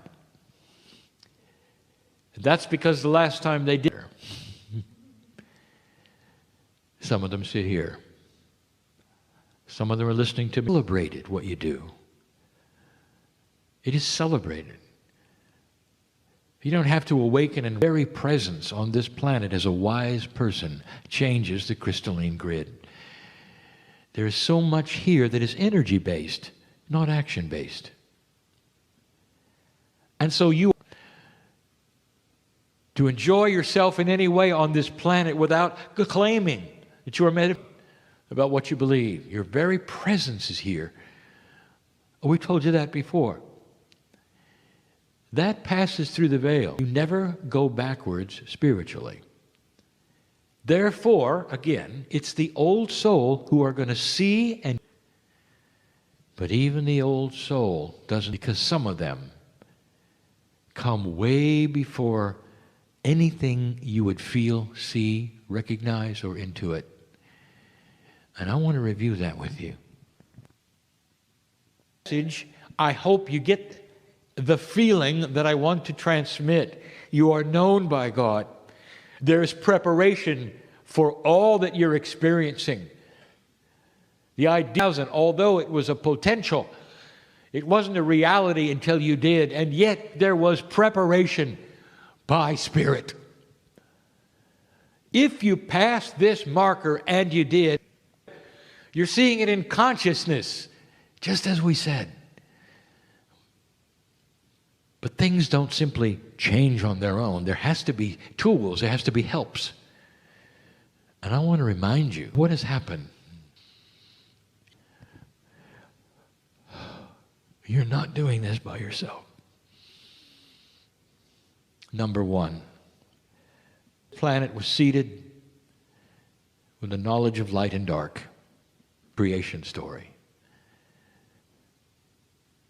There were things set up for today. In the scheme of galactic time, it was just a flash of an eye ago. 200,000 years. When the seeding when your DNA started to change when you got 23 chromosomes instead of 24. That those who's in nulls for you. And you can look them up. I've told you where to send signals to the crystalline grid, and they start to enhance knowledge on the planet. Give you inventions that you need. All with the idea that it give you that which you need to go to the next one.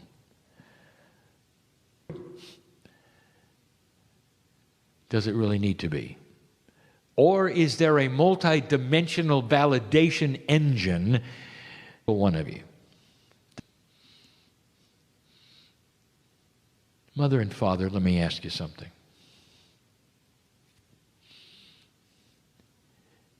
Set up a time capsule for your children if you could. That says open only when you're 40. Open it up. There's a treasure for them.